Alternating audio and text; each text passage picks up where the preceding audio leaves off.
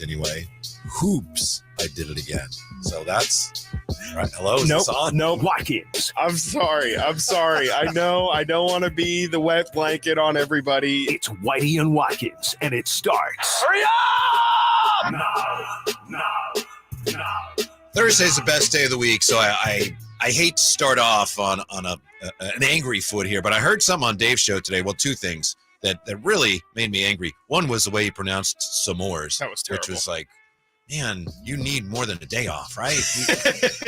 A lot of things you need to read. Yeah. I didn't want to say that with his son here and everything. Yeah, but for sure. Yeah. But also, I heard Dave earlier today, because, I listen every day.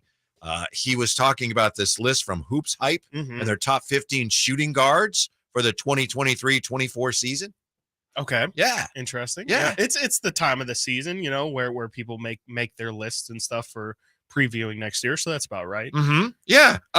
We have the top 15 here. Okay. I know if you go a little further, you will find Kevin Huerter. But Kevin Huerter's not in the top 15.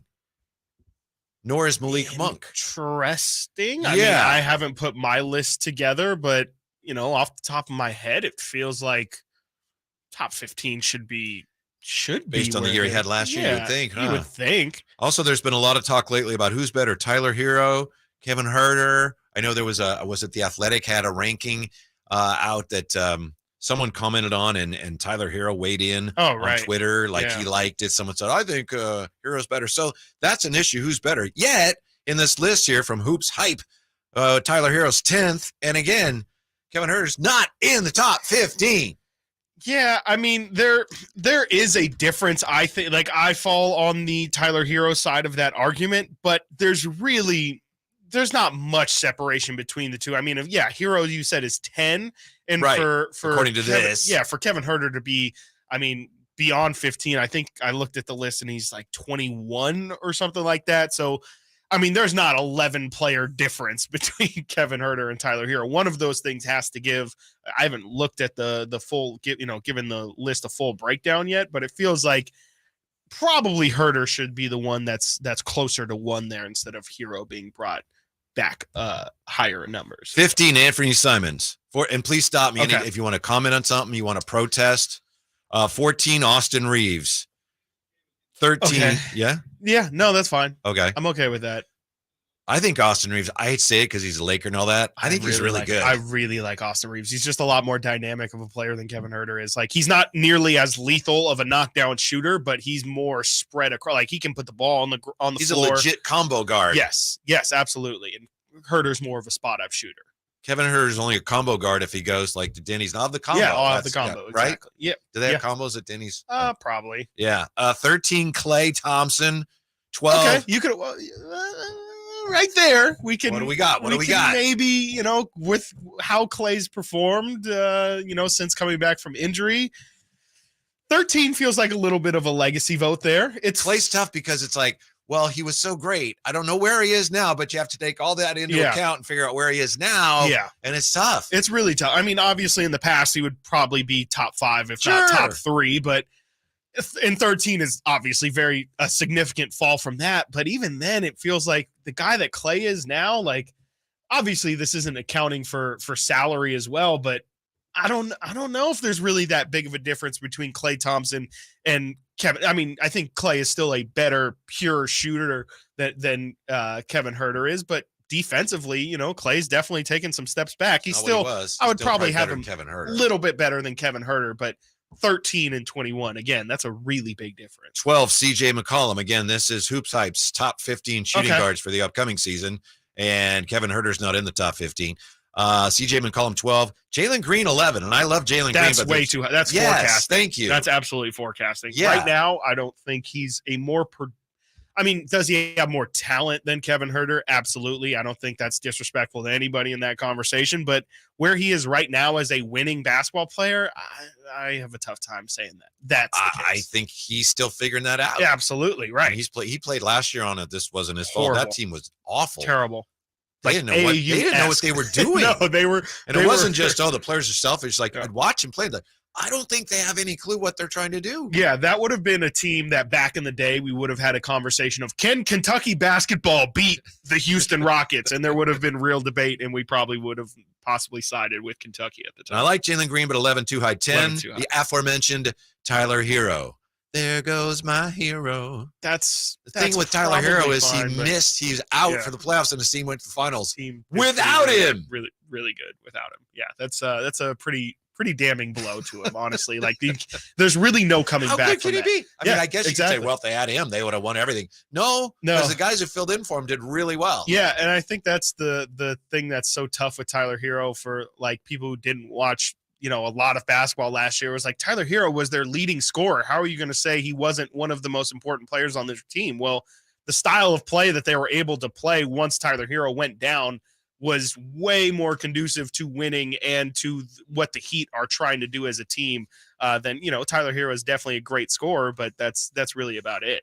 Number 9, DeJounte Murray, who I kind of think of as more of a more of a point guard, but in his situation right now is a 2 guard, but I still would classify him as a point guard. Right. Yeah. 8, Bradley Beal. We'll see. Yeah, we'll see. I think that's a good way of putting it. Then you got 7, Desmond Bain, 6, Tyrese Maxey, and 5, Zach LaVine. Nice little run there. 5 through 7. Desmond Bain's phenomenal when he just got underrated. He just got paid. Yeah. I mean, I think he's deserving of that spot. I really am a huge fan of Desmond Bain, and I think I think without John Morant for those 25 games, I think that's going to be a really great opportunity for him to shine. I love Tyrese Maxey. I think 6 is too high for him. Yeah, I really like him. I like Maxey too, but I don't think he's super. I don't want to say super impactful. I think that's also maybe a little bit of forecasting as well. Can I make a confession to you that I wouldn't necessarily say on the radio? Okay, yeah, sure. Yeah. It's just us. Before the last season, in my opinion, Tyrese Maxey is better than De'Aaron Fox. Before last season, that's how I felt. That's what I thought. I would have thought that the plane that Maxey was on would have led to something like that. Yes, I wouldn't have said last year Maxey was a better like before the season. I wouldn't have said that, but I could have heard you and said like, yeah, I could see at the end of this season us saying they're 1-for-1. Obviously, De'Aaron a little bit step ahead. At your top 5 hoop heights. Please, yeah. Top 15. Your top 5. Zach LaVine. Okay.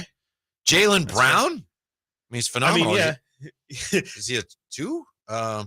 Yeah, I guess so. Yeah, I would definitely consider him more of a 3 again. Yeah, more in that conversation, just because that's the position he plays with that team. I wouldn't necessarily. But I get it. I mean, those distinctions, those lines are blurring. Also, out. $60 million per year to the number 4 shooting guard. It's not ideal. Number 3, Donovan Mitchell. Nope. I'm not a big Donovan Mitchell good player, guy. but not the a big best Donovan Mitchell guard guy in the league at all. No. Sorry, I'm really not. Number 2, Anthony Edwards.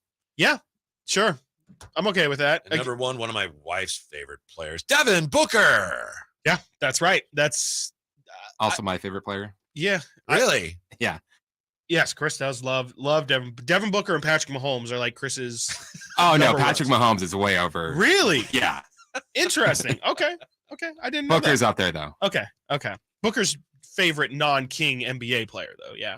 Favorite non-King. Yes. Okay. Cool. There it is. I think that's really deserving of at least those top 2, and I think Donovan Mitchell is.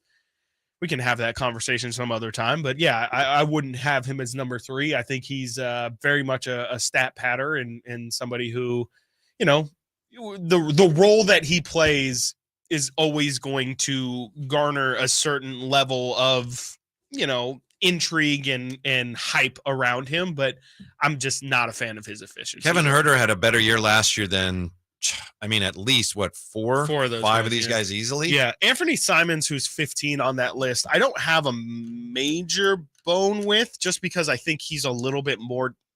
And the problem is Kevin Huerter at his one thing is clearly a lot better than a lot of those guys in the top 15, more so the 15 to 10 range. Like his ability to be a shooter is a lot better than singularly anything that Anthony Simons does. But I think the totality of what Anthony Simons does brings him a level above. And I think that's kind of the argument with Hero as well, is, if we're just saying who's a better pure shooter, I'm going to give it to Kevin Huerter. But then I don't think the drop off of shooting is that big from Hero to Huerter to negate everything else that Tyler Hero brings. Here's the only thing about Simons to this point: games played in his career 20, 70, 64, 57, 62. Yeah, That's not his ideal, numbers for sure. continue to rise otherwise, but the games played, staying on the floor has been an issue for him. Of course, also he's played for a team that last couple of years, every February, that They just stopped playing. Yeah. Like they've shut down Dame and Anthony Simons the last like month and a half of the season, the last 2 years. That's why that Portland situation is just, it's such a mess. But yeah, I think Kevin Huerter is somebody who should I think after what he did last year, he should get a little bit more respect than what I think this list has given him. I think they literally put Malik Monk 22 and Kevin Huerter 21. You know, I understand why they have a tough time differentiating between the two, but that's not right. I just don't think it's right. Yeah, I don't think that I think those two both deserve to be a lot higher on the list. Mm-hmm. And Monk showed last year, and I understand he's a 2 guard, he's an off guard, but he showed that he's got the skills to be a legitimate combo guard as well. Combo guard, exactly. He can run your offense. Absolutely, yeah. He was Good the Kings' passer. backup point guard. I had no last idea year. he was that good at that. Yeah, no, that surprised a lot of people. His 2-man game with Sabonis was really it was excellent. And yeah, you mentioned his ability to bring the ball down the floor. It was not Davion Mitchell that was the Kings' backup point guard last year. It was Malik Monk who had the ball would bring the ball down the floor when De'Aaron Fox wasn't on there. So I do think it's going to be a challenge for Huerter to get as many minutes this year potentially, because I agree. You got Duarte, Monk, of course, Monk's but also I think role. Davion, the fact that Davion was on with, a Moe and company, and he said, if I shoot better, I can stay on the floor. That's absolutely right. Mm-hmm. If you're already thinking that way, he's going to obviously has a chance to take some of those minutes if he does shoot the ball better. Mm-hmm. So it's, Huerter had an excellent year, but it's not like, okay, here's your spot, you're good. Right. You're going to have to scrap for it again this year. Yeah. There's tons of guards that they have. And then am I giving Duarte too much credit? I think I don't think so. No, I think he's definitely going to get minutes. I don't know if it's going to be at the 2 or at the 3 or both, but I think just the level of versatility that they have. And then, is Kessler Edwards going to continue to get some minutes? Are they going to squeeze in some minutes from Colby Jones? I would imagine all of those minutes end up coming out of Huerter, and potentially a little bit of Monk's minutes as well get eaten up by those guys. But I definitely agree with you. And I think we talked about it a little bit earlier this week. I think Herter's numbers are probably going to be the one that you see fall the most, just because he was so perimeter centric. And you mentioned Duarte, Sasha Vezenkov, Mr. Vezenkov. I'm sorry. The uptick in threes from Keegan Murray as well. And if Davion Mitchell's taking more threes next year, I think all of that just kind of leads to not necessarily Kevin Huerter taking a step back as a player, but just maybe not getting as many opportunities as what he had last year. It's funny. A couple days ago, we had Zachariah on. He did a couple really good shows, and he was asking about Vezenkov, and he says, why do they call him Sasha? What about his name? Alexander. It's like, well, yeah, Sasha's quicker. It's like a nickname. Yeah, exactly. That's why, because it's shorter. Yeah. No. It's like Peja. We didn't call him Pre-Drive. Yeah, we didn't call him Pedrag. So that's why. Yes, that is. Actually, I don't even think I knew that his name was Alexander. I think it's A-L-E-K. Alexander. Oh, yeah. Interesting. Yeah, no, I'm gonna stick to Sasha. I thought he was gonna go real deep cut and call him Sasho, and I was like, dude, you got to get in line, because we've already got people in the chat screaming at us that it's Sasho and not Sasha. I can't wait for camp to start. I know we got a ways to go. Oh my gosh, I know. I can't wait. It's probably going to be the end of September if I had to guess. Yeah. They usually do like a week. And we got the schedule coming out soon enough. All of that. I just schedule can't wait. watch is on. Basketball talk. I know football is more immediately around the corner, but I can't wait for us to actually have some real basketball stuff to talk about. We've had this Damian Lillard, will they, won't they? This James Harden, what's even going on? I would like some real basketball to talk about, please. Coming up, we'll talk about your favorite sport. Oh, boy. Ohtani makes more history. And we got an old school no-hitter last night. Great. It's phenomenal. Right back with that on Whitey and Watkins. Phenomenal. Where else but on Sactown Sports? It's Whitey and Watkins on Sactown Sports. The latest on your Kings. And Nerlens, in all fairness, I mean, he can protect the basket. Very unselfish player. Looking for the freshest scoop on the Niners? Trey Lance not being on the roster is an option for them. Why else would they have 4 quarterbacks around? But I don't think it's the most likely. Want to find out the latest on the MLB playoff race? I think Bailey has kind of been the glue to put this all together, because you got to have an elite catcher to make a run at a late playoff push. For all that and more, check out Sactownsports.com. Individual rates, coverage offerings, and savings may vary. Subject to terms and conditions. Not available in all areas. Actual Pie customer. As a small business, we're always looking for ways that we can offer the quality product and get some cost savings. Meet Michelle from J.J. Pfister Distilling Company, a small business in California. When looking for workers' comp coverage tailored to the company's needs, she discovered Pie Insurance. We heard about Pie Insurance being geared for a small business, gave Pie a call, and ended up switching. Is your small business overpaying for workers' comp insurance? See how much you could save at trypie.com. Plus, when you sign up for pay-as-you-go billing, your premium is based on your actual payroll, not an estimate, so your workers' comp audit experience is simplified. We saved about 30% off of our workers' comp insurance when we switched to Pie. It's as easy as pie to get the savings you deserve. What are you waiting for? Ask your agent for Pie, or get a quote in 3 minutes at trypie.com. That's TRYPIE.com.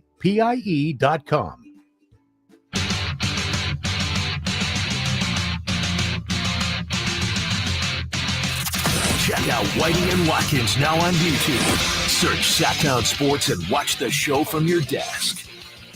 What a night in baseball. You can't ignore baseball right now, Chris Watkins. I know you're not trying to ignore it, but football's coming up. Yeah. Guy Haberman, bottom of the hour.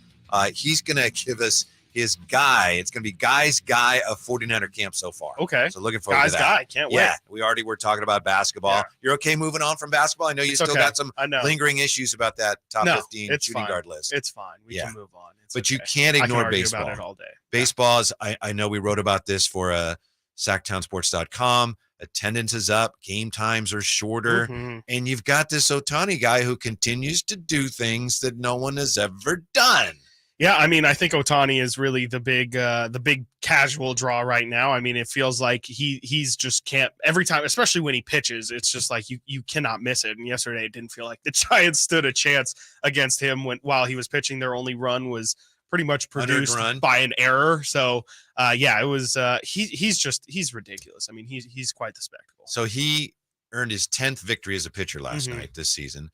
So he's the first guy in Major League history with 10 pitching victories and 10 home runs in the same season twice. I know that's a little. Probably is the best baseball player ever. I mean, you said it. You said it there. I know Christopher Lodge trying to embarrass me, but it's like, yeah. I mean, it took me a while to come to that conclusion. Yeah. I don't like to just assume everybody that's new and good is like, he's the best. He's the best. So it took me a while to realize I resisted. Remember, hold on. It's better to be first than right. I don't know that I subscribe to that. I mean, but he made history again last night. And I'm surprised. So what's the deal with Babe Ruth then? Because I was told my entire life that Babe Ruth did this, and if he never got 10 wins and 10 homers in the same season, was it? I think he might have done it once. I'd have to look. He was. Or I'm sorry. Yes, if he never did it twice. So was the pitching not as elongated as what his career was? Like, did he stop pitching? I've read a book or two about early? Babe Ruth. He started out as a pitcher, and he was unbelievable. I mean, you look at his numbers, especially back then when the baseball was like a rolled up sock, so you could square it up and it might reach the shortstop. Gotcha. So the ERAs of guys who were really good pitchers was like, microscopic. So he's a great pitcher. And then they also found out, man, he hit like 60 home runs at a time. He'd hit more home runs than any other team would hit home runs. So they decided, well, he's more valuable. No one ever thought of him doing both. He dabbled a little bit, but he was an everyday outfielder rather than pitching. Okay.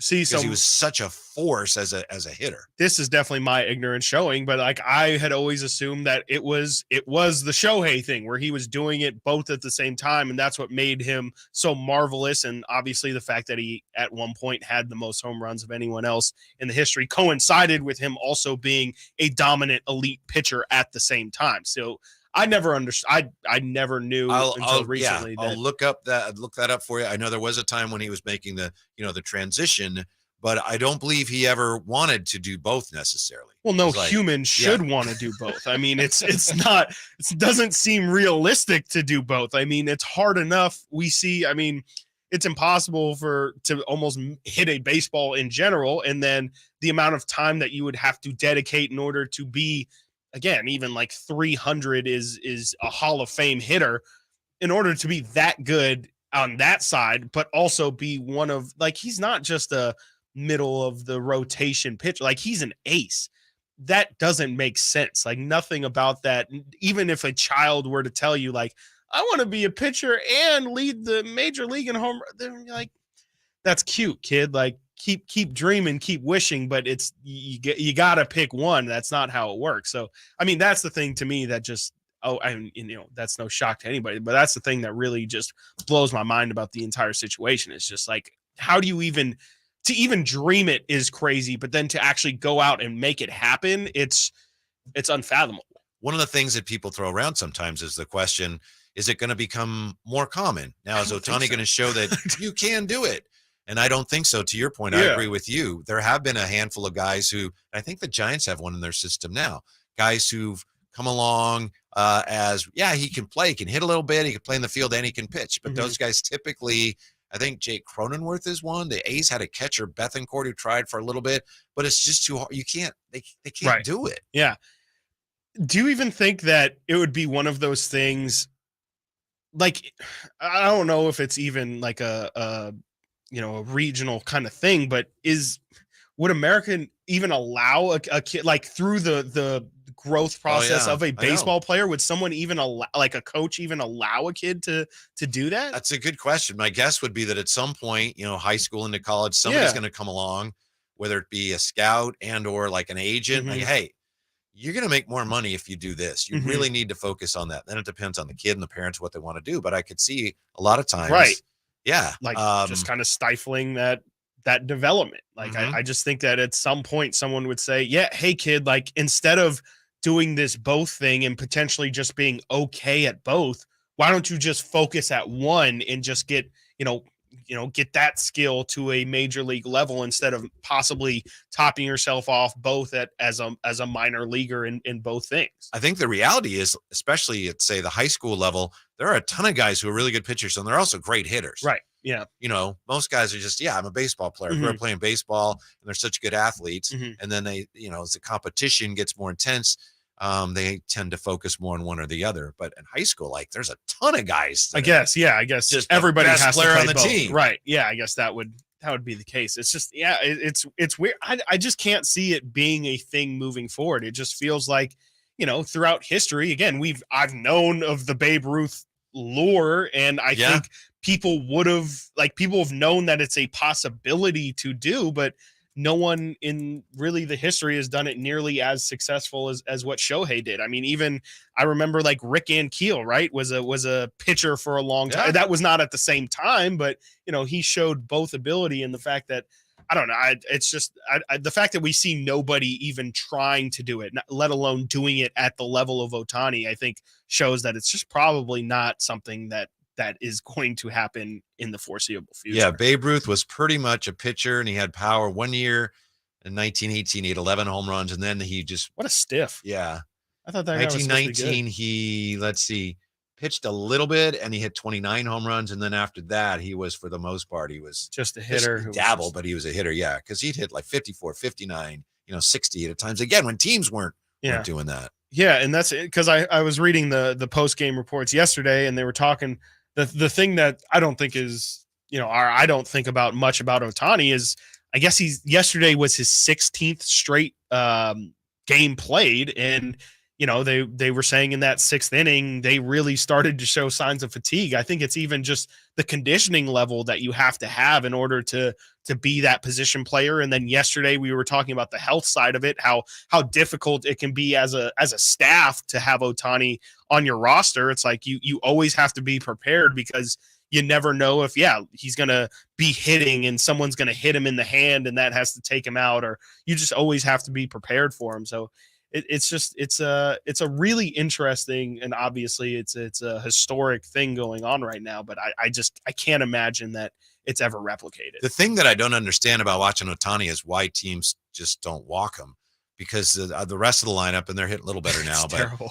and he'll just destroy you. I think Yeah. maybe it's because he's so fast. You walk him, You it's don't like a wanna put him double. on the So it's base, like, right. he's just so incredible. Yeah. Yeah, it's just fun to watch. It is. No, it's really, really fun Riveting. to watch. It's A compelling capturing. baseball player. It's unbelievable. It's I ridiculous. didn't know they could make such a thing anymore. It really feels like this is the most like must-watch baseball experience since like Barry Bonds. Like as a player, like where it was just like you have to, like if you have a chance, you have to see this guy because he could do something ridiculous or what you expect him to do. I don't think that we've had that kind of attraction in baseball for a really long time. Then we had a no-hitter last night. I know you love the no-hitters. Those Michael are awesome. Lorenzen, 14th no-hitter in great. Phillies history, his second start with the Phillies, and he threw 124 pitches. And I was watching last night MLB Tonight and had Greg Amazine on there, and they had Jake Peavy and they had Chris Young, and Amazine was going crazy. Greg Amsinger. Apologize. Greg Amazine used to work for the Kings. Greg Amsinger, he was saying, Rob Thompson, the manager, it's incredible. He's a hero because he let him stay in the game. Yeah. 124 pitches. Yeah. Because typically now a guy gets to 100, it's like, you're coming out. You got to come out. And they let him stay in the game for something of a throwback no-hitter. Love it. And everybody went nuts. And you had the kid, Weston Wilson, homered in the game in his first major league at-bat. Just a great night for baseball in Philadelphia. Yeah. If they take him out because pitch count, then it would have been nothing close to what it was. No, yeah, it was a cool night. And again, I'm not anti no hitter. I'm just anti being at the ballpark and paying money to go see a no hitter. Is that a walk again, back? Is what he just said? It's not. It is not. Is that a It is walk 100% back? Not a walk back. I could have sworn he at one point said I will allow Chris because he said, when I go to the game, I don't want to see someone get no hit. All right. Exactly. I mean, you're my guy. Yeah. You're my guy. Exactly. You're my look. Okay, Chris, we do a lot of shows together. Okay, you don't want to watch a no hitter, but you're okay finding out about a no hitter. Yes, 1,000%. That's yes, exactly. I have no problem with it happening. I recognize obviously the like the significance of what it is. There but you go. I'm not. That's not what I'm paying my money to go to the field and watch. Yeah. I mean, I can imagine for a home team, especially. Yeah, Right, it's really, right. really exciting. That sounds like a great environment to be in. I'm always down to be in a good sports environment, but you know, if you just tell me that one team completely didn't show up, like that's not cool in any other sport. I didn't mean to open see that can of worms. That's Bears on me. Lions and it's 24-0. I'm That's like, on me. that was cool that one team showed up, but the Yes, other team you're just right. decided to leave it at home. Both Raiders and 49ers showing up for joint practices today and tomorrow. We'll get the latest out of Niners camp with the one and only Guy Haberman. He joins us and he will name Guy of 49er camp so far, which is just a major award. We'll find out who wins it next right here. Whitey and Watkins, Sactown Sports. Whitey and Watkins, Sactown Sports. How many national TV games will the Kings have this season? Will the Beam Team get the respect and schedule they've earned? When the NBA schedule drops, we've got you covered on Sactown Sports and SactownSports.com. Sacramento weather is brought to you by Bonnie. I'm Tamara Berg in the KCRA 3 Weather Center. Your Thursday forecast is bright and sunny. Temperatures this afternoon shy of average, topping out in the upper 80s. We'll see increasing clouds overnight tonight and lows in the low 60s. Get the latest forecast on the KCRA 3 News and the KCRA 3 app. It's been said an ounce of prevention is worth a pound of cure. And when it comes to a nice, cool summer, it's so true. Right now, get a complete air conditioner tune-up for just $79. Bonnie. Plumbing, sewer, electrical, heating, and air. Bonnie.com. Some restrictions apply. License 696-355. When you get nachos, tacos, empanadas, spicy queso with jalapenos, Pepto-Bismol's there. Pepto-Bismol provides fast, effective relief from nausea, heartburn, indigestion, upset stomach, and diarrhea. All the things that can happen unexpectedly on vacation. So before you travel, pack the Pepto. Pepto-Bismol. When you have nausea, heartburn, indigestion, upset stomach, diarrhea. Use as directed. Keep out of reach of children. Ray Magliozzi here for eBay Motors. Okay, easy now. You're teaching your kid how to parallel park. Ouch! Turns out he likes to do it by feel. Don't worry, eBay Motors has bumpers, taillights, trunk lids, license plate holders, 122 million parts. Pull up just a little bit. And headlights. They've got lots of headlights. Get the right parts at the right prices. eBay Motors. Let's ride. For the ones who work hard to ensure their crew can always go the extra mile, and the ones who get in early so everyone can go home on time, there's Grainger, offering professional-grade supplies backed by product experts so you can quickly and easily find what you need. Plus, you can count on access to a committed team ready to go the extra mile for you. Call, click Grainger.com, or just stop by. Grainger, for the ones who get it done. Y'all ready to do it again, Sacramento? Country in the Park 2 is coming to Hart Health Park at Cal Expo Saturday, September 9th. With Cole Swindell, Chris Jansen, Dylan Scott,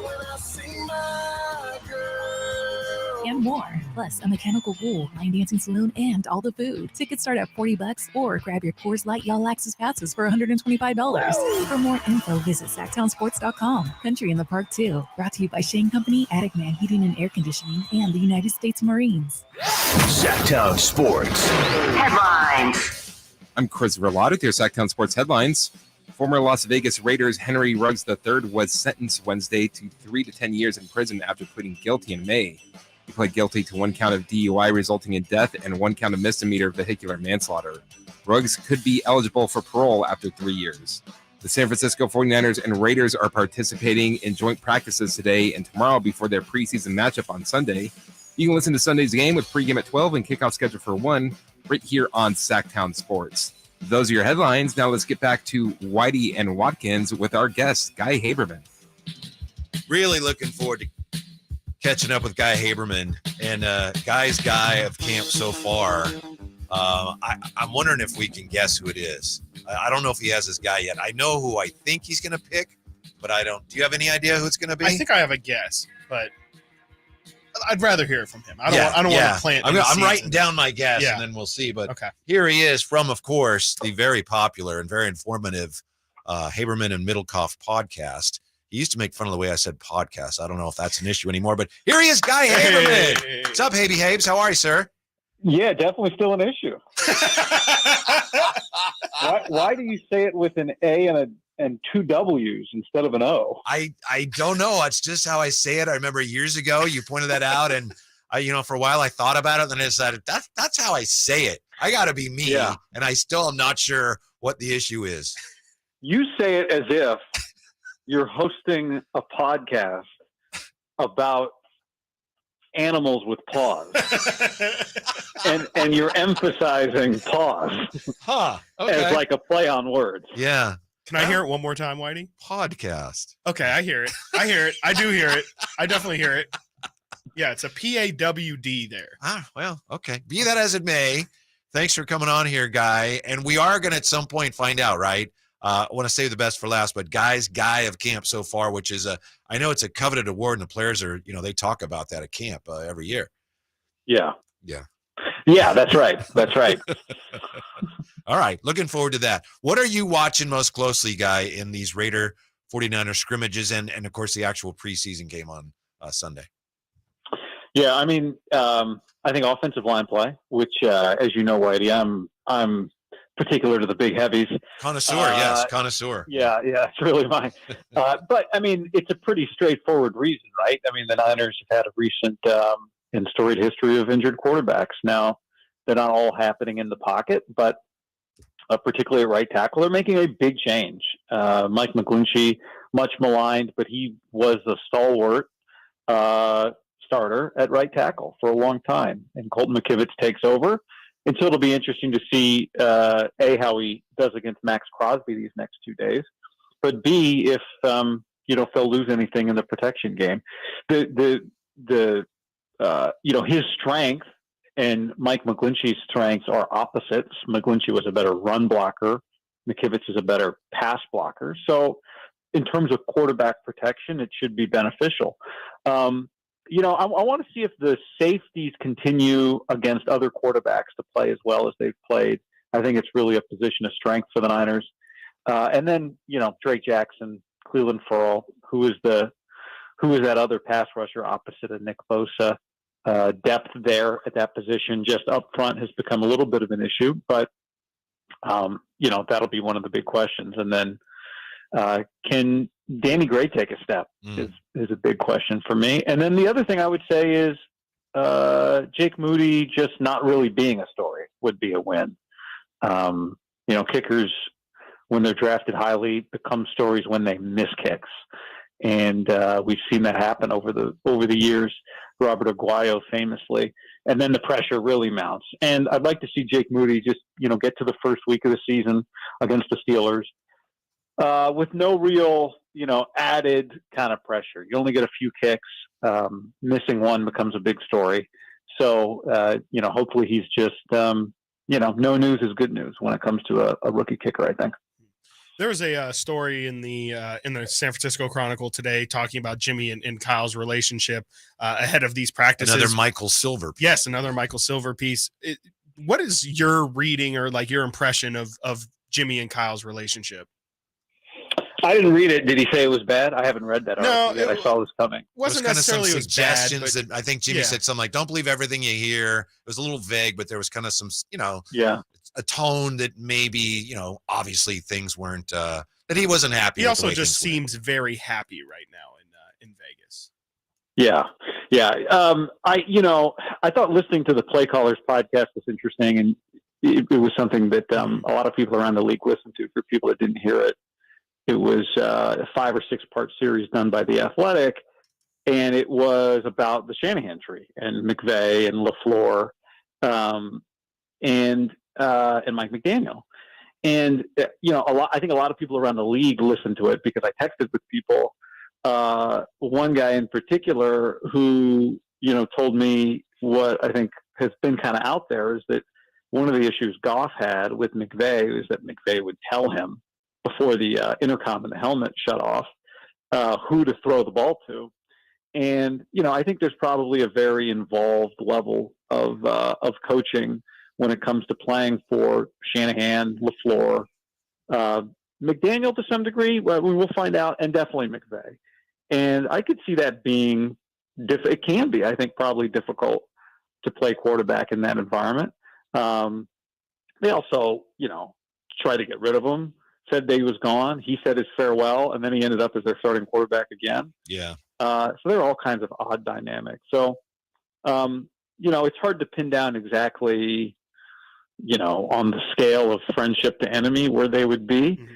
But I would imagine there probably for Jimmy came maybe some feeling of freedom in leaving. Now he goes to Josh McDaniels, who's not exactly a hands-off and low-key offensive coach. I mean, Josh is rightly, I think, famous for his level of control. So, that'll be another interesting dynamic to watch for Jimmy. But, it was, I think, pretty fruitful despite all of the issues that everybody had with some of the limitations of their offense with Garoppolo, some of his shortcomings. I think who knows what happens next for both of them. But if they were to both look back in 30 years, they had some pretty good seasons together. Yeah, and I think it gets overlooked how good Jimmy was last year before he went down. He was really having a good year. Guy Haberman with us from, of course, the Haberman and Middlecoff podcast. I can't wait any longer, Guy. I've written down my guess. Who is Guy's guy of 49er camp so far? I know everyone here in the team, if they can, they're tuned in right now to find out who's going to get that coveted award. Well, you've both written down Brandon Ayuk. Yes. And you're both correct. Am I right? Yes. Have you both written down Brandon Ayuk? I wrote down Ayuk. I wrote down Jake Moody. Okay. This well, guy's obsessed. So listen, Ayuk is the answer. Okay. Ayuk has been everything that everybody says he's been, as advertised. And, the thing with Brandon is that he is consistently in the top tier of the hardest practicers in 49ers camp, going back his whole career.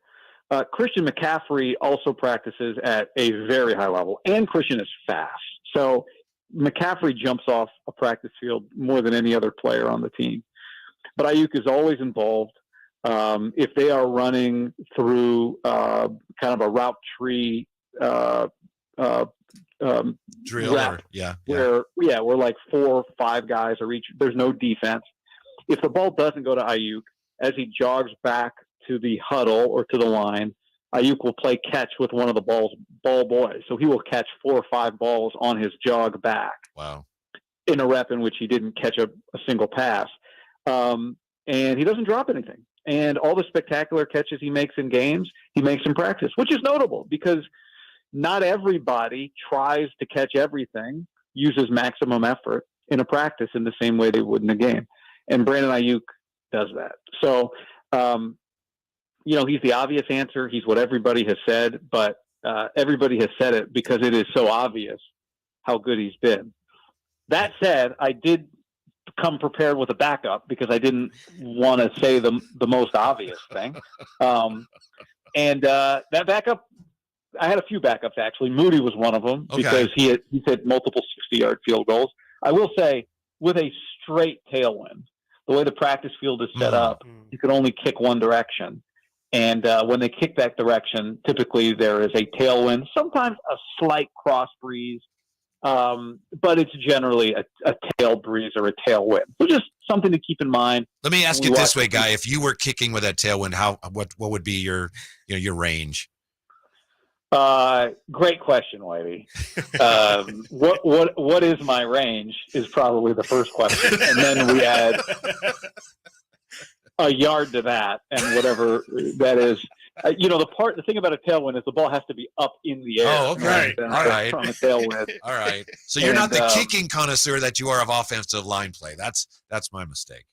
Well, I people like wine don't necessarily know how to make it.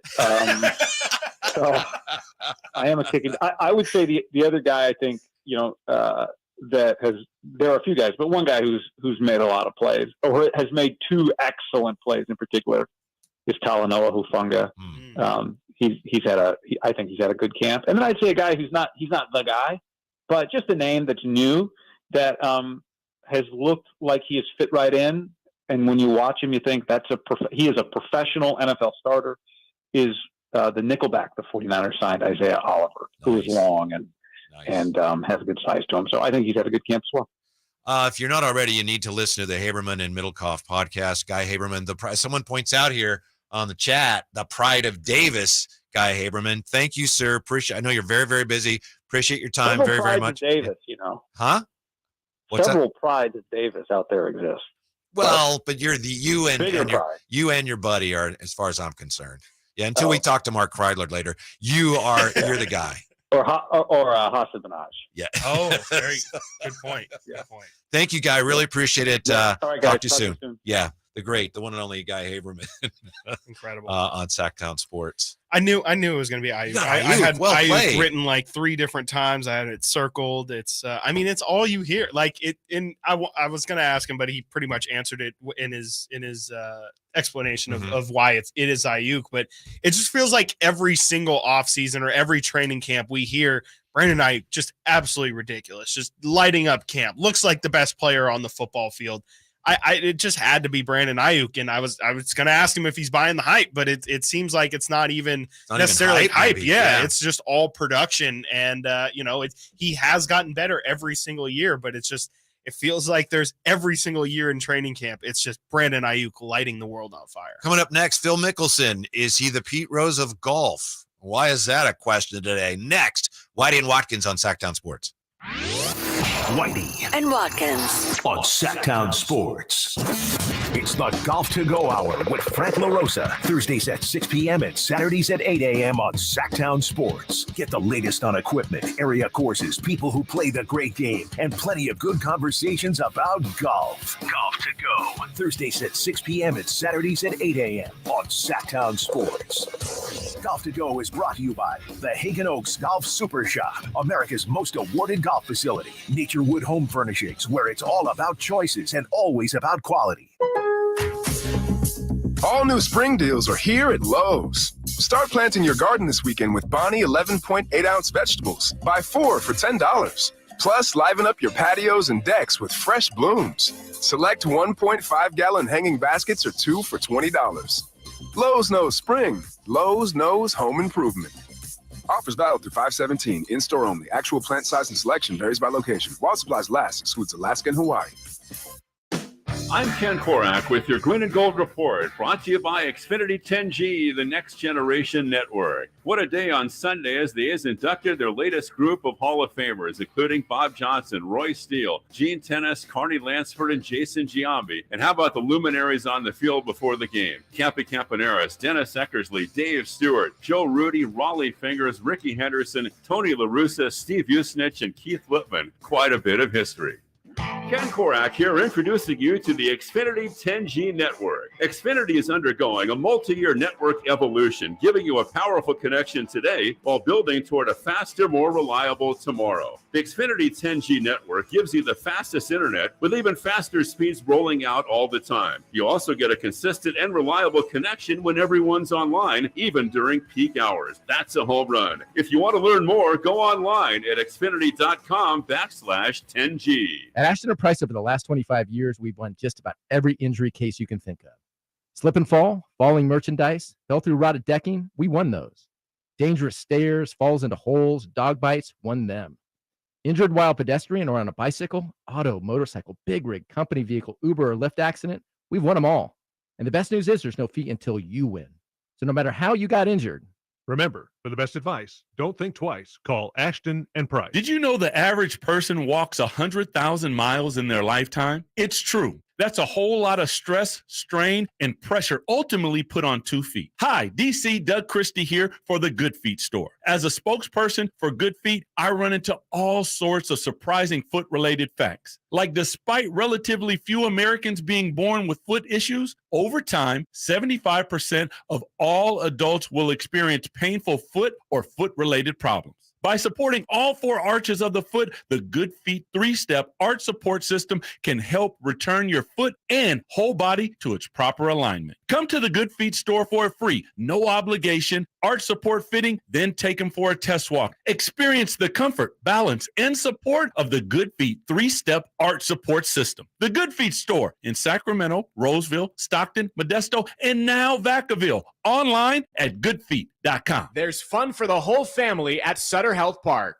Join the River Cats every Saturday with the purchase of the Family Fun Pack. Starting at only $89, the Family Fun Pack includes 4 tickets, 4 hot dogs, 4 sodas, and 4 exclusive River Cats hats. Take your fan experience to the next level with the Governor's Club Family Pack and enjoy the post-game fireworks show from the field. Make your plans to join the fun at rivercats.com/family pack. Did you know addiction to drugs like meth or cocaine is a disease and not a choice?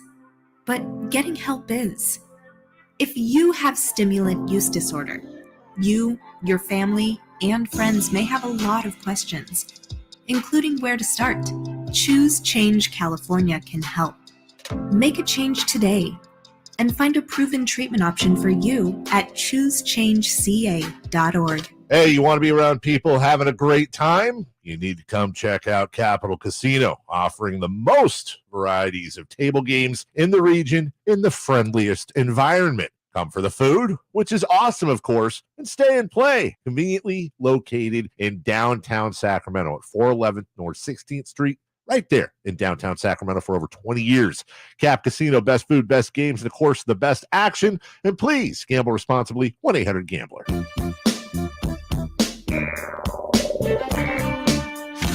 Download the Sactown Sports app and listen to Whitey and Watkins on your smartphone. Thanks again to Guy Haberman for being with us. Thank you for being with us today. We have Mark Kreidler, Mr. Baseball, coming up 11:30. He'll explain whether the Giants really have a shot at Ohtani on the YouTube chat. G-Man 916 is the perfect baseball game. Your team throws a no-hitter and hits 4 home runs.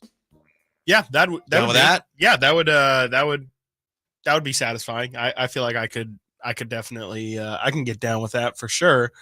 Still, on the other side would be I'm always rooting for a dramatic baseball ending. I think that's like what makes the playoffs so great, is that every hit seems to matter. And as long as I think I don't know, I guess that's really my biggest bone to pick with the no hitters. Kind of by nature, it's just not you'll walk not off. A good game. Yeah. I think maybe that's more. I've had that's maybe more what I want to vocalize is I would rather see a walk-off home run. I think a walk-off is more exciting. But more specifically, you would want a Shohei Ohtani no-hitter. He also hits 4 home runs for your team, the Los Angeles Dodgers. Well played. How do you answer? Yes. Yes. That sounds great. Sounds historical. Sounds like I could really be a part of something. You know, I don't know if it Whatever happened to your Cubs fandom a couple days ago? Yeah, Cubs are playing well. They're for consideration. They're for consideration, and you know the Dodgers they're not out of the race. You know, they're definitely not out of the race. I'm going to ask Kreidler. Kreidler's going to help me out too. I'm going to ask him what he thinks I should go with. You know, I'm taking all suggestions. You know, I'll maybe, you know, and it's part of negotiating. I gotta act like right. You know, I gotta act like I'm going all in on the Dodgers. So somebody, if they really want me, they gotta make their presence known. Yeah, Pike 916. I wonder what Mad Bum would have done back when he was slugging. If they had DH, he would have put up pretty great numbers too. One of the things I remember about that, because it came up every so often, Pike, as you probably remember, should he play when in they played the American League game where there was a DH, and I think Boch was really concerned about him exposing his arm. They did not like that idea at all. Yeah, of Mad Bum. I mean, he was exposing his pitching arm. Good hitter. Like I always felt like that was a little bit overblown. I thought he was good. He was a good hitter for a pitcher. Like it was that caveat. Like I didn't think not wasting, but using your DH on a pitcher. Like he just had real legitimate major league power. Yeah, absolutely. But you should also just have other guys, other bats in your lineup that you can use for said power. Like I think if your pitcher is a good or the best potential option at DH, that's more of a you don't have enough good hitters problem than he would have had Bumgarner is so if good. He wanted to be legitimately a DH, he would have had to spend, I think, a lot more time. Yes. And I'm sure he could have a lot of time working on his craft. Yeah. Maybe, you know, might have been a good consideration looking at where he's at now. Maybe should have considered switching over. What are we to make of this, Chris Watkins? Phil Mickelson bet more than $1 billion on football, basketball, baseball over the last 3 decades. Even attempted, according to one report, to place a $400,000 wager on Team USA in the 2012 Ryder Cup, in which he participated. This all according to a upcoming book by Billy Walters, renowned professional gambler, who did have a falling out with Mickelson. They were friends, and then Phil Mickelson refused to testify in a Billy Walters case involving insider trading. Mickelson wouldn't testify. Walters apparently holds that against him, says if he testified, I wouldn't have to go to prison. So keep that in mind. I can imagine. Billy Walters with an axe to grind potentially against Phil Mickelson, whom he says bet more than $1 billion on football, basketball, baseball. That's crazy. That is that's what I would define as a bona fide problem that Phil has at that point. I mean, if you're I think he has acknowledged at one point, I think he said No, he doesn't need to acknowledge it's just a fact. If it's not out of the question that $1 billion has been gambled by you, like that's not a question of whether you have a problem. Yeah, it's just a matter of fact. You're right. June of 2022, Phil Mickelson called his gambling reckless, embarrassing, an addiction. Yes. And 2 months ago, he was asked something on social media about his gambling addiction. He said, "Haven't gambled in years, almost a billionaire now. Cool. Thanks for asking." But this guy, Billy Walters, perfect Mickelson response of just like, "Hey, I've taken care of it, but I'm also a douche." I'm fine, thanks. Thanks for asking. And I've got more money than you'll ever have. Did he Thank say you. you said he said I have $1 billion, thanks? Almost a billionaire now. Thanks for asking. Yes, I agree with Chris. According to this book, September 2012, Mickelson called Walters from Medina during the 39th Ryder Cup and asked Walters to place a $400,000 wager for him on the U.S. team to win. Remember yesterday you said, why do these guys do it? And apparently they don't all do it themselves. Yeah. Walters says his side of it. He responded by scolding Mickelson. "Have you lost your mind? Don't you remember what happened to Pete Rose? You're seen as the modern day Arnold Palmer. You'd risk all that for this? I want no part of it," end quote. That's what Walters says. Do we believe that? Walters added that he didn't know if Mickelson placed the bet elsewhere. The Americans, by the way, lost the Ryder Cup to the Europeans by 1 point. I refuse to believe that is literally out of a movie script. I agree. No way that is. I want no part of that. Philip, the integrity. You're known as the Arnold Palmer right now of golf. You dare risk that? Oh, I shall not be a part of you tearing down your legacy. You have to keep very in mind. corny, very cringe, incredibly. And you have to bear in mind, where this guy's coming from. And it's bad if this guy who's not Phil Mickelson, the guy Walters, who's notorious for gambling and is Billy Walters is some Las They're Vegas both notorious for gambling. Let's be honest. Exactly. That's why I had to clarify. Yeah. It's bad if he's no, if he's the voice of reason on your bets, that's how you really know you have a problem. If somebody who's also a fellow degenerate is advising you against betting, then you should know at that point that you've probably messed up. In all the decades I've worked with partners and beards, Phil had accounts as large as anyone I'd seen. You don't get those accounts without betting millions of dollars. I think we, for the most part, already knew that about Phil. Yeah. So I don't know. To me, wish the guy luck. I don't know how shocking his book is. If I'm supposed to be shocked that Phil Mickelson bet on his own team in the Ryder Cup, I that's stupid, but it doesn't shock me. No, I think the numbers are the thing that's supposed to be shocking. Yeah, not necessarily the news that he's betting, but just, the $1 billion. And I saw in the article, it lists the exact amount of bets that he had on this exact dollar figure. And it is staggering. The numbers are pretty ridiculous when you look at them, and as Phil mentions, they are very reckless, but I don't think this is new information that Phil Mickelson is or was, I should say, not is a degenerate gambler. 2015 court documents in a money laundering case revealed that nearly $3 million was transferred from Mickelson to an intermediary of an illegal gambling operation. This seems like a cash grab. In 2021, Detroit News revealed Mickelson had been linked in court documents to an alleged mob bookie in a 2007 trial. Man, cash grab. Yeah. Doesn't appear like there's any doubt that he was in very, very deep. Yeah. Hopefully he's out now. Yeah. If you bet on the Ryder Cup team, it's stupid, but it's dumb. But that also goes to that I think Ryder yesterday. Cup team also famously choked at the end, and the Europeans came from behind to win. Are you saying they threw it because Phil wasn't well liked? Phil lost a really bad they match. lost by one. 1 point. Yeah. So maybe the other golfer said, "Hey, Phil's got a lot of money riding on this. What do you think?" It would be great to go and watch it again and just know that information. And he's smoking cigarette after cigarette, just thinking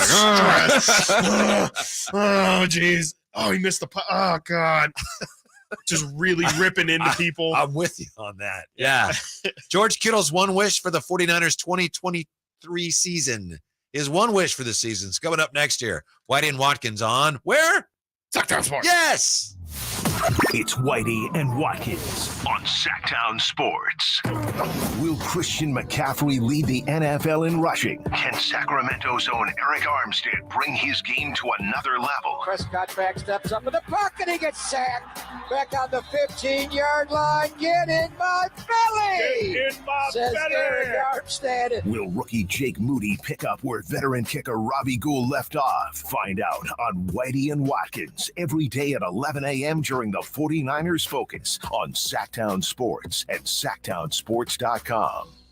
What's up? We're talking to Chad Hoblet of Hoblet Dodge, Chrysler, Jeep, Ram in Woodland. Chryslers make this the summer sales event going on right now. But Chad, why drive all the way to Hoblet? Because if you go somewhere else, you're paying too much. No one beats Hoblet when it comes to price and service. Right now, save up to $13,000 off MSRP on new 2023 Ram 1500 Laramie, Limited, and Longhorns. That means you can get a brand new truck starting at only $28,995. Wow, you really are going all out. We're not done yet. You can also save up to $6,500 off MSRP on new 2023 2023 Ram 2500 Longhorns. No one in California has a savings this good on a selection this big. That's why we are consistently California's #1 Ram truck dealer. Stop by the Hoblet Ram Truck Center for a test drive today or see their entire inventory online at HobletDodge.com. Unbeatable prices, unbeatable selection. Nobody beats Hoblet, period. 14,000 total net savings after 9,000 factory rebates and 5,000 dealer discounts. Rebates include 10% off MSRP average of $8,000 plus $1,000 case construction cash. Must have purchased qualifying case equipment after January 1st, 2021. $28,995 net price on 2023 Ram 1500 regular cab after 3,400 factory rebates. Sample VIN 550880. 6,500 total net savings on Ram 2500 Longhorn after 6,500 dealer discount. 5 net savings. See dealer for details. Ready for a sizzling football season? Take your game day parties to the next level with Napoleon Prestige Grills from Green Acres Nursery and Supply. Fire up the grill and score big with mouth-watering burgers, juicy steaks, and finger-licking wings. Napoleon Prestige Grills bring the heat and come complete with a lifetime warranty. Get your ultimate game day companion today. Visit your local Green Acres Nursery and Supply and elevate your tailgate experience with Napoleon Prestige Grills. Green Acres Nursery and Supply, your one-stop shop for grilling greatness this football season. Visit idategreenacres.com for the store near you. Game on! Players of all abilities will tell you that Bartley Kavanaugh Golf Course is the area's #1 course for fun. Whether you're a beginner or an accomplished player, Bartley Kavanaugh has something for you. It's a great walking course, but motorized carts are available too. The moderately sized greens and generous fairway landing areas will add to your satisfaction and smiles for the day. Near the banks of the picturesque Sacramento River, Bartley Kavanaugh features the brand new tap room for all your beverage needs. For tee times, visit bartleycavanaugh.com. It's Sacramento's #1 course for fun. Attorney Joe Cordell. Business owners and professionals face special challenges in divorce court. In addition to everything else going on, they have to contend with allegations that they are earning more than they are, coupled with claims on their business or practice itself. Clients with assets depend on their divorce lawyer's skills in these matters. And that's why it's so important to hire someone that has those skills. 500 Capitol Mall, Suite 2060, Sacramento, California, 95814. CordellCordell.com. Yeah, I'm so stressed. Our business is growing. We've got people all over now. Uma. What is that? Meditation? I'm recommending the Uma cloud phone system with auto attendant and more than 50 features. Uma? Yep, switching to Uma is a cinch. Just $24.95 per month per user, plus taxes and fees. Uma. Now you're feeling it. Find small business calm at ooma.com/radio. That's OOMA.com/radio. Guys, your testosterone level impacts your energy, drive, weight, hair loss, and even ED. Revive Men's Health Sacramento will check your T level for free. For your free T level check, exam, and consultation, call 916-277-8599 or visit revivemenshealth.com. KHTKAM Sacramento, KYMX HD2 Sacramento. Take it on the local level. Live and local, 6 a.m. to 6 p.m. Monday through Friday. From the Power Business Technology Toshiba Studios. Sactown Sports. Sactown Sports. Headlines. I'm Christopher Lott with your Sactown Sports headlines. Former Las Vegas Raider Henry Ruggs III was sentenced Wednesday to 3 to 10 years in prison after pleading guilty in May. He pled guilty to 1 count of DUI resulting in the death and 1 count of misdemeanor vehicular manslaughter. Ruggs could be eligible for parole after 3 years. The San Francisco 49ers and the Las Vegas Raiders are participating in joint practices today and tomorrow before their preseason matchup on Sunday. You can listen to Sunday's game with pregame at 12 and kickoff scheduled for 1 right here on Sactown Sports. Those are your headlines. Now let's get back to Whitey and Watkins. Excited about football. Excited about the game on Sunday. Hear it right here. Sactown Sports. Can't wait. Joint practices. We don't get to see much, but you get to see your team that you have been somewhat fond of in the past. Can't Vikings wait. tonight, right? Can't wait. Yes. Yeah, they play tonight at 7 o'clock, I believe, on NFL Network. There's 2 preseason 7 Eastern? No, I believe 7 West. Pacific? 4 o'clock is going to be Houston, New England. 7 o'clock will be Minnesota, Seattle. So. Have you ever been to a preseason game? I want to say no. Actually, no, I haven't. No. Is it a different vibe? Is it like just a completely different atmosphere, I would imagine? They better at least not. I haven't charge been to a full lot, price but for, it's Okay, Chris. That's cute.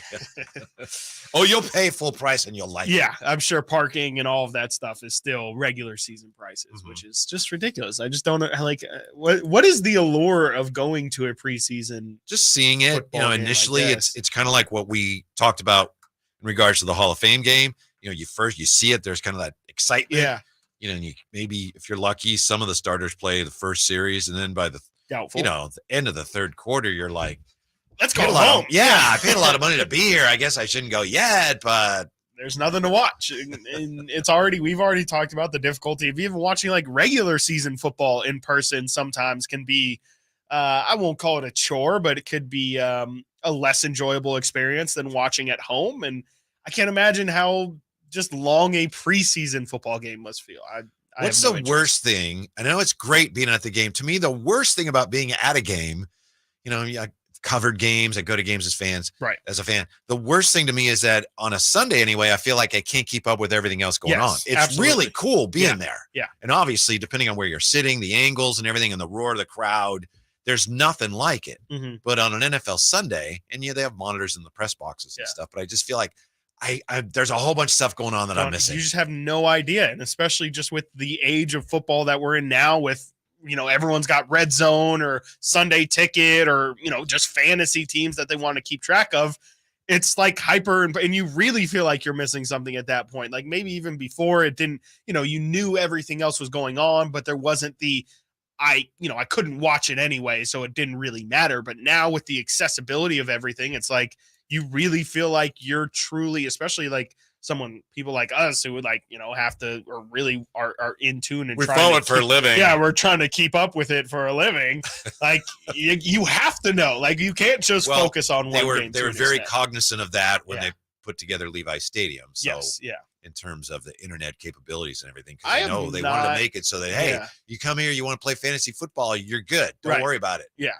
It's but there is something. It's the least they can do. It's amazing how the atmosphere has changed there over the years. Mm-hmm. From when it was just like there's nothing. It's just kind of a drab stadium, and now that they're playing better, it just seems like it has a lot more character, which is all fans bringing that with their level of enthusiasm and intensity to the party. Yeah, I need to go. I have not been to, I don't think I've been to a 49ers game at Levi's yet. So I definitely need to try and make it out there. Well, you went to Taylor Swift, right? At Levi's last? I did. I wish. No, I did not. No.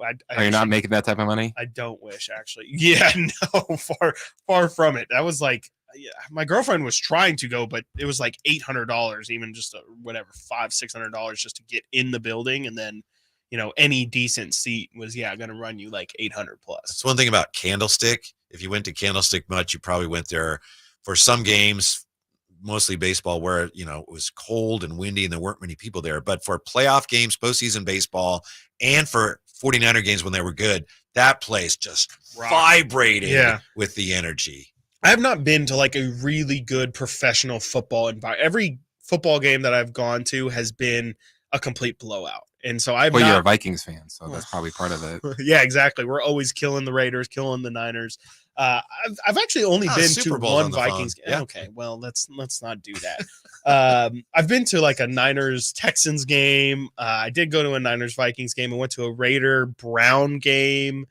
Just some random things throughout the years, but never like an actual close game, fourth quarter, high intensity, where you can really feel the environment. I mean, there's so many people there. I can definitely imagine what it would be like, but I do feel like that definitely changes your perspective on going to a football game. Because right now my perspective is the tailgate's really, really fun. The game can be a drag. And like you said, you end up missing most of the other games. So I would consider, if you were to ask me, going to a football game is kind of a net negative. I think you end up missing more than actually getting to experience. The first time I went to a game, and this is way back, my dad took me to a game, 49ers and the Packers. It was at Kezar Stadium. It was before the 49ers even moved in to Candlestick. And that was like, it's a glorified high school field, basically. Okay. So to go from that, my first experience where it was so crowded, I just kind of sat there. My dad went and got me a hot dog and missed the only touchdown of the game or whatever,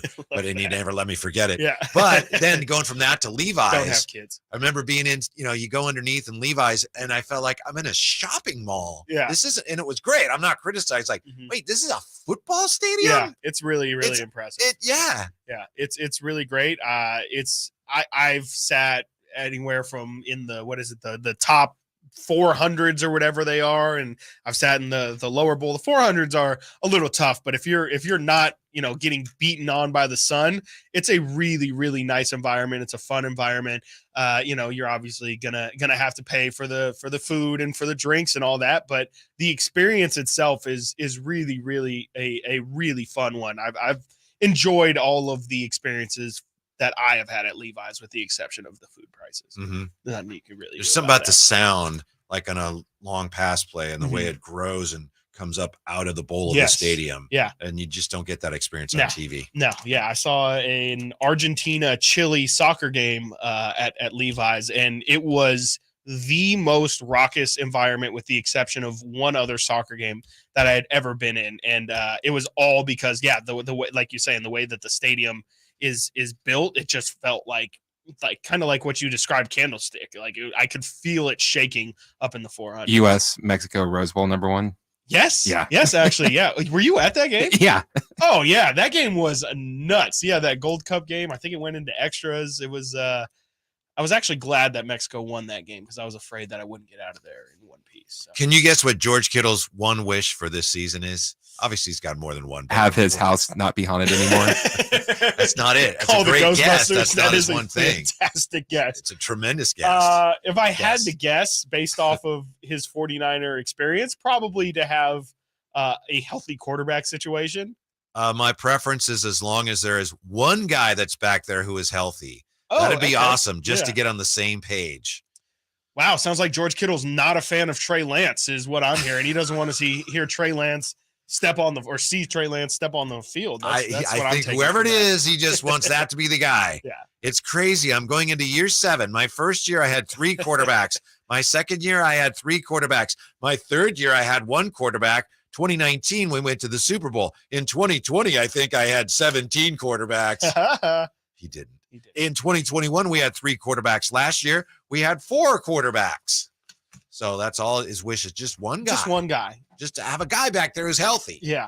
It's that's a great wish to have. I think there's obviously a ton of benefit in just having one guy throughout the entire season. You don't have to adjust game plans, don't have to, get readjusted to where this quarterback likes to put the ball as opposed to other ones.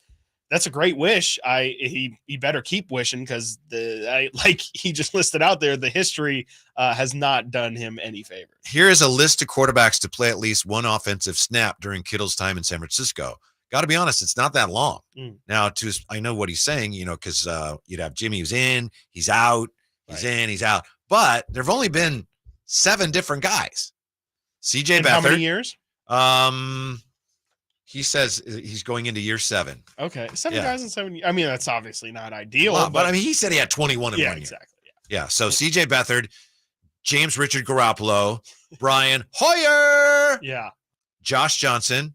Yikes. Your guy, Trey Lance. Yeah. Nick Mullins, who's also your guy. He is my guy, actually. And Purdy. That's it. It's not that much. Yeah. Actually, but there has been a lot of movement. Yeah. It's Jimmy. No, it's Trey. It's Trey. It's Jimmy. No, it's Nick. No, it's Jimmy. That actually doesn't sound like that, but especially, I mean, knowing the context of the situation, it really hasn't been that many people. Like, I mean, obviously there are some teams that have only had 1 quarterback in 7 or 2 quarterbacks in 7 years, but all things considered, and again, knowing the nuances of the situation, it really does feel like it's been a lot more turnover than just what you laid out there. There are, for the most part, pretty similar style guys from all of those. I don't know if it's really been that big of a hindrance, especially in this Kyle Shanahan offense. I mean, at no point did it ever feel like any of those guys, with the exception of really like CJ Beathard, was like just not going to work out. I feel like all of the guys in this Shanahan system, like it's all ran relatively smoothly, I would say. Yeah. As smoothly as it could. As we discussed with Guy Haberman when he was with us, obviously. We couldn't discuss it if he wasn't with us. But last year, one of the things that's overlooked, as I read somewhere today, the fact that Jimmy G had a really, really good year last year before he got hurt. Yeah, he did. No, he came in and saved the season. Like they without Jimmy Garoppolo, they were 7-3. He Yeah. had 16 touchdowns, only 4 picks. That was the lowest interception percentage of his career, at least since he came to San Francisco, since he started being a regular passer. And when he got hurt, I know the feeling around the 49ers was, well, that's it. Yeah, I mean, the season's over. Yes. I mean, he saved us in the first place. We weren't expecting to even play him. He graced us with those, 10 games that he played, and now that he's done, well, our savior is done, so the season is over, and let's try and get anything out of this that we can. And obviously, then they found Brock Purdy. Yeah, but I think that it'll probably get lost in time. Just how ridiculous last season was. I mean, he was literally not even on the radar. Like, he was showing up to camp, but almost holding his own separate practice. And to go from that to even like a month later, him starting games for them, it was so unlikely. It was so crazy. And the fact that he had such a great season with all of those questions and all of that turmoil in between, like that's really, really impressive that he was able to put all of the personal stuff aside, because hurt feelings happened during that period, and he just went out there and performed. Coming up, who in sports would you pay to see right now? With Ohtani just obliterating records, Patrick Mahomes is incredible. What players right now give us our money's worth? Maybe we'll put a poll together here with your help. The players right now in sports that are worth the money. Yes. And it's a lot of money, right? Yes, That's it's a lot next. of money these days. Whitey and Watkins on Sactown Sports. Whitey and Watkins. Sactown Sports. It's the Carmichael Dave Show with Jason Ross. Most of the people that have won the MVP of the G League had little to no career in the NBA, and most you wouldn't even know. And Cade is right there. I don't know how much more he can learn from those folks. I don't know how much Nerlens Noel will play. I don't know how much Alex Len will play. I don't know how much Nimi Keita will play. We know Sabonis will play a ton, but they tended to go in high leverage, meaningful situations, playoff time. They go to Trey Lyles. Absolutely. The Carmichael Dave Show with Jason Ross. Weekday mornings from 6 to 10 on Sactown Sports. At Grainger, we're for the ones who pay attention to every little detail. The ones who fuss, tinker, and sweat the small stuff. Because the tiniest thing can make the biggest difference when it comes to keeping business moving. We get it. We're the same way, offering access to product experts to help you quickly and easily find what you need. So whatever your industry, you're always getting professional-grade products. Call, click Grainger.com, or just stop by. Grainger, for the ones who get it done. Hey, it's Carmichael Dave for my good friends at Fire Wings with some bullet points for you to remember so you can be a professional fire wing eater. Like Wings Day Wednesday, 88-cent wings each and every Wednesday. 3 flavor lineup includes 7 classic wing flavors, 7 dry rub wing flavors, 7 fusion wing flavors. It's the perfect fast casual eating establishment for the entire family. Go to firewings.com or download the app, find a location near you, order online, earn rewards. Fire Wings. Just wing it.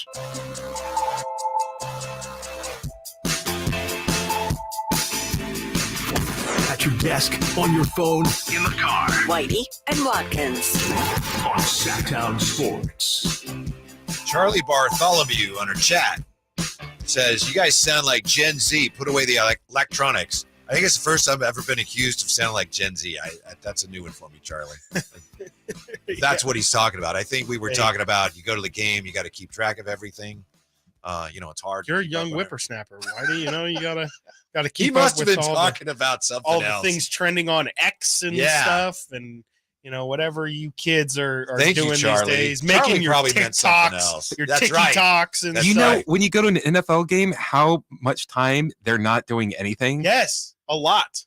Most of the time, actually. Like, the actual game time is or time of action is 20, 30 minutes. That's one thing I have to say. I think baseball has addressed that. Absolutely. It's still baseball. There's still a lot of time where nothing happens. Yeah. But that pitch clock has really sped up that whole thing. 100%. Yeah, that's something that my girlfriend actually opened my eyes to. I've obviously watched football my whole life, and I was trying to get her into football. And the thing she said was just there's so much downtime. Even you'll take 40 seconds to set up one play, and then that play will go for a 1 yard rush, and then it's another 40 seconds or whatever, 30 seconds, and then it's an incompletion.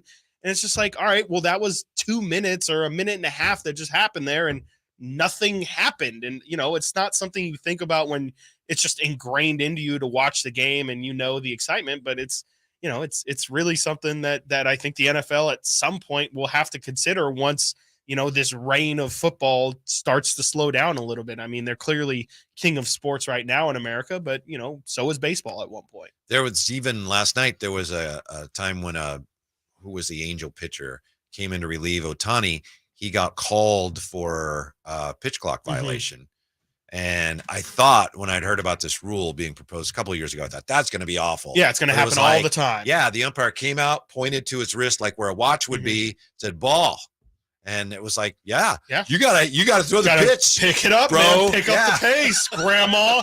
Jeez. Yeah, I think that it's really helped. Like, truthfully, I think that the pitch clock has really made like an impressionable difference. Like, you can really notice, especially in between pitches, in between pitch 2 and 3, it's just so much quicker, and there's an actual flow to the game that you can feel. And there's not really a flow to football. Like, it is very start, stop. Don't even get the officials involved or, timeouts. And when a and team's all that moving stuff. the ball, there's definitely some momentum. Absolutely. Yeah. But then, then it kind of, I don't know. There is some momentum in football. Absolutely. But you can also never tell when a big play is going to there's no lead up to a big play. It's just like, you have to be paying attention. It's something that I don't think a lot of people consider. It's just how Here's slow to it me, goes this is the sometimes. biggest difference in football, pro football, from when I started watching or even 20 years ago. I'm not saying it's bad, but it's different. I think this happened. Didn't it happen last year in the Super Bowl, late in the game?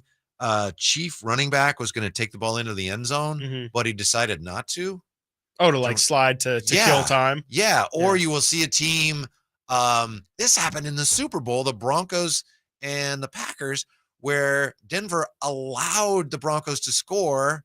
The Packers, so they'd get the ball back.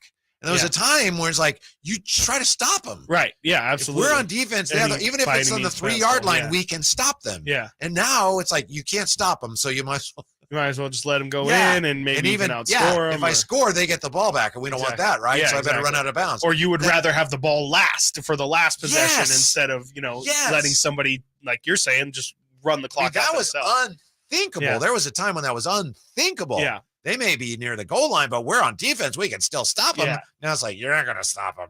Yeah. And like, I think that's all part of like this analytics movement, like this advanced analytics movement where it's like, I do appreciate the diversity of decisions that it feels like happens in football now. Like, are you going to go for it on 4th and 2? It feels like a lot more people are going for it on 4th and 2. Okay. You're at a 4th and 2 at the 35-yard line. Are you going to kick the field goal, or do you feel like, your offense has enough juice and this is a good opportunity for you to get a touchdown, and so you go for it instead of, kicking the field goal? I think that's where football has definitely improved in terms of like just how the game is coached or the decision processes that happen. It's not a given that you're 3 and out anymore. I think, a lot more teams are going for it on 4th downs. And I think all of that is good for the game, but there is definitely a lot of elements that are still a little clunky.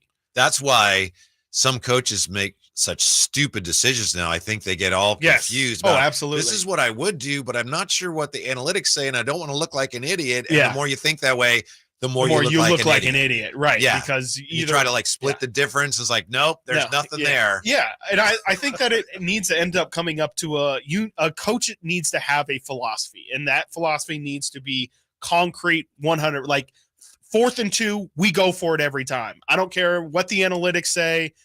I don't care what people feel. That's just what we do. Or the inverse, where it's doesn't matter. 4th and 2, we're kicking it. I don't care what the analytics that they say. You're more likely to get it on 4th down. I just think that it needs to be a coach's decision, because like you're saying, there's the inconsistency, I think, is where you get you get yourself in trouble, where one week you'll go for it on 4th down and then the next week you'll punt. There was a high school team, I think it was somewhere in the East Bay, if I'm not mistaken, where they adopted the philosophy of, and it was supported by the math for what that's worth. It always is. We don't punt. Yeah. We go for it all the time. we're not going to punt. Yeah.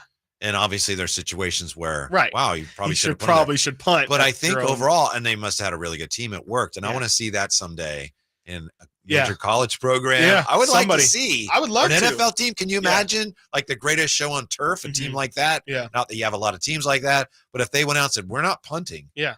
Absolutely. I think Tomlin's gotten close to that at points. Once Dan Campbell gives me vibes that he would do something like that. Well, when you have a weapon like Goff, sure. Stop it. I think that I would love to see the elite quarterback that is Jared Goff, and I don't even know what that is. That's a deep fake. I think it would be an interesting thing to do, and I'm all for just football coaches getting weird. I think that was a big thing for a long time. Fired. You get weird, and that's it doesn't the problem. Work. Bye-bye. If it doesn't work, but if it does work, then you're like Sean McVay. You're a genius. You're revolutionizing the game. Exactly. And I think someone's gotta yeah, do it or die trying. You're gonna get fired eventually, one way or the other. I guess so. Everybody gets fired except for Bill Belichick and Mike Tomlin. You might as well, and Andy Reid, I guess. I'll get back to you on that. You might as well just go out swinging. That's what I would do always. I mean, obviously, if something seems like an obvious punt situation, always punt, but got to be risky. Got to risk it for the biscuit. Especially, I've never understood the bad teams, like the teams that have no hope, and then you're the Cardinals are playing the Niners, and they're 4-12 against 12-4. Why are the Cardinals punting on 4th and 2? Like, go for it. What do you have to lose? There needs to be more desperation. You already suck. You might as well go for it and have a level of desperation. Like that's where's the ball in this scenario? It shouldn't matter. It shouldn't matter. You're already trash. Like you're not going to make the playoffs. I don't know. And that's where it comes to. Like you said, coaches are trying to keep their jobs, but if you already suck, I think you've pretty much lost your job already. You might as well get creative.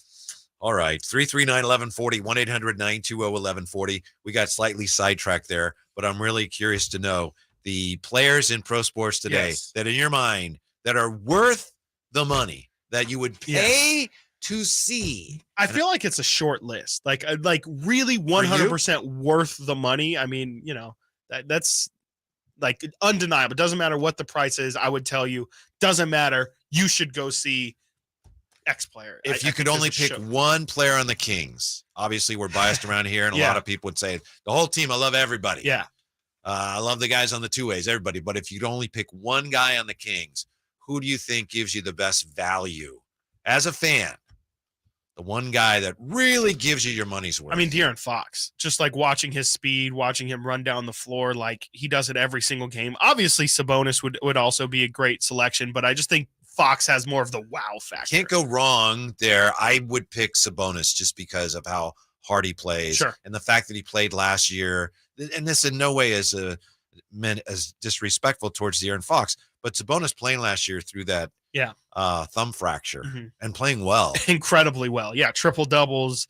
It felt like every week he was. I feel like that's a guy who's given me not that he cares about it, but as it turns out, in doing his job the way he feels he needs to do his job, he's given me a fan my money's worth. He's given it his all every night, and there's no question whether or not like a bad night for Domantas Sabonis is like 12, 11, and 6, and that's pretty good for 6 fouls. 90. It could be 6 fouls. 6 on a bad night, that's a 6. Yeah, 6 fouls. There you go. Yeah, 6 assists, 6 fouls.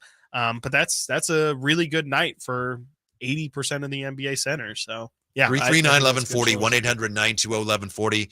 Give us a call, shoot us a text, hit us on in the chat here, the YouTube chat. Who in sports now you feel like is worth the money we got to pay? Who gives you, the fan, your money's worth? Next, Whitey and Watkins on Sactown Sports. Whitey and Watkins on Sactown Sports. Jimmy G and the Raiders take on the 49ers Sunday, August 13th from Allegiant Stadium in Vegas. And Sactown Sports has all your coverage. Kyle's offense versus Josh's offense, just different mindset behind it. So I think revamping the mind like that is the first step, and then just relearning the language. Basically like going Spanish to French, something like that. The voice of the Niners, Greg Papa, has the kickoff at 1 p.m. on Sactown Sports. Your home for the 49ers. Sacramento weather is brought to you by Bonnie. I'm Tamara Berg in the KCRA 3 Weather Center. Your Thursday forecast is bright and sunny. Temperatures this afternoon shy of average, topping out in the upper 80s. We'll see increasing clouds overnight tonight and lows in the low 60s. Get the latest forecast on the KCRA 3 News and the KCRA 3 app. Imagine taking a nice warm bath in your shower. Let us fix that. Right now, get that clogged drain unclogged for just $97. Bonnie, plumbing, sewer, electrical, heating, and air. Bonnie.com. Some restrictions apply. License 696-355. I like daffodils, tulips, the big dinner plate dahlias. I loved being in the garden, but I wasn't going to be able to because I could not only walk, but I couldn't really stand on my foot without being in pain. It was excruciating. So my husband said, let's go to the Good Feet store. For over 20 years, we've helped people like Terry live the life they love without letting their feet get in the way. This nice young man said, I think I can help you. He got the arch support and I was fitted. And I kept walking back and forth across the store. And I looked at my husband and burst into tears because it was the first time in a year that I have not had any pain in my foot. I have had no pain since the day I bought them. Now I can do whatever I want. There isn't any place on my property that doesn't have flowers blooming 365 days a year. I still can't believe it. My name is Terry, and that's my Good Feet story. See what we can do for you with a free personalized arch support fitting at the Good Feet store. The Good Feet store. Come in now for a free arch support fitting and test walk. Individual rates, coverage offerings, and savings may vary, subject to terms and conditions, not available in all areas. Hey, small business owner, when's the last time you checked your workers' comp rate? For many small businesses, workers' comp insurance is one of their biggest costs. But some don't check their rate often. Did you know rates can vary? In fact, taking 3 minutes to check your rate with Pi Insurance could save you up to 30%.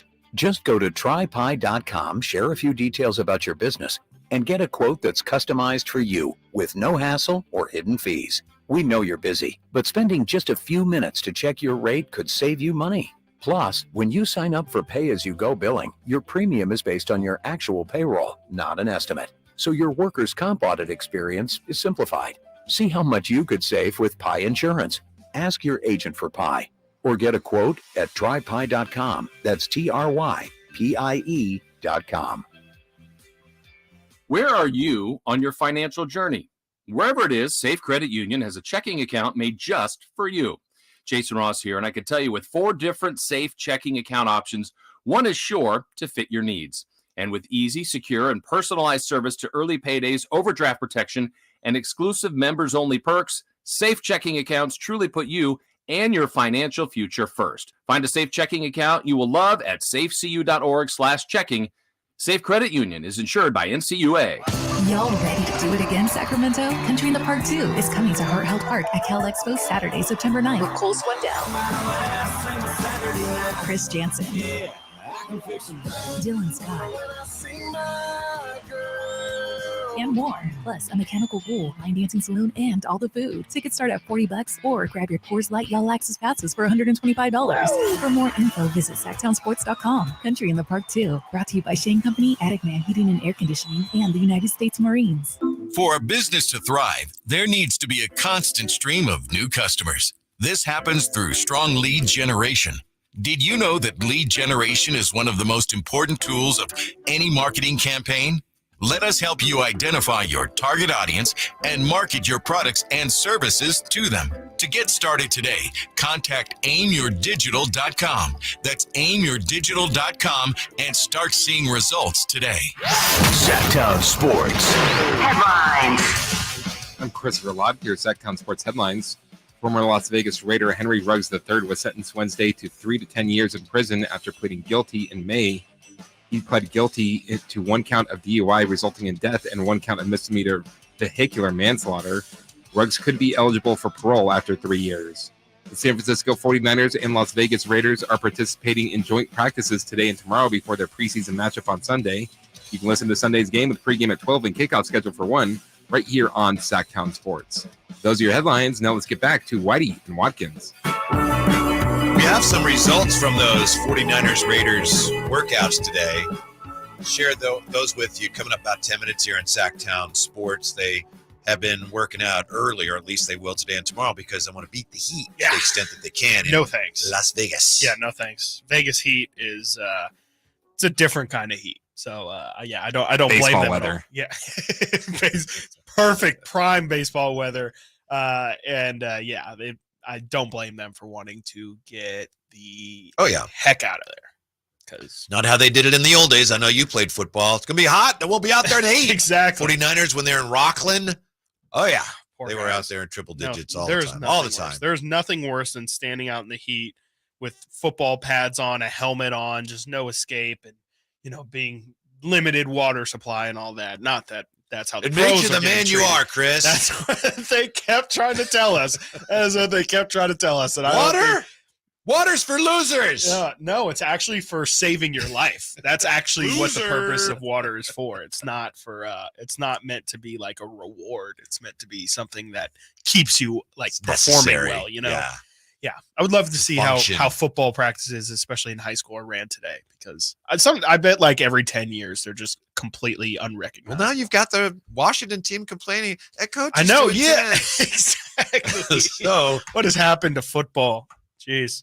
Who's worth the money we pay now to watch pro sports? Yeah, it's a great question. Who gives you the most bang for your buck? We're going to go to the phones here. Mhm. 339-1140, 1-800-920-1140. Mike joins us. Hey, Mike, you're on with Whitey and Watkins. Mike. What's going on? Hey, Whitey Gleason, Whitey Short, man. I've been a fan of you for years of you, buddy. Wow, thank you. Appreciate that. I'm a fan of yours too, Mike. Oh, well, that's good to hear. You got to become a fan of Chris Watkins too. He's hurt now that you're not a fan of his. Well, I hope he's not that hurt. It's just a stub toe. He'll be fine. Okay, gotcha. So I think the obvious answer is Shohei Ohtani, and you get a bonus of Mike Trout. So I think your money goes well spent when you're watching or going to an Anaheim Angels game or California Angels, LA Angels. What the hell are they now? Gotcha, Mike. Thank you. And I think you're exactly right. And that's what got me thinking about this, watching Ohtani-san last night, the last couple of days, and feeling like, yes, Shohei is him. the answer. And I feel like, that's even if I'm not, I feel like I'm stealing money.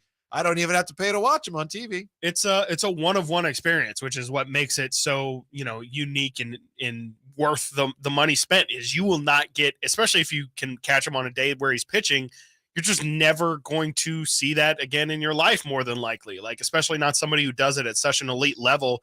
If you can get 6 innings out of Shohei and a home run in the same day, that's historic. That is something that you could tell your kids for the rest of your life, or your family, whoever, your friends. It's just a moment that you can't get that from any other sport, from any other player. It's so weird. A couple nights ago, not last night, but the night before, at one point, I think it was right before the Angels took the lead, and Ohtani comes up with a runner on second, and they intentionally walk him. Mm-hmm. And Dwayne Kuiper says, yeah, it's kind of weird seeing the pitcher intentionally walks. Like, yeah, but that's not what he is. He is not. No, he's not. Maybe, I guess I hear what he's saying, but that's not what that guy is. You need to treat him like 2 separate individual players, but that's the beauty of him, is that it's all in one. But I hate to say this because I know Verlad loves a guy, but Patrick Mahomes. Absolutely. Patrick Mahomes absolutely is worth the price of admission, because, again, you're getting a unique experience. No other quarterback plays the position like he does. It's the combination of incredible skill, the ability to do things that no one else can do, coupled with that desire to win and to give you the best. I'm reminded of Jordan. Supposedly this is what he said. He played like it. He said, no matter where I was, I figured there's somebody there at the game that had never seen me play before. Right. Yeah. And I wanted to put on a show. Yep. That's that Mamba mentality right there. I guess. Yeah. Jordan, the king of the Mamba mentality. Yeah, I don't know that I'd call it that, but I think some would. I get your point. Some would, absolutely. How about, while we're just saying, don't make me vote no, wild things. How about Wardell? Is he worth the price of admission at this point? Yeah, I would say so. How hard was that for you? It wasn't easy. It wasn't easy. I didn't even write it down on my list. That's how tough it was. But when you said Mahomes, I was like, this is really a good Steph Curry argument as well, where it's just like, it feels like you'll get a show no matter what. Like, if you go to you can see him play the Oklahoma City Thunder, and you might get, an incredible performance. I mean, Steph's maybe most iconic shot is that from him playing in OKC and hitting that, 3/4 of the length or whatever it was, game winner against OKC. He's definitely somebody who, you'll get the excitement level if you're there to just see Steph Curry. Because he will not only meet your expectations, quite often he'll exceed them. Yeah, and you go into watching one of these guys play that we're talking about, and you already expect so much, Mm-hmm. and then the best of them they will meet and exceed. The only other NBA guys I have on here, I think Giannis is worth any price that you would pay for him. There's nobody else who does what he does. Like he in some ways is very Shohei-esque. Like he is a two-way player. He, it just looks like a freak. If I want to pay a lot of money to watch somebody miss 3-pointers, I guess.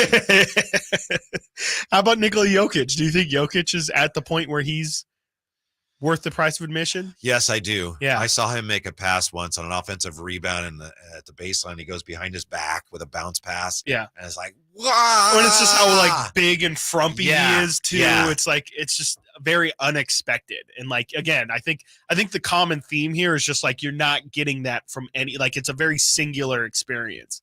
I love Giannis, but I'm honestly having a hard time putting him on the list. Yeah, and that's fair. I'm not sure. I'm wondering why that is. Maybe I just don't want to let anybody on there, but I mean, he is unbelievable. He's a spectacle. Like looking at him is like, I mean, he's 6'11" with 7'4" wingspan. And, like I said, there's never been anyone quite like him. Nobody plays basketball like him, but is it spectacular? Like all of that doesn't have to necessarily mean that like you get a show from it. He could just be. He gets offensive rebound, takes 3 steps, and he's dunking it the other way. For sure. Absolutely.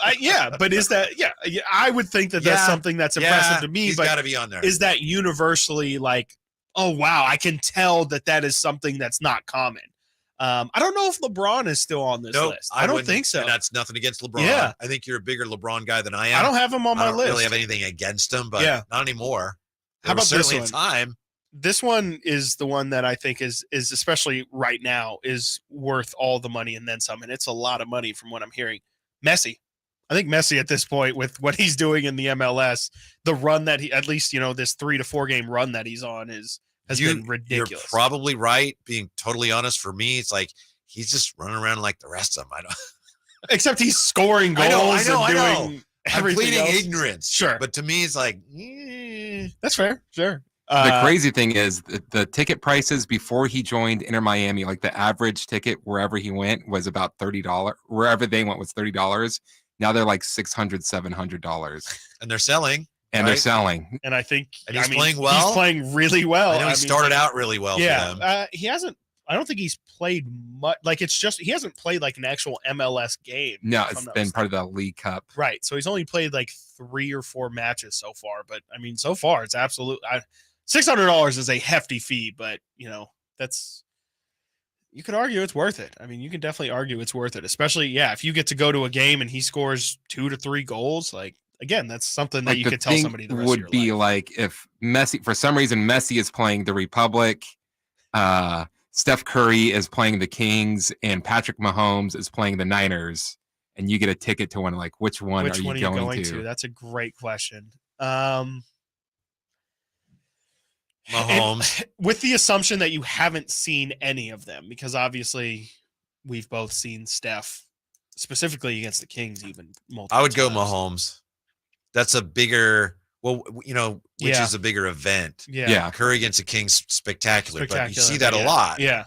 Yeah. You if you're comparing those. Yeah. I think that's probably the right Messi answer. might be the bigger event, but again, I would be like, right. I think he's really good. Yeah, I think Mahomes, because Mahomes does also have a knack for theatrics as well. Like he knows how to entertain a crowd, and especially when he's on his game, or even if it's a close game, I think he can show up. I have another nomination, but it's just for you. It's not for him. Okay. Okay, just for Watkins, Just not for for me. Verlad. I know how Verlad feels. I'm so scared right now. Luka. Does he belong on the list of athletes who give you your money's worth? I don't like him any more than you do, CV, but I would say at this moment in time, no. But for me, it's more of an efficiency thing because he's a massive ball hog. I know, Chris, emphasis on massive.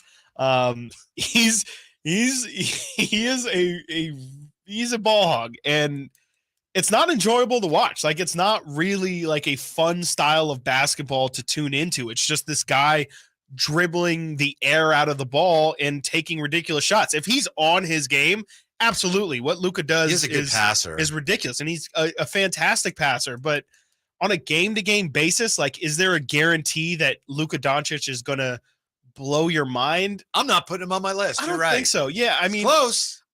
Yeah, he's definitely below.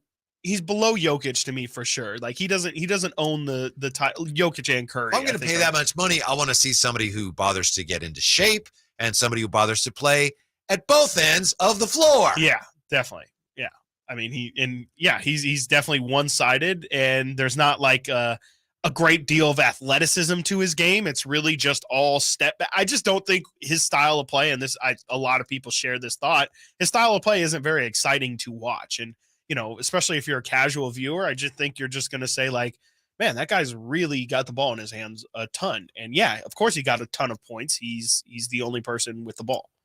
Messi will not play on turf to avoid injuries, according to Arturo. Well, we'll see tomorrow because they're Inter Miami's playing Charlotte tomorrow, and they've got turf. So yeah, didn't Messi have like some huge beef with like MLS turf? I think everyone does, but he's the one with the power to like actually get something make done. someone change it. Right. It's just like inferior quality. Messi is probably the answer to your question. If you had those three and a chance to see all three.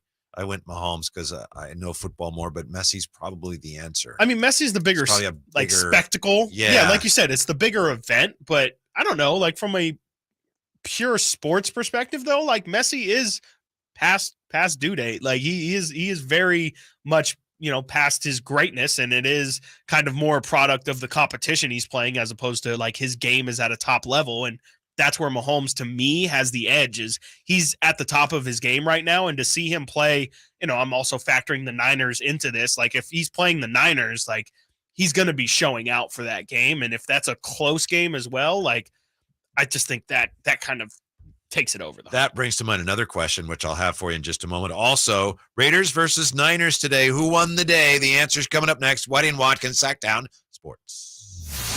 It's Whitey and Watkins on Sactown Sports. Catch the Oakland A's every weekend on Sactown Sports. Friday nights, Saturdays, and Sundays. Sinking, that's going to get down for a hit. Around third to score is Tony Kemp. And the A's have taken the lead. Edge of the track makes the catch. And the Athletics get a great win. Sactown Sports, your weekend home for the Oakland A's. Sactown Sports coverage of the Oakland A's is brought to you by Xfinity 10G, the next generation network. When you get nachos, tacos, empanadas, spicy queso with jalapenos, Pepto-Bismol's there. Pepto-Bismol provides fast, effective relief from nausea, heartburn, indigestion, upset stomach, and diarrhea. All the things that can happen unexpectedly on vacation. So before you travel, pack the Pepto.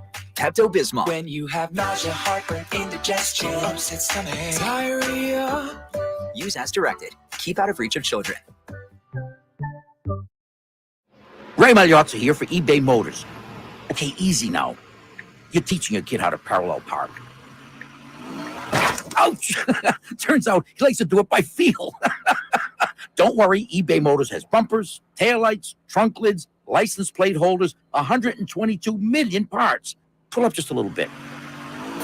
And headlights. They've got lots of headlights. Get the right parts at the right prices. eBay Motors. Let's ride. My brother-in-law died suddenly, and now my sister and her kids have to sell their home. That's why I told my husband we could not put off getting life insurance any longer. An agent offered us a 10-year, $500,000 policy for nearly $50 a month. Then we called SelectQuote. SelectQuote found us identical coverage for only $19 a month, a savings of $369 a year. Whether you need a $500,000 policy or a $5 million policy, SelectQuote could save you more than 50% on term life insurance. For your free quote, call SelectQuote at 1-800-330-1991. That's 1-800-330-1991. Or go to SelectQuote.com. That's 1-800-330-1991. SelectQuote. We shop, you save. Full details on example policies at SelectQuote.com/commercials. Everyone knows that an ounce of prevention is worth a pound of cure. Kenny and Jerry here from Bell Brothers. And that's especially true when it comes to your air conditioning system. A precision tune-up and professional cleaning costs a little bit up front, just $87, but will prevent much bigger, more expensive, and inconvenient problems later. We actually replace systems all the time from people who don't get annual tune-ups. They either forget or they just don't realize it's important.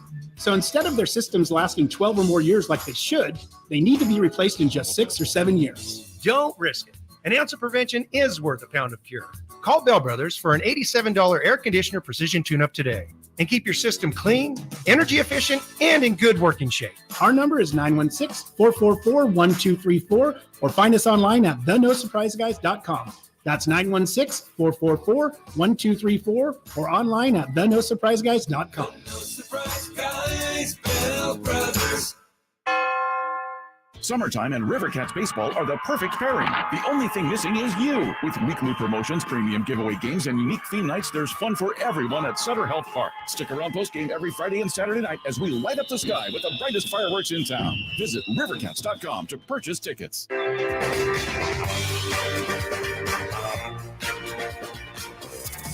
out Whitey and Watkins now on YouTube. Search Sactown Sports and watch the show from your desk.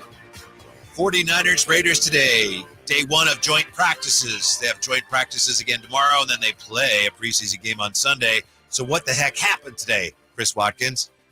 Well, they're done. They finished early because, as we said, Right. it's so hot there. Avoid the heat. Yeah. Beat the heat. Well, I did hear that Brock Purdy did throw an interception. I believe he was, let's see here. According to Matt Mayoko, who does every single day on his X account, gives a 49ers quarterback update at the end of all the practices. He said today against the Raiders defense, Brock Purdy on 11 played 27 snaps. He was 11 of 16, including an interception. Like I said, Trey Lance was number 2 in terms of reps on 11, had 19 reps, 6 of 12 passing. Sam Darnold, only 9 reps as the quarterback. He was 1 of 3. How about Brandon Allen? How'd Brandon Allen do today? He did as well as you and I did. He did not step on the field for 11 on 11. So maybe some indication of truly how that depth chart is going right now. It's also possible that, all right, Trey's going to get more reps today, and then tomorrow Sam's going to get more. I don't know. Yeah, that's a real possibility. I would bet that you're right, that this is the way it's kind of shaken out. Yeah, and I would guess. How do you, just off of what we've seen so far, how do you think that first preseason game is going to be by the quarterbacks? Like is it going to be quarter to quarter? Obviously they have potentially 3 quarterbacks to play. Maybe they'll do one half, but if Brandon Allen's going to step in the game, is it going to be like one half Trey, a quarter of Darnold, and a quarter of Brandon Allen? What is your gut on that? Brandon Allen, fourth quarter, Trey starts and then goes maybe like a quarter and a half. Yeah. And then maybe like a quarter in a series or something. Yeah. Sam fills in, and then maybe they flip-flop those two in the second game. Yeah, that probably sounds about right. I think that's what the Browns did as well when DTR came in. I don't think he played the whole second half, if I'm not mistaken. I think he just played the fourth quarter. So that would probably make the most sense to me too. But it's just, with how this quarterback situation's falling, if Brandon Allen's going to get no reps, I think this is multiple times now when Brandon Allen has gotten 0 reps in 11 on 11. It just makes you wonder. Like, I mean, it's been the question, but what is his purpose? What is he doing here? They like him and we'll see. We don't know. We can't judge until we see what happens through Sunday. Yeah. But yeah, if they didn't think highly of him, he wouldn't even be around at this point. Right, exactly. What about my guy? Money. How'd he do? He had 2 kicks today, both of 48 yards. Up and it's good. It's good. Money Moody is continuing to be money, and like Guy Haberman said earlier, I think at this point, no news is good news for Money Moody. If you're not hearing much of anything from the talking spheres around Niners camp of how Moody's doing, I think that's a positive, because mostly you hear about kickers and the competition at kicker when someone's missing kicks, and it just hasn't seemed like Jake Moody has given Zane Gonzalez really any leeway to work with. It seems like that's his job. We know that Kyle Shanahan's offense creates wide open receivers. Yes. There's something else that right now, unfortunately, is wide open with the Niners, and that is the kick return job, because Ray McLeod broke his left wrist, going to be out 8 weeks, and he's going to have surgery. He really made a difference, because in the years prior, I mean, the 49ers at times, their return game was very underwhelming. It looked like it was just something that they were just painfully unconcerned about it, and they paid for it. Yeah, I think it's some teams have different philosophies for how they approach special teams, but the really good ones like Bill Belichick will insist that you're not going to be able to be a good team if you don't have good special teams. People view it as kind of like a side part of the game, but there's three branches, man. Yes. There's 3 branches of a football team. Legislative, it is offense, defensive, and special teams. Yes. And just because they're not on the field and don't necessarily affect points the same way that the other two do, doesn't mean that if you don't excel or if you really struggle in special teams, it can't help or hurt you. And if you're bad at special teams, and there's obviously different elements of special teams, but kick returns, like that's a potential to get, unexpected yards and unexpected points as well. And if you're just kind of ultimately, no pun intended, punting on special teams, it could definitely be something that comes up and bites you in the butt later in the season. I thought you were talking about the legislative, the judicial, and the other one. Yeah, special. By the way, George Kittle did not practice due to an adductor strain. I never knew that. I always say abductor. Never knew it was adductor. Yeah, is that and adductor. Okay, so it's still in the abdominal section. The adductor, I think, is down sort of doctor time with White. Yeah, what's that? Like your hip area? Yeah, in that area. Okay. Yeah. Well, yeah. Anyway, and Dre Greenlaw left practice with a hamstring strain. Hamstring strain. Yeah. All right. When we come back, more coming up on the 49ers joint practices with the Raiders today. And one of the NBA's 75 best, he doesn't have his number retired by any team, which is unfortunate and unusual. Turns out he started his career with the Kings franchise. So is this something we need to do something about? Next with Whitey and Watkins, Sactown Sports. Whitey and Watkins, Sactown Sports. The Kings preseason schedule is out, and Sactown Sports has you covered. Preseason stops include Vancouver, Anaheim, San Francisco, and Sacramento, with matchups against the Raptors, Lakers, Warriors, and Jazz. Monk in attack mode, drives inside, right to the rim. Well, that's the dagger right there. I think the Warriors fans sensed that with that breakdown, the Warriors. I didn't mention that we're staying on YouTube. That's on me. I didn't mention that. Hey, no, hello. It's okay. Not going away. Those who don't know, at that's this point, right. It's kind of meant to be a secret club at this point. I will say this: the player that we're talking about that had started his career with the Sacramento franchise, they were in Kansas City, Cincinnati at the time. He's one of the 75 best. He was just named. His name's Jerry Lucas. And I wrote a letter to the Kings. I wrote an email months ago about this, and I never heard back. So I don't know that they're that concerned, but it's possible I have the wrong email. Yeah. Would it be basketball operations? Is it just like president of the team kind of thing? I forget who I sent it to exactly, and I don't want to say his name in case, right, it's like, exactly. I never even got that. Don't throw me under the bus. But I wonder if that's a thing because it's a guy who played a long time ago, and it's a guy that never played in Sacramento. But to me, if you're one of the 75 best and no one has retired your number, somebody should do that, I think. I mean, that's a huge honor. Absolutely. Like for sure. And I'm looking at his numbers here. He played most of his career for the Cincinnati. He played 7 seasons for the Cincinnati Royals, which was way more than he played 3 for the Knicks, 2 for the San Francisco Warriors. He spent a majority of his career with Kansas City and the Kings organization. Whitey, his stats look broken. His time in Cincinnati, he averaged 19 and 19. 19 points, 19 rebounds per game. Just absolutely absurd. Can you do that? I don't think so. I don't think that's allowed. Technically, I mean, if we want to be technical, which maybe it's even worse for the case you're going to make, but his numbers technically retired by the Sacramento Kings. Oh, really? It's just by Peja Stojakovic. Ah. He's number 16. And that's the number he wore? And that's the number Jerry Lucas wore for the Cincinnati Royals. Wow. So it can't even happen. That's a problem. That is a big problem. Wow. It's a big oversight there. Do we have a real mystery on our hands? The Kings will be just like the Yankees. Double retire the number. But the problem is they already retired it. Yeah, and we'll retire you just another one. Throw his name under. Oh, yeah, and him. Yeah. Yeah, exactly. Even though he played way before if the Yankees can do it, the Kings can do it. But didn't the Yankees do it like they had, like it would have been Lucas first? And, well, I guess no, because Peja couldn't have worn the number if they were retired previously. Interesting. You're right. Yeah. That's interesting. I mean, if anything, it's they just it'd still be a nice gesture. Well, they have other, Royals and, Cincinnati and Kansas City guys retired. They have like Lacey is up there. They have Sam Lacey. Yeah, they have Oscar Robertson retired. Like, it's not unprecedented for them to go back. Like, Oscar Robertson got retired here in Sacramento, if I'm not mistaken.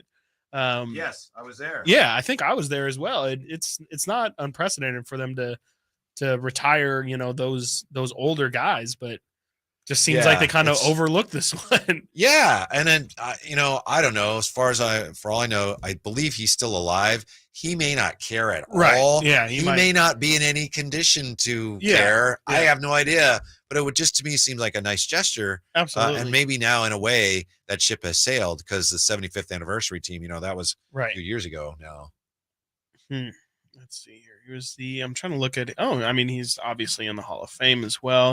1961 Sportsman of the Year. Well, there you go. According to Sports Illustrated, which the Kings don't have many of those. Jerry Lucas, consummate team player. You want to know the amazing thing about Jerry Lucas that you'll say, no way. Yeah, absolutely. I'm going to save it for on the air, but it is. I'll bet you would, because I've seen it, and it's one of those things like, that can't be right. Chris, did you see Fred DeFernabache? What? Glad he's gone.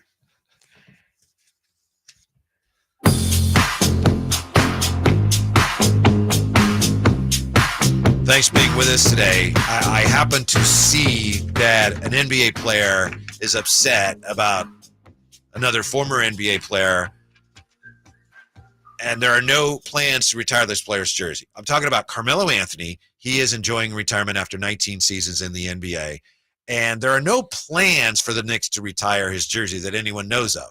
Doesn't mean they won't do it, but his number 7, as far as we know, there are no plans to have his number retired.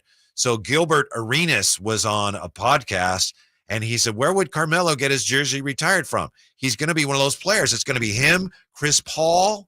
They're in this middle realm where they haven't played enough with one team to get their jersey retired. No, that's not true. This was on his talk show, Gil's Arena. You would think Denver, right? So then you would think New York. So, this first ballot Hall of Famer can go without getting his jersey retired. That's bleeped up, says Gilbert Arenas. In a way, especially basketball Hall of Fame, isn't having your number retired a little bit more significant than making? I mean, not for a player personally, but you mean because there's fewer players to begin with? Yeah, I mean, it just feels like if your number is retired, I mean, that's because when you say Melo's a first ballot Hall of Famer, I would say, yeah, for sure, Melo's absolutely a first ballot Hall of Famer. But then when you pose the question of what team should he have his number retired for, I mean, Denver would make the most sense, but he's obviously going to have to get in line because Nikola Jokic wears number 15, and that can be a dual thing, but it's not going to happen until after Jokic is done.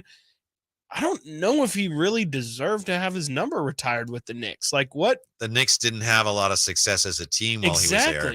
They won a playoff series. Yeah, for sure. I mean, but it's also meant to be New York. They're the New York Knicks. He led the league in scoring.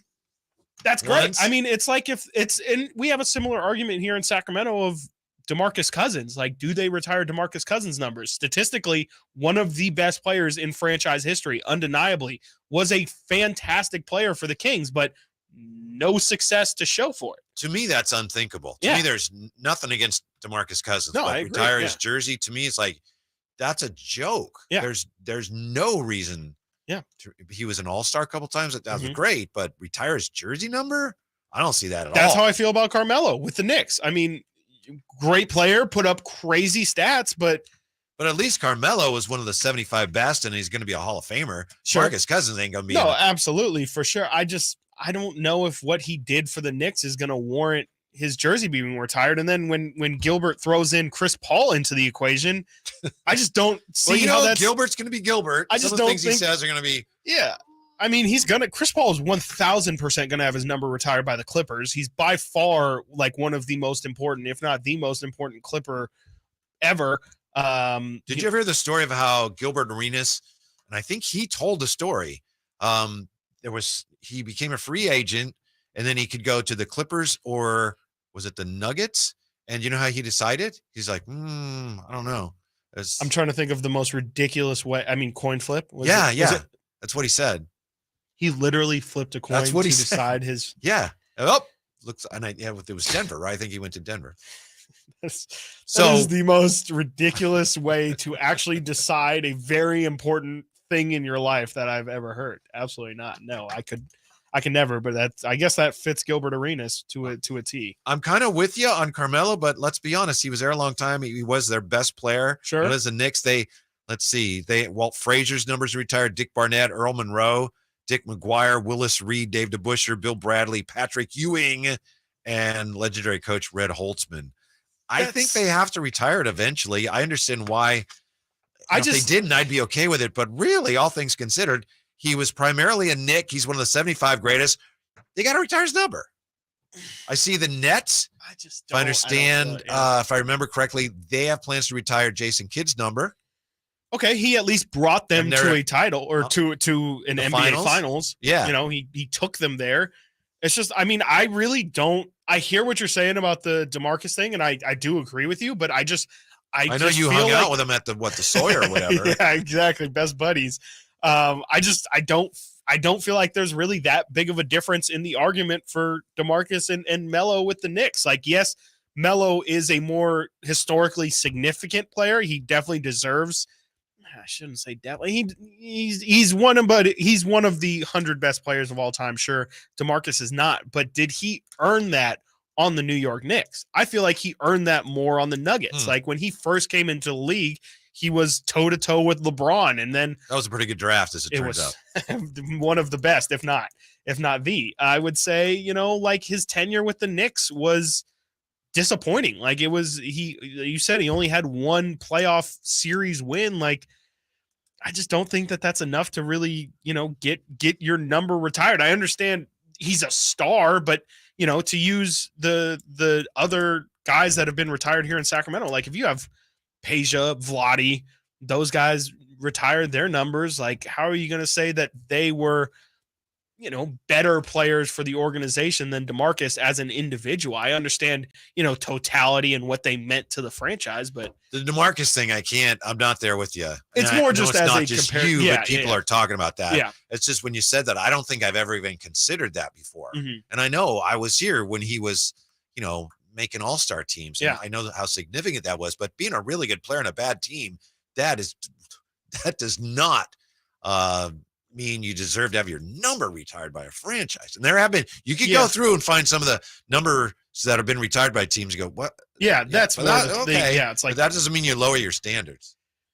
That's fair. I get it. And I also, I think ultimately would agree that DeMarcus shouldn't have his number retired, but I don't see how you can't feel that same way for Carmelo in New York, because he also didn't have much success, put up crazy numbers. Absolutely. To me, the only difference is Carmelo just had a little bit more star power, like, literally like more fans behind him than what DeMarcus did. I just personally wouldn't have Melo's number. Here's a number that I think the Kings should retire before DeMarcus. Yes. How about that? Okay. This is who I've been talking about. Yep. I looked this up a while ago, looking up the top 75 players of all time. I think I was getting ready to do a podcast with Jerry and my brother. And Jerry Lucas is a guy who is one of the top 75 of all time, according to the panel. Jerry Lucas, and he played a long time ago. I get that. For a lot of people, it's like, who? Jerry Lucas began his career as a Cincinnati Royal. No team has retired his number. He played for the Cincinnati Royals with Oscar Robertson, played for the Warriors and the Knicks on some good Knicks teams. But he's one of the 75 best, and nobody has retired his number. Let's see here. Made the All-Star team 6 times, won an All-Star game MVP, made the All-NBA first team 3 times, second team twice. He was on the 50th anniversary team, the 75th anniversary team. And no one's retired his number. And I think the Kings should retire his number. I agree. I believe he's still alive. He's an older guy. I have no idea if he cares or what kind of condition he's in. He's 83 years old. He was always a really smart guy, but I think that would be a nice gesture, really nice gesture, and overdue.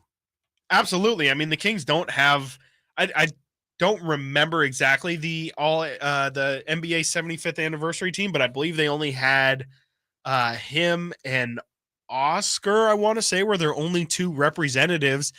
It makes a lot of sense. I mean, I know it's way, way, way back. Right. I get that. For a lot of people, it's like, well, nobody cares. But to make the counter argument, they have people from even further, like Jack Twyman was somebody who played for Cincinnati or for Rochester, even before Cincinnati. Jack Twyman played in the 50s, and they have his number retired.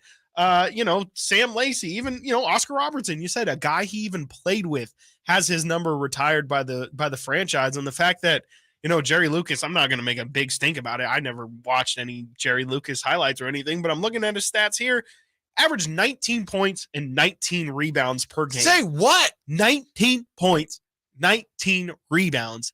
His entire tenure, his 7 seasons with back Cincinnati. then was probably like 7th in the league. Yeah, exactly. He was 7th in rebounds at 19.1. But he was a fantastic player. And it feels like something that the Kings should do. I mean, now you pointed out we do have an issue with the actual number. So the argument being that his number should be retired is a funny one because his number technically is retired. He wore number 16 for the Cincinnati Royals. We all know number 16 is retired by Peja Stojakovic. So they would have to just double number it. Exactly. Just put his name up there on Peja's already. I guess. Well, it would be tough though, because the way the Kings have it is they have like an image of the jersey and it says Stojakovic on the jersey. So they would put have another to make, one up there. I guess, yeah, they would just have to make a secondary one for Jerry Lucas, but he deserves it. And it just feels like something that, the Kings should definitely want to acknowledge. Absolutely. It is a little odd, I admit, when, hey, the number's already retired. Exactly. We retired it for somebody else. Retiring it. But another cool thing about Jerry Lucas, and somebody mentioned it on the chat, Jerry Lucas used to go on, like with Johnny Carson, he was one of these memory experts. He memorized the New York City phone book. I'm sorry? What does that even mean? That means that what is a phone book? That's a great question. Johnny Carson go, all right, and he'd look up the phone book and a name of somebody. Yeah. That's somebody, Christopher Lawton, where they live, and Jerry Lucas knew the phone number for everybody in the phone book. That's an interest. I mean, that makes a lot of sense. Everybody. I'm looking at his basketball reference here. His nicknames, Luke, which is weird. Mr. Memory, Dr. Memory, and the Computer.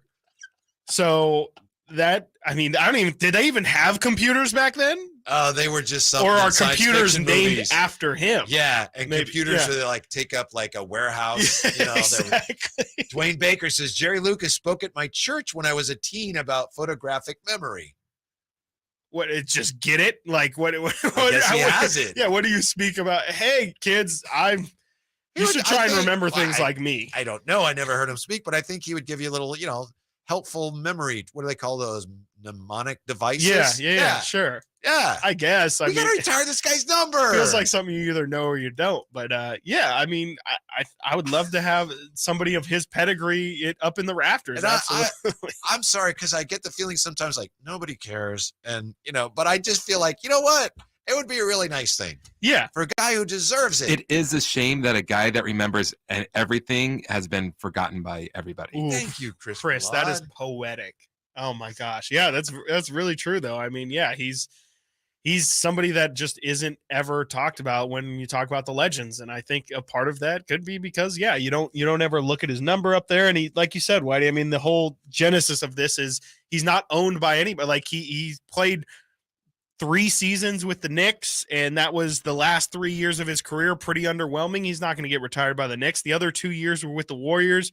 2 seasons, 17 and 15 during those 2 seasons. They're not going to retire 17 and 15? 17 points, 15 rebounds. Yeah. Was he only like over 6'9"? 2 seasons? He was 6'8". So, which was towering at the time. Him and Wilt were the only 2 back then. All right. But yeah, I think that it's definitely somebody who deserves to have his number retired. Absolutely. You look at his numbers, and if it's not the Kings, it's not going to be anybody else. So it's kind of on the Kings. It is kind of a I Kings just think decision. it'd be nice, and I think it's appropriate. And it would have been nicer if we could have done it right around the time of the 75th anniversary team. Yeah. And it would have been nicer if someone hadn't worn the number and already had it retired for them. But still. Right. Yeah, probably but should have been still. done a long time ago. But yeah, better late than never. Exactly right. Exactly. But as Drake would say, never late is better. So, they could have also already done it. And then there's also the matter of who really cares. I'm not even sure he cares. Yeah, I mean that could also be the biggest thing is maybe they've asked him before and he's like, it's not really for me. If someone wants to wear it, it's not really that big of a deal. And the Kings were like, okay, for sure. Sounds like we don't have to spend a ton of money on getting it built. So yeah, and let's be honest. Sometimes we've seen this. I think, frankly, we've seen it around here. You have a jersey retirement because it's a way to sell tickets. Yes, and absolutely. I don't think as much. Look, Jerry, great plan. I don't think Jerry Lucas's retirement night is going to bring sell a lot of tickets. I don't think so. I don't think I've ever seen. Don't ever think I've seen a Lucas 16 jersey. But I'm not until I hear that Jerry Lucas says, I don't really care. Until I hear that, until I hear that, I will not give up the fight.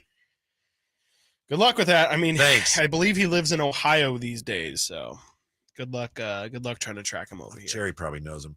Coming up next, sure he does. Where the newest Kings are going to shine and the Kings Bowl predictions of the day. Do you have another one? I do. You I do have another one. Yes. Kings Bowl predictions of the day are next. By the way, Mr. Baseball, bottom of the hour this hour as well. Mark Kreidler coming up. Whitey and Watkins, Sactown Sports. Whitey and Watkins on Sactown Sports. The latest on your Kings. And Nerlens, in all fairness, I mean, he can protect the basket. Very unselfish player. Looking for the freshest scoop on the Niners? Trey Lance not being on the roster is an option for them. Why else would they have 4 quarterbacks around? But I don't think it's the most likely. Want to find out the latest on the MLB playoff race? I think Bailey has kind of been the glue to put this all together because you got to have an elite catcher to make a run at a late playoff push. For all that and more, check out SactownSports.com. When you get nachos, tacos, empanadas, spicy queso with jalapenos, Pepto-Bismol's there. Pepto-Bismol provides fast, effective relief from nausea, heartburn, indigestion, upset stomach, and diarrhea. All the things that can happen unexpectedly on vacation. So before you travel, pack the Pepto. Pepto-Bismol. When you have nausea, heartburn, indigestion, upset stomach, diarrhea. Use as directed. Keep out of reach of children. Ray Magliozzi here for eBay Motors. Okay, easy now. You're teaching your kid how to parallel park. Ouch! Turns out he likes to do it by feel. Don't worry, eBay Motors has bumpers, taillights, trunk lids, license plate holders, 122 million parts. Pull up just a little bit. And headlights. They've got lots of headlights. Get the right parts at the right prices. eBay Motors. Let's ride.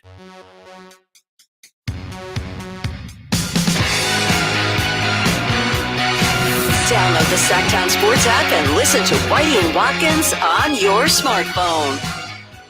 Hey, you know what? More and more people going to baseball parks, major league parks around the country in July. Why? Why is that? Find out. SactownSports.com. Chris sharing his thoughts as well as Carmichael, Dave, and myself. Really, I think, informative stuff. Oh, yeah. I mean, had some fun with it, too. I definitely had some fun with it because I'm obviously the person that everybody goes to for baseball thoughts here. So yes, I decided instead of, giving my normal hard hitting analysis of baseball, I decided to, be a little lighter with that article and happy with how it turned out. I'm excited to see. I don't know why anyone. Yeah, would go watch that. There's so many no hitters. I have no idea why attendance is up. I mean, it doesn't make any sense to me. And, I am not one of the people who are attending baseball games, so I think this is a false statement because it doesn't apply to me. That is fun. Yeah. So I can't wait to see what Dave wrote because it's not going to be better than what I wrote. Another big night, another historic night for Shohei Ohtani. We had a no-hitter last night, so bottom of the hour, Mr. Baseball, Mark Kreidler, gonna find out from him whether the Giants really may have a shot at Ohtani next year. I don't think so, but you can tell from people with the Giants and close to the Giants, the way they talk, they think they have a shot. They're going to try. They're definitely going to try. No question. I mean, they whether or not they truly feel like they have a shot, they at least feel like it's it's worth giving it an effort to. And not every team can say that. Absolutely. Yeah. I mean, they owe it to their fans to at least try to. Even if you think we have no chance. You ever heard the story of the frog in the bucket? Cream, right? You know the one story. With the crow and the eagles No, flying to space. And no. Not the one. I thought it was mice. No? Yeah. Aaron Rodgers yesterday apparently was really frustrated at practice. I heard, yeah. He's not so Mr. Rogers anymore. Maybe that facade is starting to crack a little. I don't know. Well, yeah, I think a bad offensive line will do that too. Yep. It'll turn your smile into some anger really easily quickly. Overlooked, right? Yeah. Because that defensively they were really good last year. Mm-hmm. Robert Saleh's a really good coach. They got Aaron Rodgers now. Yeah. What could go wrong? Porous offensive line. He can't throw the ball. Yeah. He doesn't have time to get it to those receivers and all the talent. Yes. And so I guess he was a little frustrated yesterday. Yeah. That brings us to our Kings Bowl prediction of the day.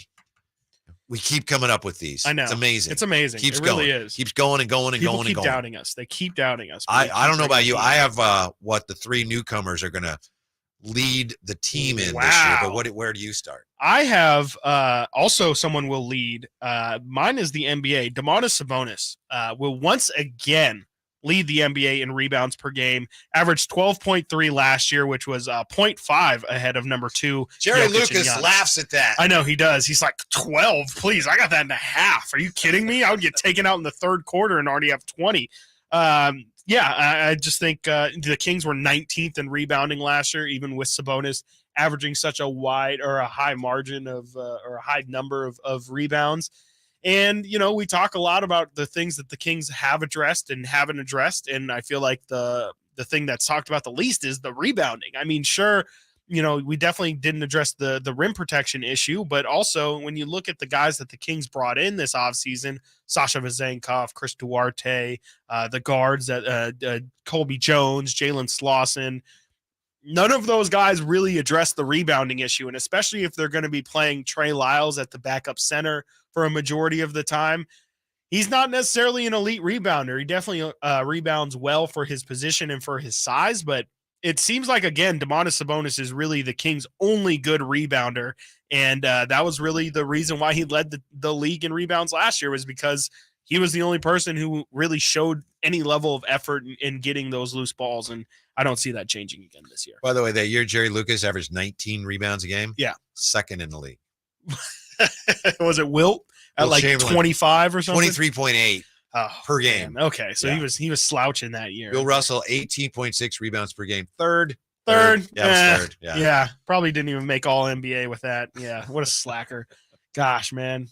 NBA. Sabonis, that would better. be tremendous. Needs to cut down on the fouls. And I understand that when you're having the offense run through you, you're going to commit turnovers. Mm-hmm. The Warriors do it with Draymond Green. He commits a lot of turnovers. But don't you think Fox and Sabonis, if they can cut down on the turnovers just a little bit, it would really improve the offense. An offense that already was, record setting. Maximize the possessions. I mean, they're already the best in getting points per possession. If you can maximize the amount of possessions you're getting, absolutely. I mean, it's only going to be a positive. And, I think that it would be beneficial if both of them, just by virtue of having more talent around them, have the ball in their hands a little bit less. And I think all that stuff will lead to lower turnover numbers. But if they're going to be as reliant as they were on them last season, then I don't really see that number going down. That's the thing about Fox and the whole question of whether he's an MVP candidate. I know Davion Mitchell talked about that with Mo and Co. Mo and Co. Right? Yeah. Moose and Doe. Yes, yeah. Moose and Doe. Yeah. But for him to be legitimately in today's NBA an MVP candidate, his usage rate would probably have to go way up. Yeah. Mm-hmm. And it's the highest on the team, I think, but I don't, it's nowhere near the top 10 in the league or anything. No. So if it did, that might improve his profile, but I don't know that it would help the team at all. Yeah, exactly.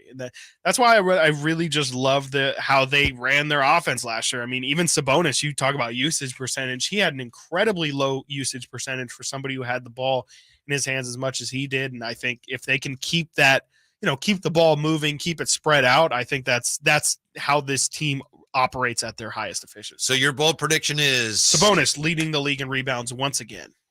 My Kings Bowl prediction of the day. 3 newcomers will lead the team in statistical categories this season. Okay. 3. Okay. Leading 3-point shooter by percentage last year was at 411. Keegan Murray. This year, I don't know what the percentage will be, but the leader in percentage will be Mr.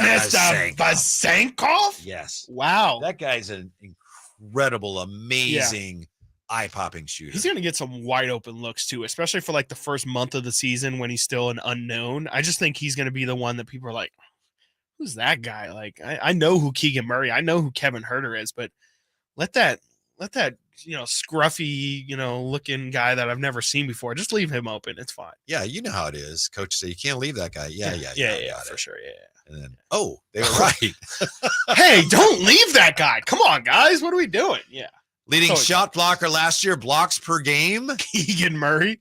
And I think it was he and Sabonis tied. 0.5 per game. This year, Nerlens Noel. That'll be a cakewalk for him. If he can play like 60 games, it's not even a question. It's just a matter of if he can play those 60. And it's a matter of by how many. Exactly. Yes, really. If it's going to be doubled, because Keegan and Sabonis last year both had 40 and 41 blocks. I mean, Nerlens gets that in 20, 30 games, maybe. Like that should be a cakewalk for him. I really like that one, and I really hope Nerlens does play that often too. I think it would be a big help. I think rim protection is often overstated, because it's not like you're back there. It's not like you're a goalie. Yeah. The best rim protection, I like to say, is keeping the ball out of the paint in the first place. But there is value to having a guy who can contest shots. And Sabonis just is not good at not that guy. No, he's just never. Hey, you're really not that guy, pal. He's not that guy, pal. He's just not. Like it's not. You're not that guy, pal. Trust me. You're not that guy. Yeah, he does a lot He for knows his it. team, but he can't. Yeah, he's not a shot blocker. He's just not. Domantas Sabonis puts the lie to the notion, the cliche that if you try hard and you have the desire, you can be a good defender. Because he tries He hard. tries really hard. He has the heart and the desire, but he lacks some of the quickness. Yes. To be a really good defender. It's not his fault. He maximizes everything he can do, but there's a certain limit, especially when you're talking about the freak of athletes that these NBA guys are. I feel pretty good about the first two. The last one may be a bit of a stretch, but if you go back and look at what he did as a rookie, you could see where I'm going. Leader in steals per game last year, De'Aaron Fox this year. Yeah. Chris Duarte. Wow, that is a big. Yeah, I feel like that's a really big call. Yeah, did Duarte as a rookie average a lot of assists? I haven't even kept up on that number. Steals. I'm sorry, steals. Scared me. I know. No, I mean, I know De'Aaron, like you said, led the team in steals last year. Obviously, with the swipe of the nickname, it's only right that he does, but. I had no idea that Chris Duarte, we've talked a lot about his defense, and his defensive rating isn't a number that's very pretty to look at. But I think for the most part, I feel like he profiles as a good defender. He was at a steal a game as a rookie. Sure. Last year, just half a steal. And I think Fox last year was slightly over that. Yeah, barely over a steal a game. That's interesting. Coming off the bench, you'd be more aggressive, take more chances. Exactly. Defensively. Like I say, that one is maybe a stretch, but it's not unimaginable. No, I could definitely see that happening. And, I think Duarte is going to have a massive role this year. I think he's probably going to play a whole lot of backup three. And I could definitely see, I mean, they're going to need him to be a defensive linchpin because they don't really have anybody else that has any sort of defensive mentality to them. So if Chris Duarte can bring that, that's a massive, massive addition to this team. Absolutely. And I'm fascinated to see what Keegan does. That's a phenomenal percentage last year from the 3-point line. Ridiculous. For anybody, especially for a rookie, 4'11". So Mm-hmm. does that mean, all right, he's going to tail off a little bit to, like 390 something, which would be still phenomenal? Or is that just a starting point for him? Is he that good where he's going to improve on that? Even with an uptick in the number of threes he takes. I don't know how many he took last year. I'd imagine it's somewhere near 7 or so. If he's going to take 9, or I think Curry and Clay last year were up at 10 threes a game. If he can do that and still shoot it at a 40% plus clip, I mean, Didn't you say that's where it's like ridiculous. He's going to be their second leading scorer? Second leading scorer on the team. Yeah. Yeah. Absolutely. I like it. Yeah. Thank you. Yeah. I think it's going to be Keegan somewhere near 18 or 19 points per game. And I could see Domas, falling down to like 17 or 16, but having that uptick in assists or, just dominating on the rebounding front. I just think it's going to be channeled in other places. What do you think the percentage on our predictions will end up being? I think 90%. I honestly do think it'll be somewhere it'll be above 50 for sure. I think that we've done really well of keeping it. I wouldn't be surprised bold, if someone actually realistic. keeps track. Well, in that case, then I got my document. I really do believe in a majority of the things we've said. It doesn't feel like it's out of the question. It's more just, obviously, if the Kings underperform this season, then a lot of what we're saying is probably isn't going to come true. But if the Kings build upon what they did last year, then I think that a majority of the things we've said are definitely at least in play. Up next, finally, we've been waiting for his visit like kids wait for Santa Christmas Eve. Mr. Baseball, Mark Kreidler, he's going to explain why the Giants may or may not have a shot at Shohei Ohtani this winter. Mr. Baseball next with Whitey and Watkins on Sactown Sports. It's Whitey and Watkins on Sactown Sports. How many national TV games will the Kings have this season? Will the Beam Team get the respect and schedule they've earned? When the NBA schedule drops, we've got you covered on Sactown Sports at SactownSports.com.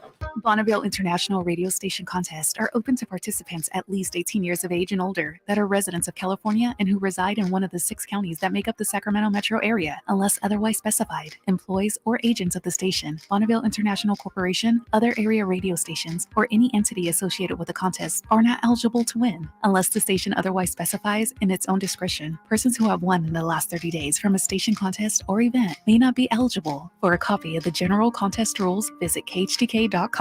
Hey, it's Carmichael Dave for my good friends at Fire Wings with some bullet points for you to remember so you can be a professional fire wing eater. Like Wings Day Wednesday, 88-cent wings each and every Wednesday. 3 flavor lineup includes 7 classic wing flavors, 7 dry rub wing flavors, 7 fusion wing flavors. It's the perfect fast casual eating establishment for the entire family. Go to firewings.com or download the app, find a location near you, order online, earn rewards. Fire Wings, just wing it.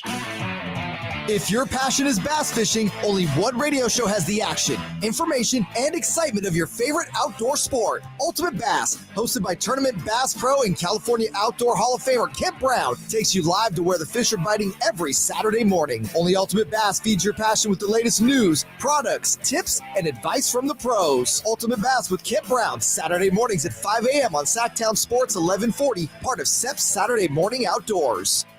What would it take for a plumbing company to earn your trust? Jerry and Kenny here from Bell Brothers. And let's face it, plumbing and service companies don't always have the best reputation. So to earn your trust, the first thing they'd have to do is actually answer the phone when you call with a real live person. Then they'd have to send a plumber when you needed them, day or night, without charging extra for emergency services. A trustworthy plumber would show up on time, wearing a clean uniform and name badge, and be able to show that they had passed a background check and drug test. A plumber you could trust would give you a firm quote on the job before starting and clean up after they finish the job. That's exactly the plumber you'll get when you call Bell Brothers, a plumber you can trust. Call Bell Brothers right now for all your plumbing needs. Our number is 916-444-1234 or find us online at thenosurpriseguys.com. The No Surprise Guys, Bell Brothers. Y'all ready to do it again, Sacramento? Country in the Park 2 is coming to Heart Health Park at Cal Expo Saturday, September 9th with Cole Swindell, Chris Jansen, Dylan Scott, and more. Plus, a mechanical bull, line dancing saloon, and all the food. Tickets start at $40 or grab your Coors Light Y'all Access passes for $125. For more info, visit SactownSports.com. Country in the Park 2. Brought to you by Shane Company, Attic Man Heating and Air Conditioning, and the United States Marines. Did you know the average person walks 100,000 miles in their lifetime? It's true. That's a whole lot of stress, strain, and pressure ultimately put on 2 feet. Hi, DC Doug Christie here for the Good Feet store. As a spokesperson for Good Feet, I run into all sorts of surprising foot-related facts. Like despite relatively few Americans being born with foot issues, over time, 75% of all adults will experience painful foot or foot-related problems. By supporting all 4 arches of the foot, the Good Feet 3-step arch support system can help return your foot and whole body to its proper alignment. Come to the Good Feet store for a free, no obligation arch support fitting, then take them for a test walk. Experience the comfort, balance, and support of the Good Feet 3-step arch support system. The Good Feet store in Sacramento, Roseville, Stockton, Modesto, and now Vacaville. Online at goodfeet.com. There's fun for the whole family at Sutter Health Park. Join the River Cats every Saturday with the purchase of the Family Fun Pack. Starting at only $89, the Family Fun Pack includes 4 tickets, 4 hot dogs, 4 sodas, and 4 exclusive River Cats hats. Take your fan experience to the next level with the Governor's Club Family Pack and enjoy the post-game fireworks show from the field. Make your plans to join the fun at rivercats.com/family pack.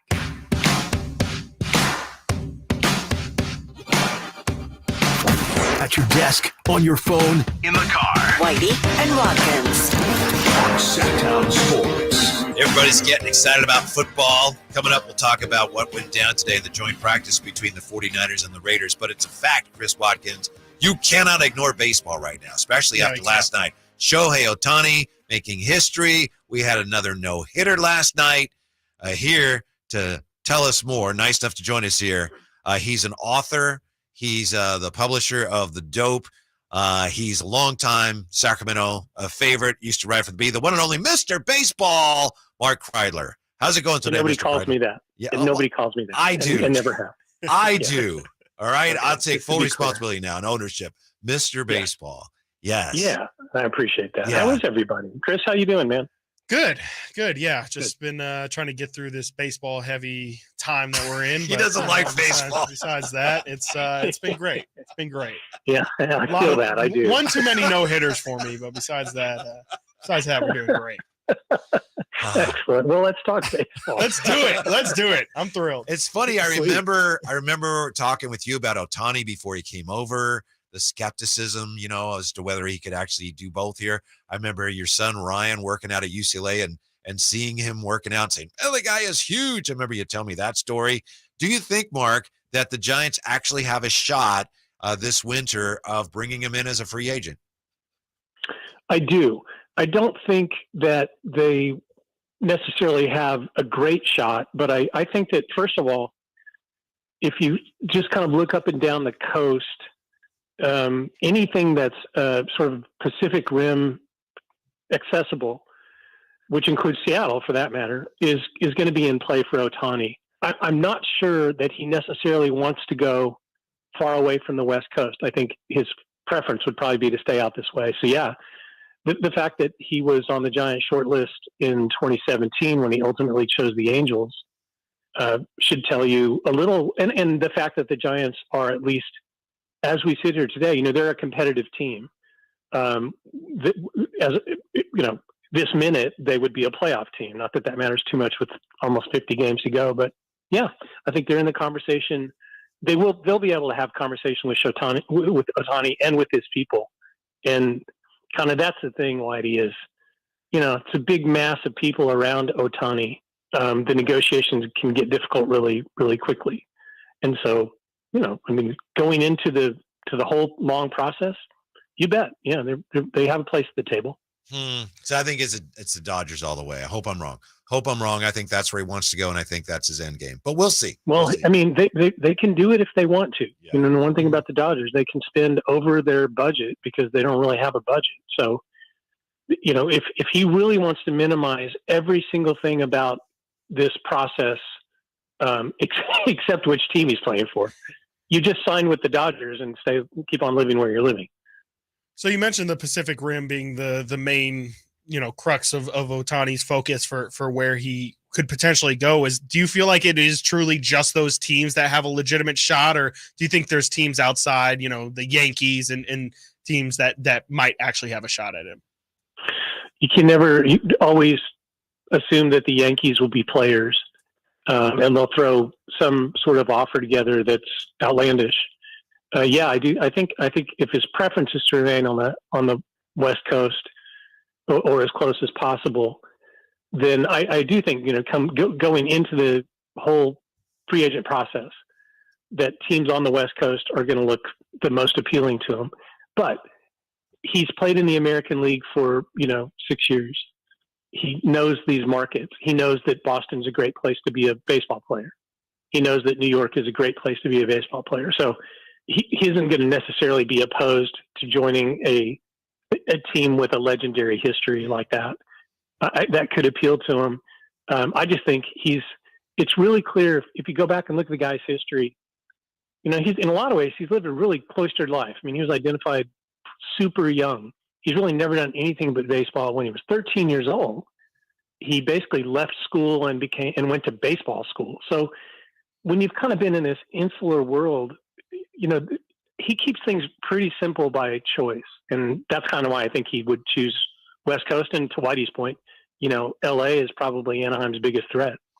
Yeah, we're catching up with Mark Kreidler, Mr. Baseball. He's the author of several books, including Surf's Up and the baseball one. Yeah, and that's Wrestling also is one of my favorites. That's right. Yeah. That's Grappling in the revised edition. That's Grappling. Okay. Yeah. Do you have this may be a dumb question. I apologize. Do you have any idea what the winning bidder is going to end up paying Ohtani? I mean, how high do you think this reasonably could actually go for his services? Well, he's not 25, I mean, he'll be coming up on his age 30 year. So let's presume 5 to 7 more years of, insanely high value. And even that, you can see that the Angels are protecting him on the mound in a sort of really, really concentrated effort to, retain that effectiveness on the mound for as long as possible. Anybody who's pitching every 6 days is being handled very carefully.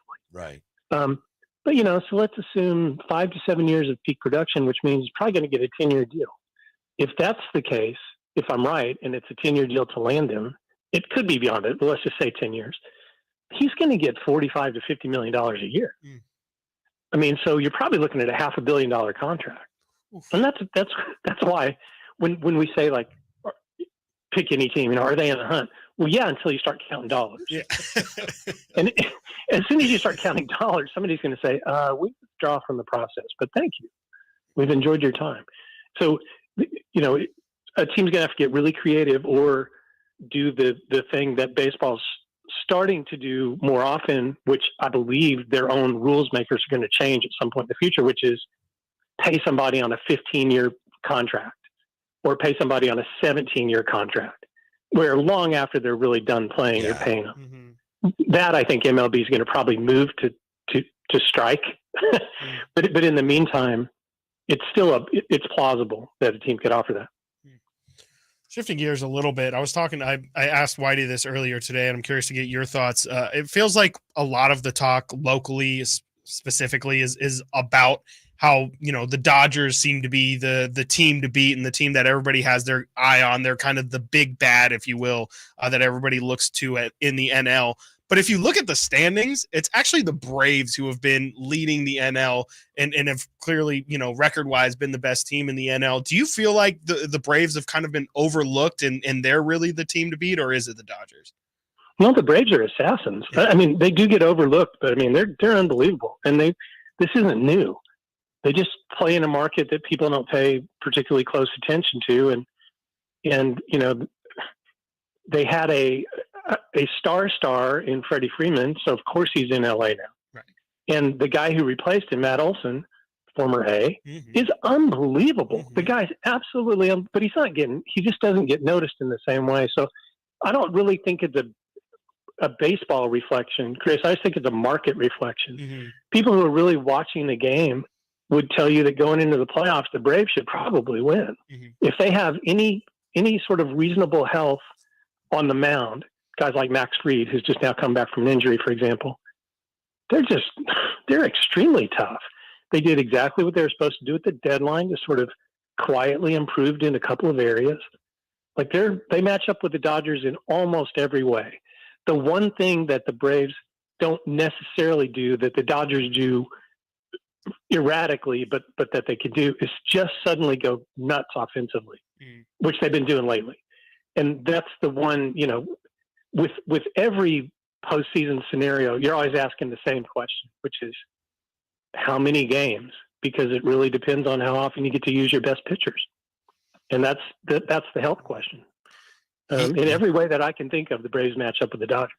He doesn't call himself that, but I call him Mr. Baseball. One only Mark Kreidler. Yeah. Make sure you check out. You miss his writing in the B. Check out the Dope, his blog, tremendous sports writing. Thank you, Kreids. Appreciate it very much. Talk to you again soon.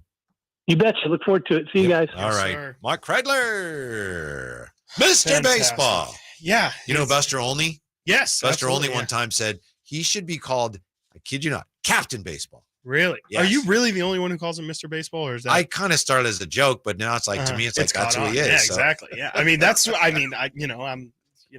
listened to you guys in the past, and I've always That's heard what I him call him. referred to as Mr. Baseball. It's Yeah. one of those things that you just kind of spoke into existence.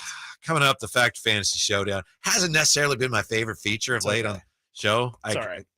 It's tough. It's okay. Yeah. It's okay. You'll find the other side. It's like I'm telling playing you. golf when it's like you can't figure it out. That's what it's like for me right now. But then once you figure it out, it's just I like, don't this is know. the easiest game ever. What was I ever struggling with? Brock Purdy's NBA comp coming up in the Factor Fantasy Showdown next. Whitey and Watkins, Sactown Sports. Whitey and Watkins. Sactown Sports. It's the Golf to Go Hour with Frank LaRosa. Thursdays at 6 p.m. and Saturdays at 8 a.m. on Sactown Sports. Get the latest on equipment, area courses, people who play the great game, and plenty of good conversations about golf. Golf to Go. Thursdays at 6 p.m. and Saturdays at 8 a.m. on Sactown Sports. Golf to Go is brought to you by the Hagen Oaks Golf Super Shop, America's most awarded golf facility. Nature Wood Home Furnishings, where it's all about choices and always about quality. Whitey here reminding you that not all grills are created equal. Enjoy the prime grilling season today with a new lifetime warranty Napoleon Prestige line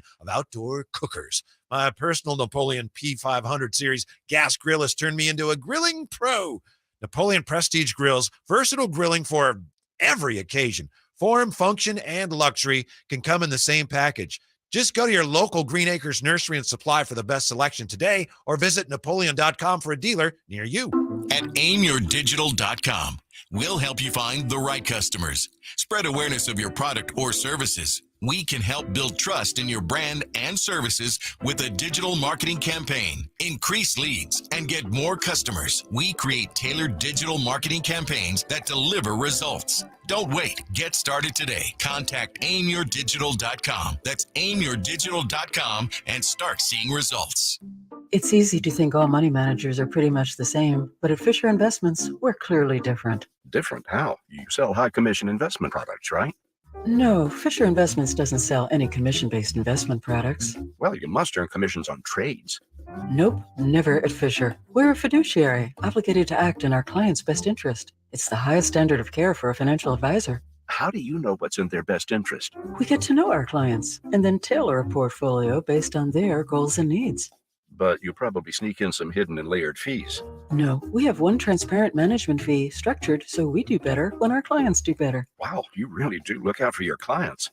That's because our top priority is helping them achieve a comfortable retirement. It might be why most of our clients come from other money managers. Visit FisherInvestments.com to find out why investors like you switch to us. Fisher Investments. Clearly different money management. Investments and securities involve the risk of loss. The PGA club fitters at the Hagen Oaks Player Performance Studio know that golf should be fun. They also know that players of all abilities will hit the ball farther and straighter, play better golf, shoot lower scores, and have more fun if they get fitted before they purchase golf clubs. Hagen Oaks delivers the same technology and major brands used to fit PGA and LPGA professionals. See how the game can be even more fun. Hagen Oaks Player Performance Studio fittings are available 7 days a week. Make yours today by calling 916-808-2531. That's 808-2531. I'm James, Senior Apparel Designer, and this is Behind the Design with Brothers and Sons. Brothers and Sons is a brand that is just a guy who loves the outdoors, really playing up the comfort in the touch of fabrics and then just making sure it has that durability. We are creating uniqueness and opportunities with design and fabrics and function. Brothers and Sons, only at Boot Barn. Want the best movie experience in town? Join Sactown Sports' IMAX Pass by visiting SactownSports.com and sign up today. You can win tickets to see this week's film at the Esquire IMAX Theater. Are you tired of your tee shots ending up in the adjoining fairway while the rest of your foursome is hitting it down the middle? Well, experts will tell you that being properly fitted for golf clubs will help you strike your drive center cut. The Hagen Oaks Player Performance Studio and its team of trained PGA professionals are ready to help you get rid of your banana balls and duck hooks. Hagen Oaks Indoor-Outdoor Player Performance Studio fittings are available 7 days a week. Make yours today by calling 916-808-2531. That's 808-2531. Check out Whitey and Watkins now on YouTube. Search Sactown Sports and watch the show from your desk. I don't know if this is the summer of Steph or the summer of Shohei. Our current Sactown Sports poll, YouTube poll, who is the most must-watch athlete right now? Thank you, Chris Verlaud, for posting this, and thank you for your participation. Shohei at 43%. My goodness. Early voting. Running away with Mahomes, 13%. Steph Curry, 17%. And then Messi at 26%. That's not surprising. You guys know that Ohtani's my guy, but all he's done is hit and play and hit and pitch. Steph has won basketball games, he's won golf tournaments, Allegedly won golf tournaments. Putting on a performance at Chase Center on stage. He was on the Hot Sauce show. Came out with a documentary. Yeah. Most likely will win an Oscar for it. Okay, let's slow our roll here for a second, brother. Okay. Yeah, I mean, unfortunately, it definitely has been the summer. Steph's running for third. other reasons. He's running third in the poll, though. Well, he's getting old nowadays. If you look at that old list, news. Steph Curry is the second oldest person on that list. I forgot that Messi was on there. But it's also what have you done for me lately? Ohtani made history last night. Steph was on stage with Paramore, like 3 nights ago? Yeah. That's old news now. Come on. Yeah, dude. Yeah. Exactly. Yeah. What have you done for me lately? All he's done is ask for attention and get it recently, but it's like he's trying to distract us from the fact that he lost in the second round of the playoffs, Or Mahomes. Can't catch a break. I know, man. Come on. Patrick Mahomes? No love? Right now it's time for the Factor Fantasy Showdown. Oh, yeah. All rise for the honorable I'll stand today. Judge Verlaud. Appreciate it. You may be seated. Thank you, Your Honor. Thank you. All right. I'm trying to remember who we started with first last time. Let's go with Chris. You're going to start this off. Okay. Brock Purdy's NBA comp is a point guard like Josh Giddey. Fact or fantasy? I have this as a fantasy. I could see how you could say Brock Purdy is one like a point guard. I think I compared him to someone like Ricky Rubio yesterday in the more of the sense of that's the style of quarterback that Shanahan prefers. But how about as an NBA comp, Keegan Murray? Now stay with me for a second here. It's more of the fact that they had their rookie seasons and they definitely showed that they are more than capable of fitting in their leagues. It's just, what are they going to give us? What's going to be the big jump that they have in the second year? And I think I think that Purdy is definitely primed to show that he's not just a game manager, somebody who's only hitting wide open guys. He wants to show the expanded ability that he has, much as Keegan Murray, who last year showed he can definitely shoot the ball, but can he put the ball on the deck? Can he, make contested layups? He's got to show us something else, but there's definitely a sense of that guy definitely belongs. Let's see here. I'm sorry. I don't have my script. I apologize. Brock Purdy's NBA comp is a point guard like Josh Giddey. Fact or fantasy? I apologize, Your Honor. Yes, that is a fantasy. Also, I noted that Chris, he didn't believe what he was saying because his voice got higher. If you really listen, his voice started to get a little higher there. Like, no, listen here. I'm telling you. Yeah. Seriously. Brock Purdy's NBA comp. It's a simple one. I won't take up a lot of the court's time. Brock Purdy, last player selected in the draft, Mr. Relevant. Oh, he's never going to amount to anything. Wow. Well, has that ever happened in the NBA draft? Who does that remind you of? Ladies and gentlemen, 2011-2012 season, last player picked in the draft by the Sacramento Kings, averaged 11.5 points a game, went on to have a fine career. Isaiah Thomas is your Brock Purdy comp. You don't get points for using a Sacramento King as your comp. So, Chris, you do not get the point. Whitey, you do get the point. Isaiah Thomas is the perfect choice to use. Thank you. What? Just because they were both Thank you. Whatever. You know what? No, there's more questions. It's fine. There's more meat on the bone. It's fine. With Undisputed looking for an NBA analyst to pair with Skip Bayless, the best choice would be Vince Carter. Fact or fantasy? That's for me. That is a fantasy. Vince Carter is a classy guy, and everybody loved him as a teammate, and he deserves better than sitting there having to yell at Skip Bayless. Absolutely the greatest partner would be Charles Oakley, because I get Charles Oakley, or better yet, Latrell Sprewell, because by the third time they're together, Latrell Sprewell's going for his throat, and I would watch every minute of that. So Oakley, who would punch him, or better yet, Latrell Sprewell is my answer, Your Honor. I'm going to go a similar path as Whitey. I'm also going to say that is a fantasy. Vince Carter is well loved, and he's just a little bit more respectable than to show his face on Undisputed. That's a show where you're just meant to yell and scream at each other and not really make much sense at all. And Vince Carter's actually really good at his job, and that doesn't fit anything that Vince Carter would do. If I had to put somebody in there, I'd do like Ron Artest, someone who's capable of just going completely postal at any moment, or, give him somebody like Kendrick Perkins. I'm already not watching the show, so you might as well put somebody on there that I don't want to see. So, why not Perk and just make it officially the worst show anyone's ever seen? Interesting decision, Chris, going with someone that will make you want to watch the show less. Yeah. So, unfortunately, you do not get the point. Whitey, you do get the point. All right. Much like yesterday, 2-0 lead, but we know that Chris likes to come from behind on these games. He does. I'm the Chargers of this game. Leads. All right, getting close to the final one. Davion Mitchell is right when he says De'Aaron Fox will be an MVP candidate this season. Fact or fantasy? That is on me, and I am also going to say this is a fantasy. You already know he's going to say fantasy? Yeah, I love De'Aaron Fox. De'Aaron Fox is my guy, okay? He's my guy.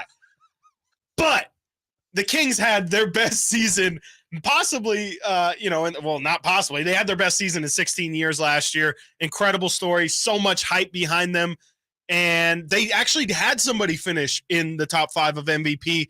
That guy was Domantas Sabonis. I think if the Kings are going to have success, it's largely because of Domantas Sabonis, unless he goes down with injury. The only way I can really see De'Aaron getting into that MVP conversation is if Sabonis goes down and he just, completely takes over, averages 30 points per game and just goes crazy scoring. Besides that, I just think Sabonis, in the role that he has in the offense, is too important and too big to deny. And I just think those two will naturally take votes away from each other. So unfortunately, no, I don't think he can be a part of the MVP conversation. Davion Mitchell is right when he told the Moose and Doe show that De'Aaron Fox was going to be an MVP candidate this season. That is a fact. That's the fact, yeah. And the main reason for that is that people now are aware around the league of the Kings. Look at the accolades that De'Aaron Fox and Mike Brown earned last year. And my esteemed colleague or opponent, Mr. Watkins, is right. Sabonis is kind of the foundation. He does the dirty work, but De'Aaron Fox is seen as the star of this team as his team continues to ascend, and he continues to lead them in the unique way that he does. He will get more and more attention. I don't think he'll win the MVP. He's not there yet. But as more and more people pay attention to the Kings, and what's the first thing you notice about the Kings? Man, that De'Aaron Fox will be an MVP candidate this year. And then within the next few years, maybe he'll actually win it. Guys made some great points. I agree with you, Chris. I just don't think he'll have I think the team will be so good that he's going to get votes taken away from him. I just don't see it. Chris, you get the point. Unfortunately, just a 1 point. Whitey with the win today in fact or fantasy. Yes. He ended the streak. Thank you. I feel like I won today. I feel like this is really going to you feel like you won. Well, then that's all that matters. You can feel however you want. I don't know, man. I really felt stronger about my arguments today. I liked my Keegan Purdy comp, and it was a great comp. Thank you. I appreciate it. It just wasn't the best comp. I don't think you sold it, frankly, as your friend. Like I you said, my voice got all a little bit. Yeah. I just wanted to say Keegan Murray and Brock Purdy are so similar. What, did you even offer like a counter? Who Isaiah Thomas? Just because they were last picks together, that's and it. They were really good. Yeah, that's all. That's the only reason. Okay. No, thank you. Noted. Maybe you took it easy on me today. Yeah, I think so. I appreciate it. Friday is the show that really matters. Everybody knows that. Really? Yeah, because you get the weekend crown. You know? Yeah. You get to hold it for 3 days. It's like when the kid has to take the hamster home from school. Exactly. I forgot that was a real thing that used to happen in elementary school. Thank you, Your Honor. And thank you, Chris. Well played. You're welcome. Yeah, you're welcome. You're not, I gave that one to you. You're welcome. Yeah. Not too happy about it, are you? I'm not thrilled. I'm definitely not thrilled about it. Coming up next, the 49ers. This is not great news. They suddenly are dealing with an unexpected roster opening. The unfortunate details, we have them for you next year. Whitey, the winner today. Whitey, the winner. Watkins, what happened? Sactown Sports. Whitey and Watkins on Sactown Sports. Will Brandon Ayuk emerge as a star in the Bay this season? Now going to throw for the end zone, wide open, Brandon Ayuk. Can Fred Warner lead the Niners defense to another deep playoff run? And Fred Warner with the INT. Pick City, baby. Will Brock Purdy hold on to his starting quarterback job? Purdy going to drop back to pass, try to run forward and go to the end zone standing. Down and Purdy, baby. Tune into Niners at 9 every day on the Carmichael Dave Show with Jason Ross. On Sactown Sports and SactownSports.com. All new spring deals are here at Lowe's. Start planting your garden this weekend with Bonnie 11.8-ounce vegetables. Buy 4 for $10. Plus, liven up your patios and decks with fresh blooms. Select 1.5-gallon hanging baskets or 2 for $20. Lowe's knows spring. Lowe's knows home improvement. Offers valid through 5/17. In-store only. Actual plant size and selection varies by location. While supplies last, excludes Alaska and Hawaii. There was always a crowd gathered around our dining table when I was growing up. Hi, I'm Frank LaRosa with a word about Naturewood Home Furnishings. Everyone was welcome at my mother's table, so holidays, birthdays, and celebrations always included family and friends. I used to think I was the most popular kid in the neighborhood until I realized that my friends were really there for my mother's incredible cooking. Years later, when I bought my own dining table from Naturewood, I made sure it was large enough to make friends feel welcome. And right now, during Naturewood Home Furnishings Dine in Style sale, you have an opportunity to find the perfect dining room furniture to help you create your own treasured memories. Choose from casual to formal or anything in between. Visit Naturewood Home Furnishings during the Dine in Style sale off Highway 50 at Hazel. Look for the water wheel. For nearly 20 years since Bartley Cavanaugh Golf Course opened near the banks of the Sacramento River, it's been Sacramento's #1 course for fun. Perry Dye of the famous Dye family of golf course architects designed the course to be an easy walk, but motorized carts are available as well. You and your friends of all abilities will find Bartley Cavanaugh featuring a brand new tap room is a great place to play golf. After your round, relax on the outdoor veranda overlooking the course with a cold beverage or a tasty meal. For tee times, visit BartleyCavanagh.com. It's Sacramento's #1 course for fun. What's up? We're talking to Chad Hoblet of Hoblet Dodge Chrysler, Jeep, Ram, and Woodland. Chryslers make this the summer sales events going on right now, but why drive all the way to Hoblet, Chad? Because if you go somewhere else, you're paying too much. No one beats Hoblet when it comes to price and service. Right now, you can save nearly $16,000 off MSRP when you lease a new 2023 Jeep Wrangler 4xe. There are so many to choose from and even more lease options. If you need a Jeep that will get you where you need to go and save you money on gas, this is the Jeep for you. You have any of those Jeep Gladiator trucks, Chad? My buddy loves his. Yes, we do. And you can save up to $7,500 off MSRP on a new 2023 Jeep Gladiator, with prices starting at $2,000 below employee pricing on certain models. Plus, no one beats Hoblet's service and overall selection. Stop by Hoblet Dodge in Woodland today for a test drive or see their entire inventory online at HobletDodge.com. Unbeatable prices, unbeatable selection. Nobody beats Hoblet, period. $15,900 total net savings for lease option only after $12,250 factory rebates and $36.50 dealer discount. Rebates include $7,500 federal tax credit. Consult your tax professional for details. Lease offer subject to approval through Stellantis. $7,500 total net savings on 2023 Jeep Gladiators in stock after $7,500 dealer discount. At least $2,000 below factory employee price. 5 each net savings. See dealer for details.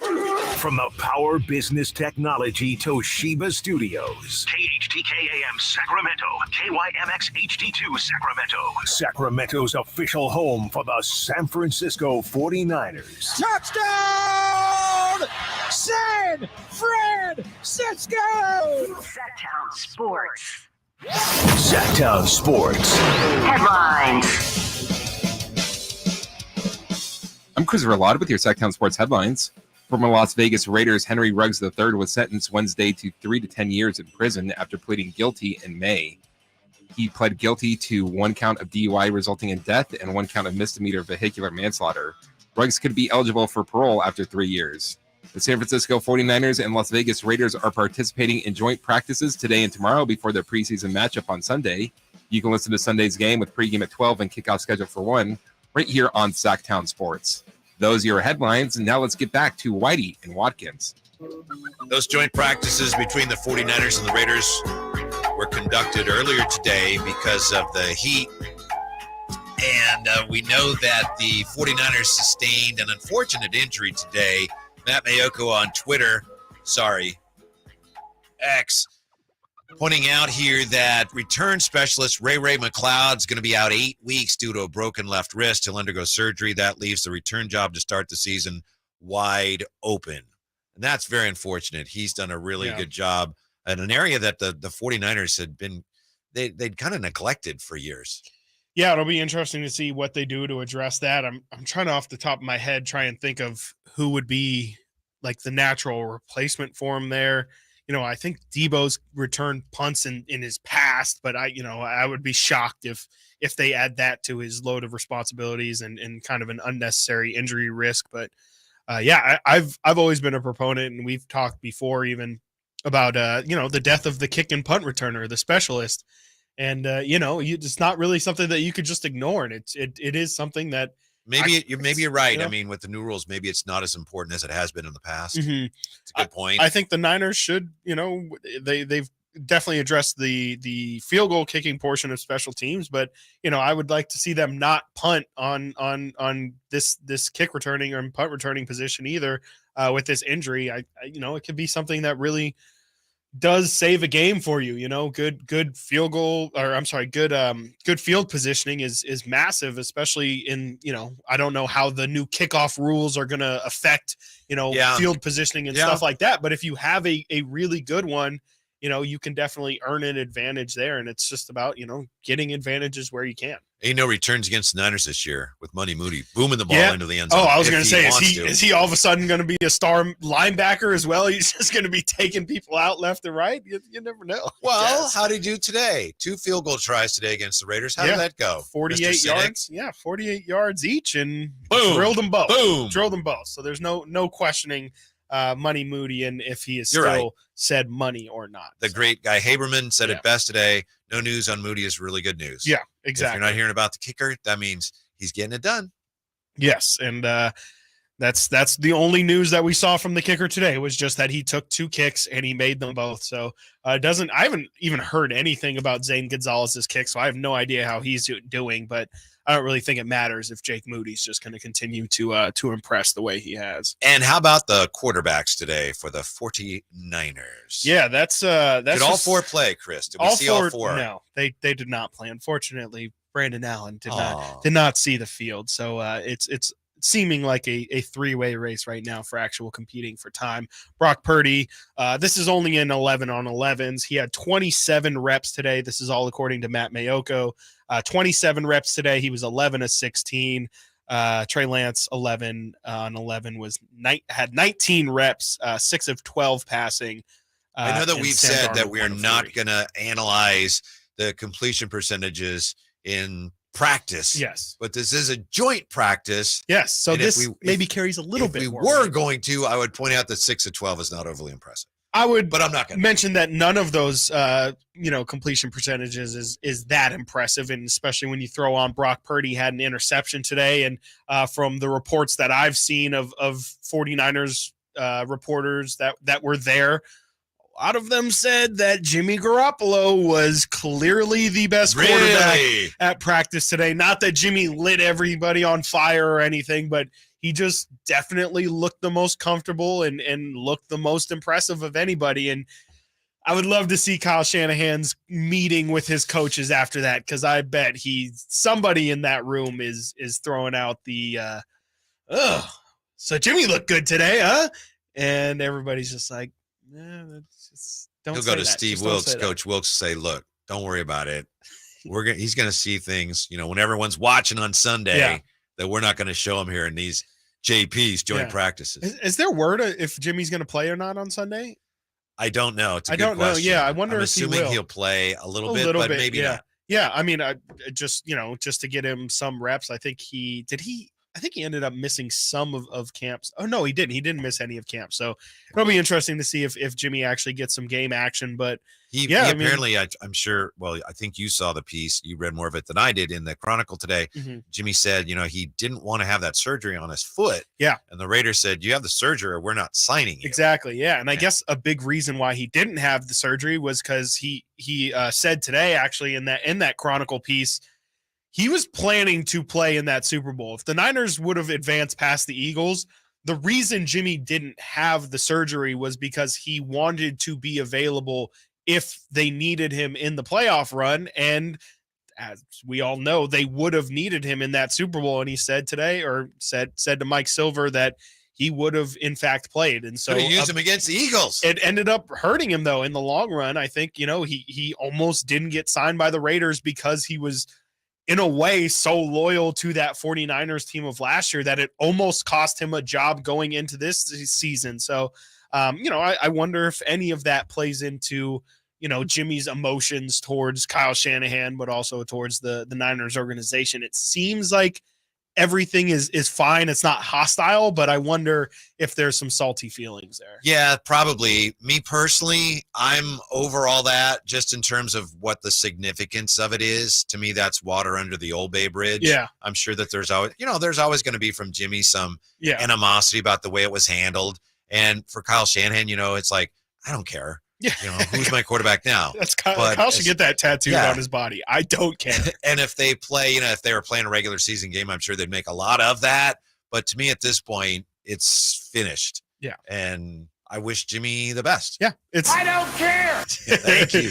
Yeah. I hope that this kind of gives me a little bit of, a Tyrese Halliburton Kings vibes where it's just like they have to keep talking about each other because of the connection. But I think themselves and everybody else around it is like, okay, like we're all tired of hearing and talking about this. Can we just, like you're saying, can we just move on and just admit that both of us are fine in the situations we're in now? The biggest question out of all that to me has already been answered. The biggest question is, could the 49ers, would they play for the next guy the way they played for Jimmy? Yeah. Because you can see, and he talked Jimmy, about it. man. Yeah. They rallied around Mhm. the fact that he was having troubles keeping his job, and he was the quarterback. Then he Got wasn't. cast aside. Yeah, and he and talked then about came that, in and then mid-season. he said together we dealt with all that. Mhm. And to me, they showed last year that they were willing to play the same way for Brock Purdy. So that's all that matters. Yeah, exactly. There's that no like the locker well, room is we what want matters, Jimmy right? back. Yeah. The organization is how they feel about it is kind of doesn't really matter. What truly matters is how the guys in the locker room feel and how they play. How they play for him. And, I think both guys, like you're saying, had the respect of the locker room and really, again, the important thing is that both locker rooms believe in their guy. And, it seems like it's happy for everybody. Everybody can move on and be happy. And the way that Brock Purdy be good took in over their the situation. huddle and just was in charge from day one. And I know everyone's pointed this out and everyone who's followed it knows this, but it was quite remarkable. The last pick in the draft stepped in and like, all right, here we go. And his Doesn't teammates happen. said, he was in, it's not an easy thing to step into a huddle Right. and it's like stepping into a conference room, when you're the youngster and Right. you're giving a speech and you have command of the room. Yeah, exactly. No, it's not easy at all, especially in that had to be earned. It wasn't just, oh, Brock came in and he played well. Oh, he's got my respect. Like he earned that all the way in preseason and in training camp and OTAs. He earned that even. when he was hurt in Seattle and still played with bad ribs, Yeah. where apparently right before the game, right before the game, he didn't know if he could throw. Yeah. And not only did he play well, but he ran for a first down. Right. Yeah. And then that's at that point, if your player's like, okay, I gotta respect I'm with this guy. Yeah, it doesn't matter what you feel about Trey or Jimmy or any of those guys. At that point, it's like this guy's I'm giving us riding with him. everything he's got, and as long as he's our guy, he's going to be my guy. So I definitely think, and I think that's a big part of why Brock is just going to be inserted into the QB1 spot, no questions asked, and there was never any wavering on that because I don't think Trey ever had the full command of that locker room or the respect of, all of his players. And Brock clearly had it from the moment he stepped in all the way to his last moment. Maybe last Brock's season. numbers would have been better today if George Kittle had played, but George Kittle is hurt with an adductor strain. Yeah, definitely would have helped. But, these injuries kind of end up happening now. And, I'm sure the Niners are just being hyper cautious. And, that's definitely the right move for a guy, especially a guy as important as Kittle and as veteran as Kittle. You just want to get that. It's certainly understandable. Yeah, you just want to get that guy ready for week 1. It's almost better that he gets hurt early in the preseason. So it's just like, let's shut him down. I mean, Kittle wasn't going to play any actual preseason games anyway, but just put the kid gloves on until the regular season starts with him. He's going to be fine. He's been here long enough. So the reps today, Brock Purdy 27. This all according to the truly great Matt Mayoko. Trey Lance 19, Sam Darnold 9, Brandon Allen 0. And I think before we read too much into that, we'd have to see if those numbers are the same tomorrow, right, or if they have some of these guys flip-flop on the reps tomorrow. Yeah, I think I wouldn't be surprised if Purdy just doesn't. We're not going to see him either Sunday or tomorrow. Right. Or both. I'd be surprised if we see it. Well, they already did say they're not going to play him Sunday. I want he's not playing every third day. So they could, if they wanted to, practice him tomorrow. But to your point, especially as you're getting ready for the actual game itself on Sunday, it does make a lot of sense to probably just go with the guys who are probably going to play and get as much reps in as possible. And I think you mentioned it earlier. I wouldn't be surprised if Sam Darnold's the one who has more reps than Trey Lance tomorrow, just because, today was Trey's day. Clearly, I mean, he had a significant more amount of reps than Darnold did, but we know that Darnold is just as much in the competition as Lance. But it looks like from this that Trey is starting Sunday, and he should be. He's been here longer. Yeah, exactly. And you would like to see, you earned that at least. You would also like to see what he looks like with, I doubt many ones will be out there, but you want to see what he looks like with the best collection of talent out there, because that's the question with Trey is how good could this look? And I'm just glad that we'll actually have something of substance to talk about when it comes to this competition. We will actually get some real game action to try and, figure out where we feel. We haven't even seen Sam Darnold with our own eyes in this offense. We have thoughts of what it might or what it does look like, but we haven't actually been able to see it for ourselves. I have to check where the 49ers are playing this year. Are there any haunted hotels that they'd be staying in? I hear Oklahoma City's got one. They're clear of that, but the Skirvin. That's the Skirvin. Yeah. It's like a historically so factor in figuring out what Brock Sam Darnold Darnold may or may not do. I'm sure there's haunted hotels in Vegas. I would almost guarantee. Scary stuff, man. Scary stuff. Sam Darnold hasn't thrown an interception yet in camp, or has he? That's next. Whitey and Watkins. Right back with that on Sactown Sports. It's Whitey and Watkins on Sactown Sports. It's the Carmichael Dave Show with Jason Ross. Most of the people that have won the MVP of the G League had little to no career in the NBA, and most you wouldn't even know. And Cade is right there.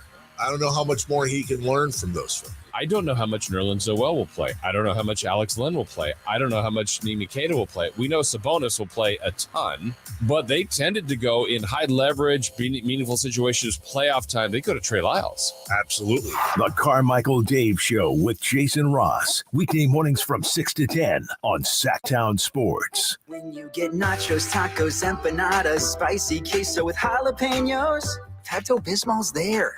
Pepto-Bismol provides fast, effective relief from nausea, heartburn, indigestion, upset stomach, and diarrhea. All the things that can happen unexpectedly on vacation. So before you travel, pack the Pepto. Pepto-Bismol. When you have nausea, heartburn, indigestion, upset stomach, diarrhea. Use as directed. Keep out of reach of children. Ray Magliozzi here for eBay Motors. Okay, easy now. You're teaching a kid how to parallel park. Ouch! Turns out he likes to do it by feel.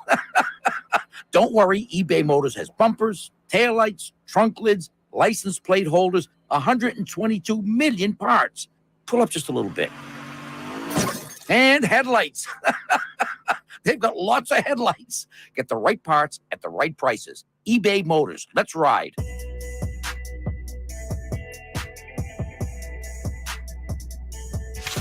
Download the Sactown Sports app and listen to Whitey and Watkins on your smartphone. What kind of strange hold does Sam Darnold have on Kyle Shanahan? This is Sam Darnold. We've all seen what he can do, what he can't do. Yes. And Emphasis on what he can't do. He has a shot to supplant Trey Lance as the backup. It's weird. It is on a team with Super Bowl aspirations. Sam Darnold. Yeah, it's a it's really just not a good look for Trey. I mean, the fact that they are so close in this competition, I think it definitely really speaks to maybe how far back Trey Lance was and has been and even is still now. The fact that it seems to be a legitimate competition between the two. Mm-hmm. It's not great. We have part of the answer, at least. We'll get to that in just a moment. First, want to go to the phones, 339-1140, 1-800-920-1140. The one and only JR has been standing by. Let's go to JR here on Sactown Sports. What's up, JR? What is going on with Sam Darnold? How does Sam Darnold have a chance to be the backup quarterback? He's gorgeous. Have you guys seen a picture of that guy? He's so handsome. He's not so he's not Jimmy G. He's not like Subway commercial level. Right. But, he might be more like a Fire Subs or some kind of commercial like that. Yeah. Yeah. What do you think about that, Christopher Watkins? Yeah, I think he could be a Quiznos guy for sure. Maybe Blimpies. Blimpies. Do they still have Blimpies? Yeah. They do, I think, at gas stations. I think that's where you find Blimpies sandwiches. But, hey, yeah, I think that's all right. But let's talk about how gorgeous Jimmy G looks in a Vegas. Hate to say this, in a Raider uniform. Yeah. Two Niner fans are totally rooting for him. I mean, I'm totally rooting for the guy. I agree. You know what? How could you not like that guy when he was there? And he got us to the Super Bowl. And what's his name? Didn't do alligator arms with the friggin' long ball. He probably would have caught it. Emmanuel Sanders, he gave up on that ball. Stopped. He stopped totally and gave up. Coming back towards the line of scrimmage. Yeah. Oh, my God. He had his hands in his pocket like when you would go out to lunch with me and not pay for the check. That's a total Whitey move right there. I'm not denying that. Yeah. You're not denying that? No, I wouldn't Hey, deny so real quick baseball there, Christopher Watkins. Last night, Whitey? Yeah. Watching that game, you know what I was waiting for? Baker to come out of the friggin' dugout and pour Ortiz in the sixth inning. Yeah. Oh, my God, I was having flashbacks. All right. Great show. Jay Ross did a good job pairing you two together. We'll see you. Bye-bye. Thank you. Yeah, that was the old flashback to the Angels-Giants World Series. What's that? What happened there? Where Russ Ortiz was pitching really well in Game 6, and the Giants looked like they were going to win the World Series. Uh-huh. And Dusty came out and to take out Ortiz, and instead of taking the ball to give it to the next pitcher, he gives it to Ortiz like as a souvenir because, we just won the World congratulations, Series. Yeah, and they didn't win that game. And then they can't do that. Yeah. Really, Scott Spezio with a big hit. Angels came back, and they won from there, and that was it. And I actually talked on this station, talked to Dusty about that. And Dusty, me and Mark Kreidler were talking to him. Dusty said, I knew people were going to criticize me for that, and I didn't care. So I was aware of it. I knew what I was doing, and it didn't work out for us. But that had nothing. It's not like I jinxed us or anything. Was that one of those things that just kind of like you were talking about earlier, like you don't let a pitcher go that, I mean, back then I feel like it was. No, it's more like you just don't like. I mean, for sure. You don't do something that makes it seem like we've won. This is a celebratory. Here you go. Yeah, you deserve that. We're good. And I mean, Dusty says, no. Probably shouldn't have done that. I'm glad. I haven't even seen the moment, and I can tell you probably shouldn't have done that. It's probably not great. It was an agonizing comeback for Giants fans, that's for sure. I'd forgotten about. I wasn't thinking about that World Series this week, JR. Thanks for bringing that up. But Ohtani, huh? Man, if the Giants get Ohtani, wow, I just can't see how they're gonna electrifying. But yeah, I heard he's just not gonna want to. I think I heard FPJ mention it yesterday when he was on with J Mars of just like it would be a really young team that he would be signing up to join. And I don't think, if you were to look at the rosters, I mean, you look at what the Dodgers have. I mean, Freddie Freeman, Mookie Betts, like they're so ready to win right now that it just feels like a really big bet to join the Giants, who have all of these young guys who you really don't know which direction they're going to go. If you look at it in a vacuum, I can see how the Giants would have some really appealing aspects of their organization. Absolutely. When you look big pictures, like Ohtani's going to the Dodgers. And maybe it's just a defense mechanism for me, and I've been trying to prepare myself for that. But he's taken batting practice in what I think the only visiting stadium on the road where he has actually gone out to take batting practice is Dodger Stadium. Why? Right. He's like, ooh, Dodger Stadium. Yeah. That's where he wants to go. That's where he always wanted to go. You don't think like Seattle maybe is a dark horse? Or I think his mind's already made up. Then he'd have to live in Seattle with the people from Seattle. Well, that's the whole Ichiro thing, right? Ichiro played there. Yeah. And in San Diego, like Yu Darvish is there. And that's nice. I'm sure that's kind of cool. And San Francisco. Yeah, that's then LA, Hideo Nomo. He can't go there. I think Nomo may be working for another. Nomo may be with the Padres now. It's amazing the lengths some of these other teams are going to try to lure him in, but I just think it's odd. I hope I'm wrong. Anyway, Sam Darnold coming into this week anyway, he had not thrown an interception in 82 pass attempts this summer. So what's going on? What does Kyle Shanahan love about Sam Darnold? That's one of the things right there. That he's just not turning the ball Takes over. care of the football. Sure. Yeah. That can be one. There's one positive. Okay. How about the fact he's just not very explosive of a quarterback, not really a downfield thrower. Not that that's a massive problem in Shanahan's offense, but he's got big. I mean, he's made some big time throws. He made a big time throw a couple of years ago when he was with the Jets against the 49ers on the run. He's a gifted passer. I'm just not at all a Darnold guy. I think he's really a basic quarterback. Like I don't see him ever make tons of work down his progressions or anything. A lot of dump offs. Make me put together a Sam Darnold mixtape for you? Because I will do it. I would love to see it. I'll make one right. Yeah, I will do it. I got you. And then I will also make a counter one for you where he's just dumping it off, throwing interceptions, seeing ghosts, all that stuff. All that stuff. I would like to see a mixtape where he sees ghosts. Yeah. I think I saw that on Scooby-Doo once. Zoinks. Yeah. Huh? Ruh-roh. Well, here's an interesting thing. When it was pointed out to Kyle Shanahan Monday that Sam Darnold has not thrown an interception yet, Kyle Shanahan said, "Are you sure?" Well, that should tell you. I'll bet you guys. Are we allowed to bet on that? I thought there was a tip that a guy dove for and got. I'll check again. He's like, there's no way. That's what it sounds. He's like, look, if he has, I mean, it's been bad. You're telling me he hasn't thrown one? Come on, he's thrown at least one. And then ours, Sam Darnold. It was reported that he finally threw one, but there was kind of conflicting reports on that because the way the quarterbacks go now when they're back to throw, you're not supposed to tackle them. Right. So I think Matt Mayoko said after somebody hit him with two hands, and then he threw it downfield, and then it was intercepted. Sounds like an interception. No, he was already down. That's not an interception. Sounds like he was on his way down, and then he threw it and down. But I think Cam Inman, reading him today in the Merc, he said, he finally threw an interception. But this was before any of that, where Kyle Shanahan said, are we allowed to bet on that? Yeah. Are you sure? I mean, you could see how, that would be something appealing to him. You mentioned Jimmy G's numbers last year, 16 touchdowns, 3 or 4 interceptions. That's exactly right. If that's what he has in mind for Sam Darnold as a possibility, sure. I mean, obviously that would be great, especially as a backup, someone who's just coming in. If he can provide that level of production and not turn the ball over, sounds great. Sounds like ideal almost. But the problem is, if you look at Sam Darnold's just not. I just don't think Sam Darnold's that guy. I've never really been that impressed with him. You're not that guy, pal. Trust me. I think you're not that guy. Last year in Carolina, he had ample opportunity he was pretty to good with Carolina. lock that down. Then why isn't he there? Why did your voice go up?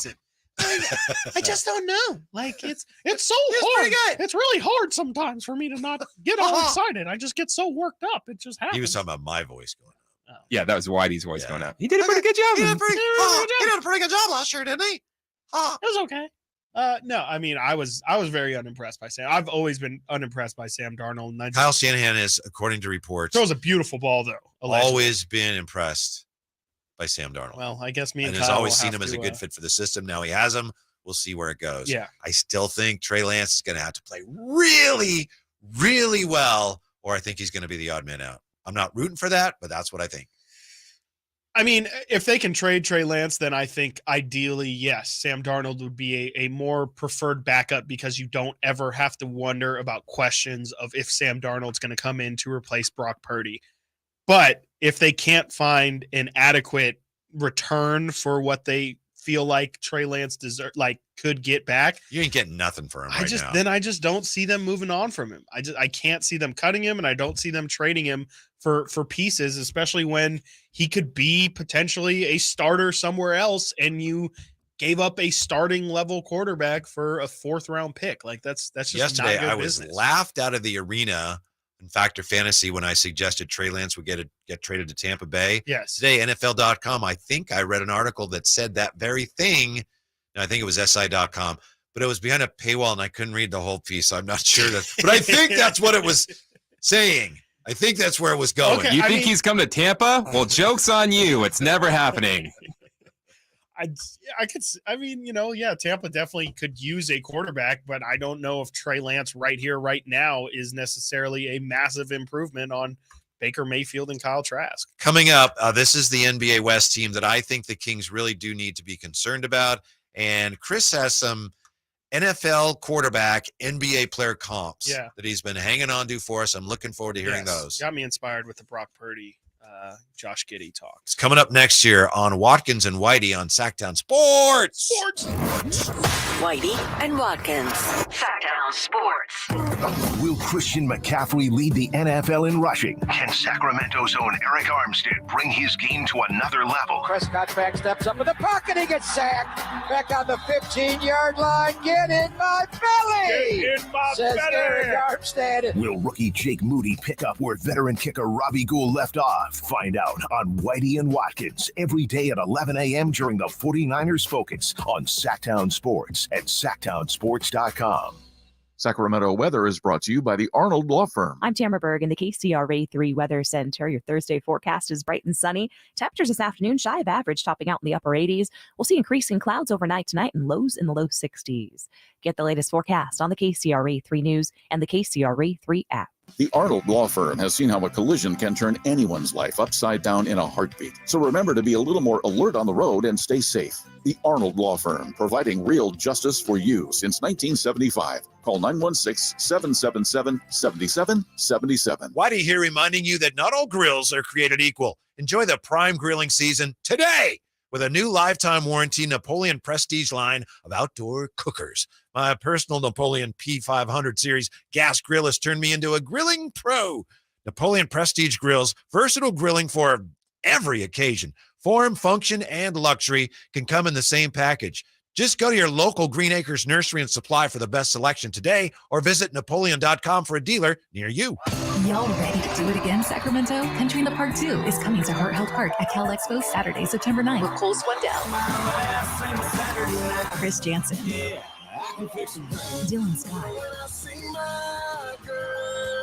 and more. Plus, a mechanical bull, line dancing saloon, and all the food. Tickets start at $40 or grab your Coors Light Y'all Access passes for $125. For more info, visit SactownSports.com. Country in the Park 2. Brought to you by Shane Company, Attic Man Heating and Air Conditioning, and the United States Marines. Relive racing history with hundreds of historic race cars at the Rolex Monterey Motorsports Reunion, August 16 to 19. Hundreds of the best, from the high-revving Formula One Ferraris and Lotuses to the ground-pounding thunder of the Cobras and Corvettes. Meet legendary drivers, indulge in delicious food and refreshing beverages, and take a spin on the Ferris wheel or go-kart to add to the family experience. VIP hospitality passes to the Legends Club are still available. Buy your tickets now at WeatherTechRaceway.com. At aimyourdigital.com, we'll help you target the right audience, build your leads, and crush your quota. Take your business to the next level. Our digital marketing strategies help grow awareness of your product or service, all while building trust in your business. Our approach involves leveraging multiple tools and strategies to deliver exceptional results that are customized to your unique business needs. Don't wait to run out of sales leads. Keep your business growing. Get started with aimyourdigital.com today. Hey, it's Carmichael Dave for my good friends at Fire Wings with some bullet points for you to remember so you can be a professional fire wing eater. Like Wings Day Wednesday, 88-cent wings each and every Wednesday. 3 flavor lineup includes 7 classic wing flavors, 7 dry rub wing flavors, 7 fusion wing flavors. It's the perfect fast casual eating establishment for the entire family. Go to firewings.com or download the app, find a location near you, order online, earn rewards. Fire Wings, just wing it. Everyone knows knows that an ounce of prevention is worth a pound of cure. Kenny and Jerry here from Bell Brothers. And that's especially true when it comes to your air conditioning system. A precision tune-up and professional cleaning costs a little bit up front, just $87, but will prevent much bigger, more expensive, and inconvenient problems later. We actually replace systems all the time from people who don't get annual tune-ups. They either forget or they just don't realize it's important. So instead of their systems lasting 12 or more years like they should, they need to be replaced in just 6 or 7 years. Don't risk it. An ounce of prevention is worth a pound of cure. Call Bell Brothers for an $87 air conditioner precision tune-up today and keep your system clean, energy efficient, and in good working shape. Our number is 916-444-1234 or find us online at thenosurpriseguys.com. That's 916-444-1234 or online at thenosurpriseguys.com. No surprise guys, Bell Brothers. Individual rates, coverage offerings, and savings may vary, subject to terms and conditions. Not available in all areas. Actual Pie customer. As a small business, we're always looking for ways that we can offer the quality product and get some cost savings. Meet Michelle from J.J. Pfister Distilling Company, a small business in California. When looking for workers' comp coverage tailored to the company's needs, she discovered Pie Insurance. We heard about Pie Insurance being geared for a small business, gave Pie a call, and ended up switching. Is your small business overpaying for workers' comp insurance? See how much you could save at trypie.com. Plus, when you sign up for pay-as-you-go billing, your premium is based on your actual payroll, not an estimate, so your workers' comp audit experience is simplified. We saved about 30% off of our workers' comp insurance when we switched to Pie. It's as easy as pie to get the savings you deserve. What are you waiting for? Ask your agent for Pie or get a quote in 3 minutes at trypie.com. That's trypie.com. Sactown Sports Headlines. I'm Christopher Ladd with your Sactown Sports headlines. Former Las Vegas Raiders Henry Ruggs III was sentenced Wednesday to 3 to 10 years in prison after pleading guilty in May to 1 count of DUI resulting in death and 1 count of misdemeanor vehicular manslaughter. Ruggs could be eligible for parole after 3 years. The San Francisco 49ers and Las Vegas Raiders are participating in joint practices today and tomorrow before their preseason matchup on Sunday. You can listen to Sunday's game with pregame at 12 and kickoff scheduled for 1 right here on Sactown Sports. Those are your headlines. Now let's get back to Whitey and Watkins. How would you like to check out Sebastian Maniscalco at Hard Rock Live? Live Nation's got you plugged to check out Sebastian Maniscalco. Hard Rock Live in Wheatland. Hit up the Folsom Lake Honda hotline right now looking for lucky caller number 7. 7! You were saying that we needed higher numbers yesterday. Oh, thank you. I decided appreciate you listening to the nonsense that I spew. Yeah, absolutely. Yeah. Caller number 7 right now. 339-1140, 1-800-920-1140. Some people think they know when we're going to do it. They were calling earlier. Like, no. You'll never find out. You'll never figure it out. But anyway, good luck.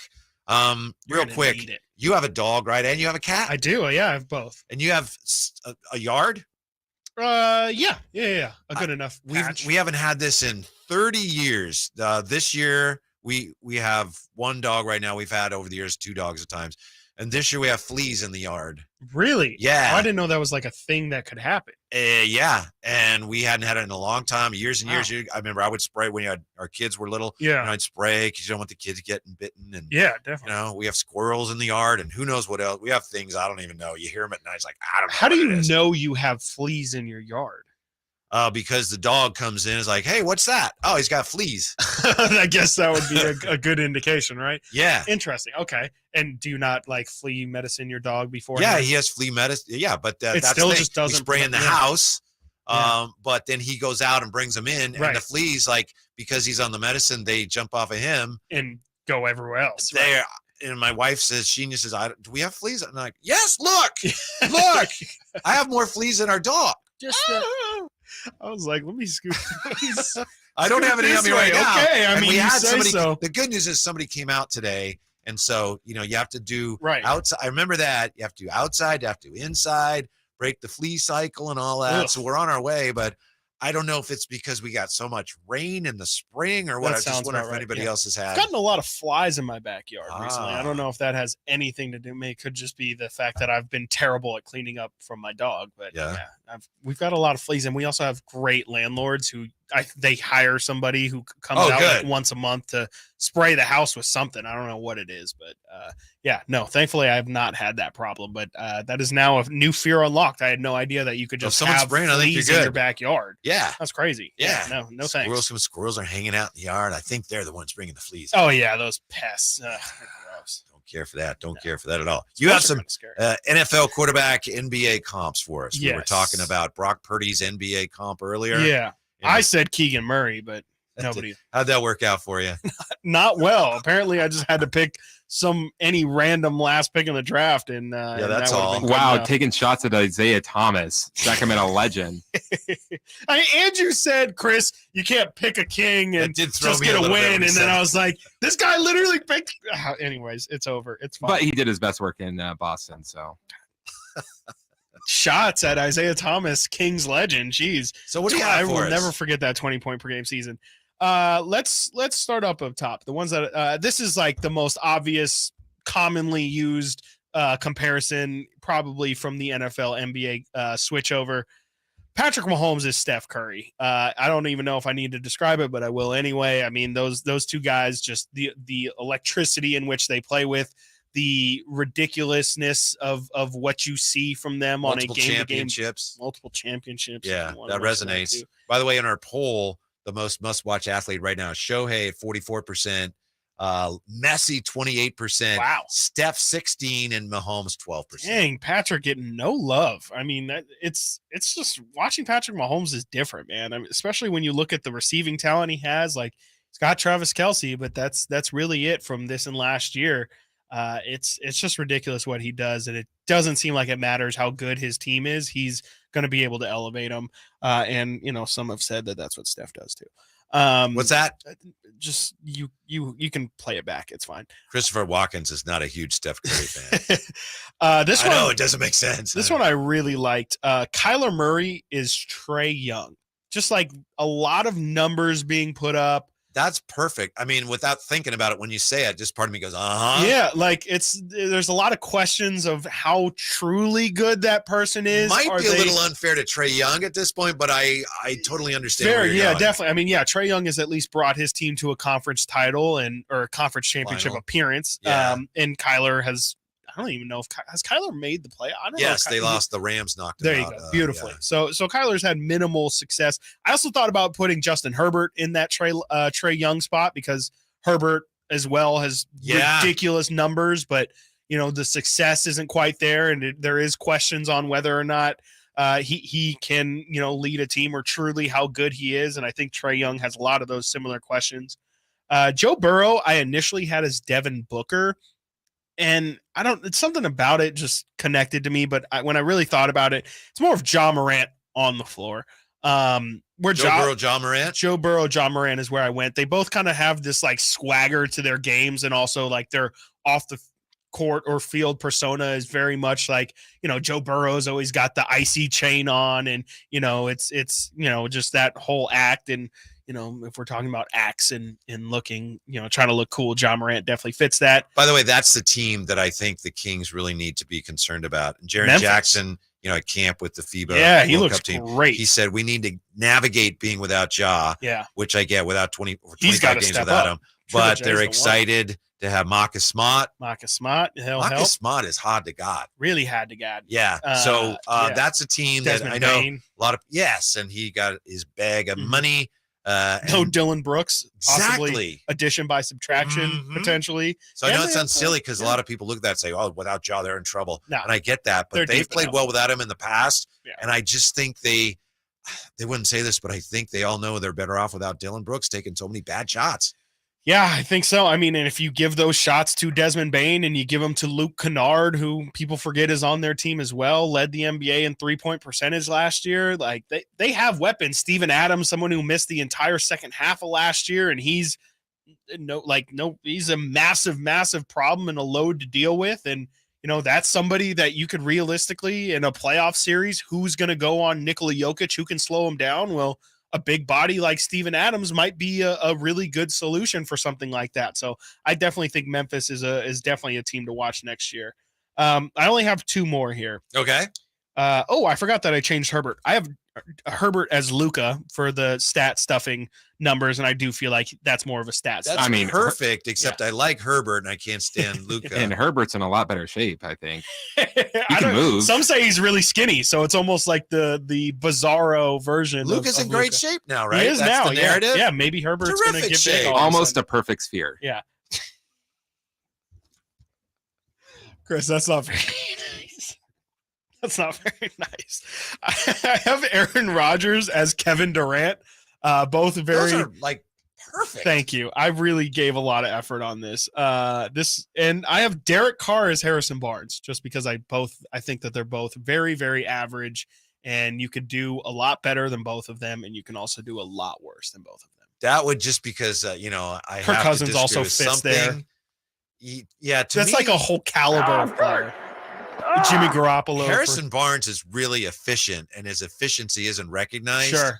I think he's better than he appears. Okay. I mean, you look at his percentages and everything and the games played. He's really solid. I'm a Harrison Derek Carr Barnes to me, hater. So I don't know that he. Are you really? I'm a certified Harrison Barnes hater, and I love the person Harrison. Should be a senator. I'd vote for him twice. But as a player, I just kind of exactly what I listed. I just feel like Harrison more times than not is underwhelming, and it's really frustrating because to me, Harrison Barnes has tons of skills. It's just rarely you see all of those skills put together in one performance. And, more times than not, it's like he has 9 points, 5 rebounds, and hits a couple threes. And If he makes that shot, the narrative's totally different. Just like if Jimmy G completes that pass to Emmanuel Sanders, the narrative is completely different. There we go. So I'll Sometimes- change from DC to Jimmy G. Jimmy G and HB, one in the same. How about that? So that's what I got. And of course, Brock Purdy that's is even Keegan better. Murray. To me, that's even better. That's fine. You went from DC to Jimmy G to represent HB. Yes. That's beautiful. Okay. Love that. Yes, absolutely. And I believe that's all of them. Yeah. So I got Mahomes, Curry, Kyler, Trey, Joe Burrow, Ja, Rodgers, KD, Herbert, Luka, Purdy, Keegan, and Jimmy G, HB. Now, do you want to see what Drapes thinks of those, or would you rather? He sometimes has opinions on some of the things you come up with. Yeah, I think I'm good. I think I'm good. Unless, all right, if we want to, if we just want to set me up to get flambé. No, we don't want to do that. I already told you. In my opinion, those are. You know what, go ahead. Yeah, because your opinion is the only one that really matters. Oh, I So appreciate sure. it. We'll see. just have him. roast me Kyle Draper joins us for the crossover. Next, Whitey and Watkins heading down the home stretch on Sactown Sports. Whitey and Watkins on Sactown Sports. Catch the Oakland A's every weekend on Sactown Sports. Friday nights, Saturdays, and Sundays. Sinking, that's going to get down for a hit. Around third to score is Tony Kemp. And the A's have taken the lead. Edge of the track, makes the catch. And the Athletics get a great win. Sactown Sports, your weekend home for the Oakland A's. Sactown Sports coverage of the Oakland A's is brought to you by Xfinity 10G, the next generation network. Hey, it's Carmichael Dave, and I recognize, just like my friends at American Energy Heat and Air, that your time is important. And that's why shopping for a new air conditioner is now easier with American Energy Heat and Air's online quoting tool. All you have to do is go to AmericanEnergyAir.com and get an instant quote right now. It'll help you determine what system you're going to need to get. It'll provide the best pricing options, all from the comfort of your home without having to have somebody come to your home. You know how annoying that is? They come in and everybody there is so sweet and nice, but how much better is it to be able to get it on demand? Visit AmericanEnergyAir.com. Check out how easy it can be. Or if you want to give them a call and talk through what your needs are, 916-520-9990. That's 916-520-9990 or AmericanEnergyAir.com. Call 916-520-9990 now. From local town councils to Capitol Hill, agents who are realtors are standing up for what's right. We're here protecting property rights. Here advocating for the issues that affect our neighborhoods. Here championing fair and equitable housing for all. Because we are realtors, bound by a code of ethics, driven to serve our communities. We're here for it all. Here for you. Realtors are members of the National Association of Realtors. That's who we are. If you own a small to medium-sized business that kept employees on payroll through COVID, you may have a big cash refund waiting for you. The Employee Retention Credit is a tax credit of up to $26,000 per employee. And now, more businesses than ever qualify. The experts at RefundsPro.com specialize in cutting through the red tape of qualifying for this government program. Most of their refunds are over $100,000. Even businesses that have received PPP funds may be eligible. And there are absolutely no fees unless you receive a refund. So there's no reason not to apply. If your business experienced shutdowns, limited capacity, supply chain challenges, or reduced revenue due to COVID, you likely qualify. RefundsPro.com has already helped hundreds of businesses. So don't lose the refund you're owed by missing the deadline. Get started today with a free 5-minute questionnaire at RefundsPro.com. That's refunds with an S, pro.com. At Ashton & Price, we get injury victims to yes. Experience, yes. Ashton & Price has been around for over 25 years. No more insurance companies? Yes. Our clients focus on getting better, and we handle all the rest. Results? Yes. We've collected over $100 million for injury victims. No fee until we win? Yes. Our clients pay nothing until we win. Ashton & Price, the best at getting to yes. Remember, for the best advice, don't think twice. Call Ashton & Price. When you're young, life is full of choices. Don't let opioids like highly addictive and deadly fentanyl take away your life and your choices with just one wrong pill. Addiction is a disease that can affect anyone at any age, but there is a choice to get help for this disease. Find medically proven treatment options, including virtual, at choosemat.org. Guys, your testosterone level impacts your energy, drive, weight, hair loss, and even ED. Revive Men's Health Sacramento will check your T level for free. For your free T level check, exam, and consultation, call 916-277-8599 or visit revivemenshealth.com.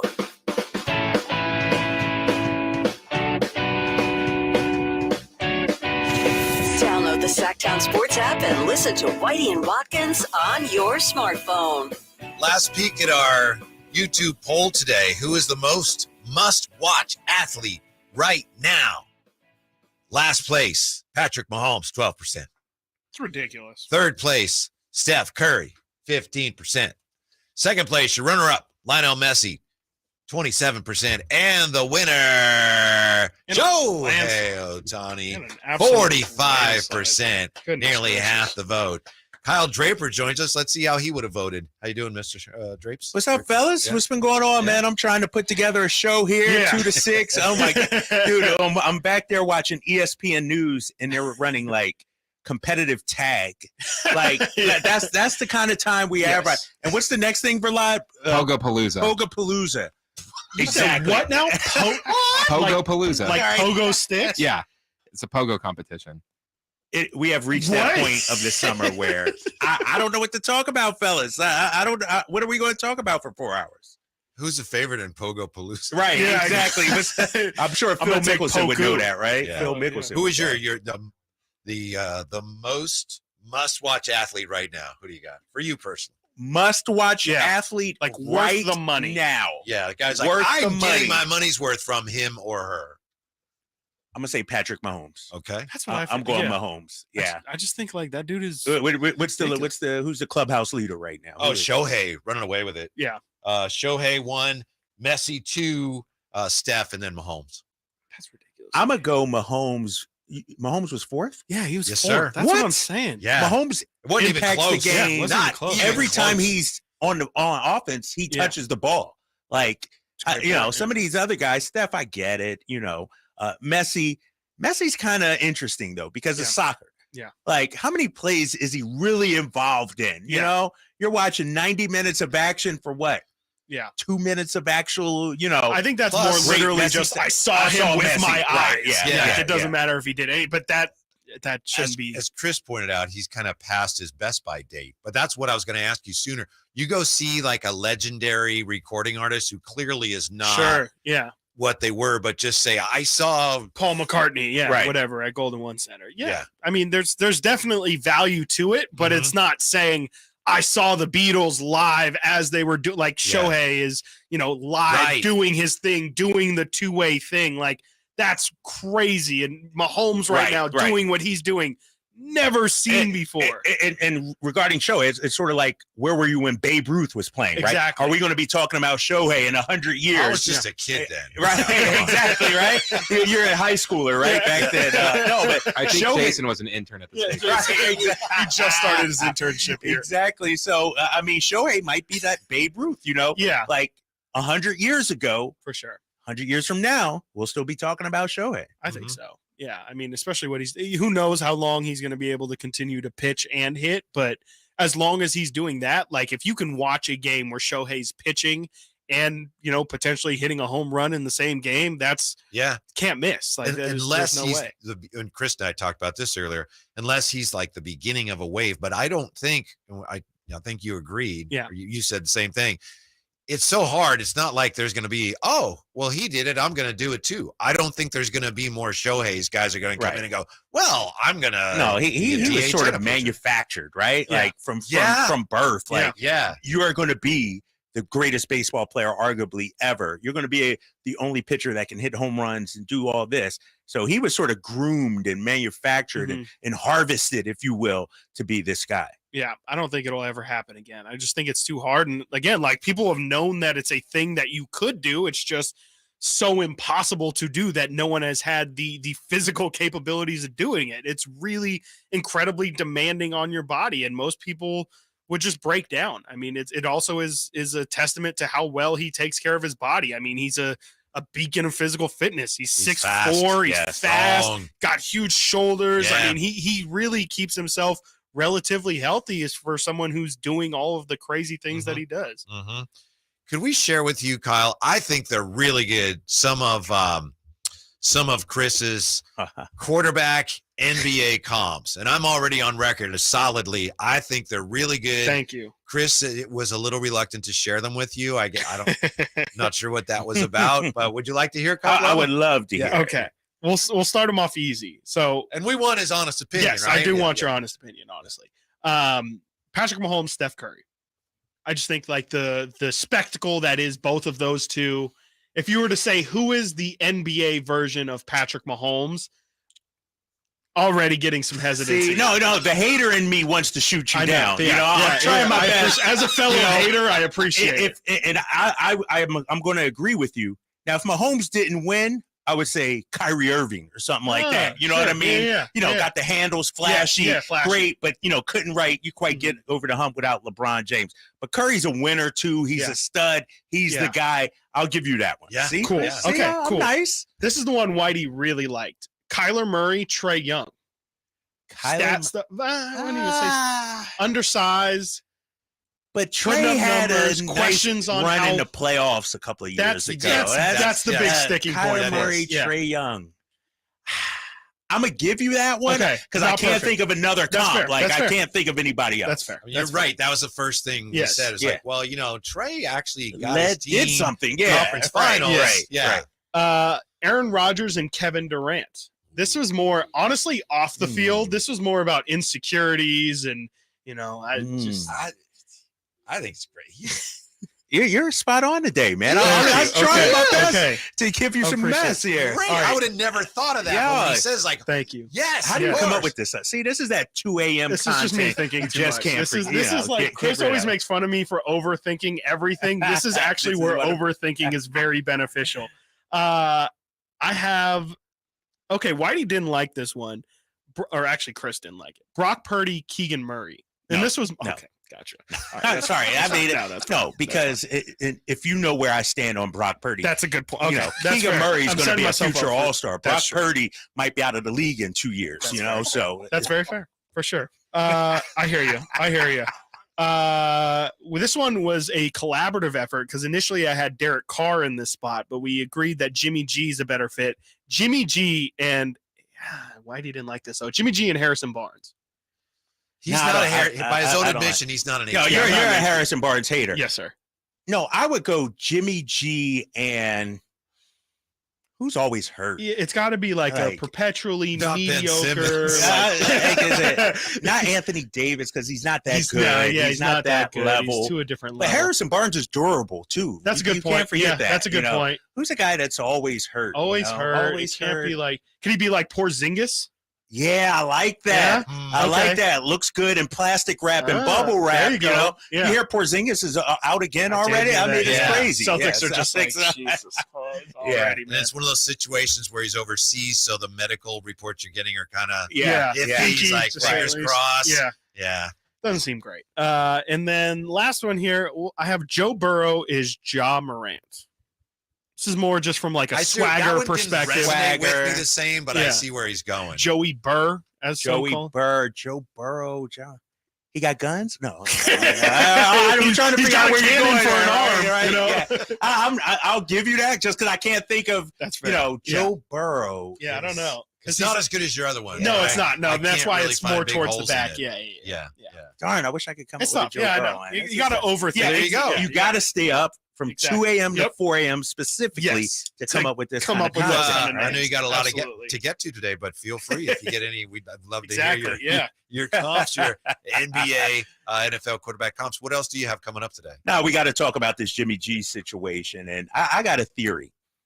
Jimmy G is going to go scorched earth on the 49ers, dude. He, on Sunday, if he I hope plays, so. he Yeah. might throw for 300 yards, about 5 touchdowns in the first quarter. Oh. Like that's what I'm thinking. We're going to hear from Kyle Shanahan coming up on this whole Jimmy G drama. And we got Kirk Morrison coming up at 4:30 to talk about the NFL and also college football. I just dug up some numbers regarding the Stanford football program and why this Pac-12, crumbling might cripple other parts of the Stanford athletic team. So we'll talk about that coming up. Yeah, they lose 2 more teams. The Pac-12 is going to be the Tupac. You know that? That's where we're headed. That's where we're headed. Kyle Draper, JJ, next right here. Sactown Sports. The Kings preseason schedule is out, and Sactown Sports has you covered. Preseason stops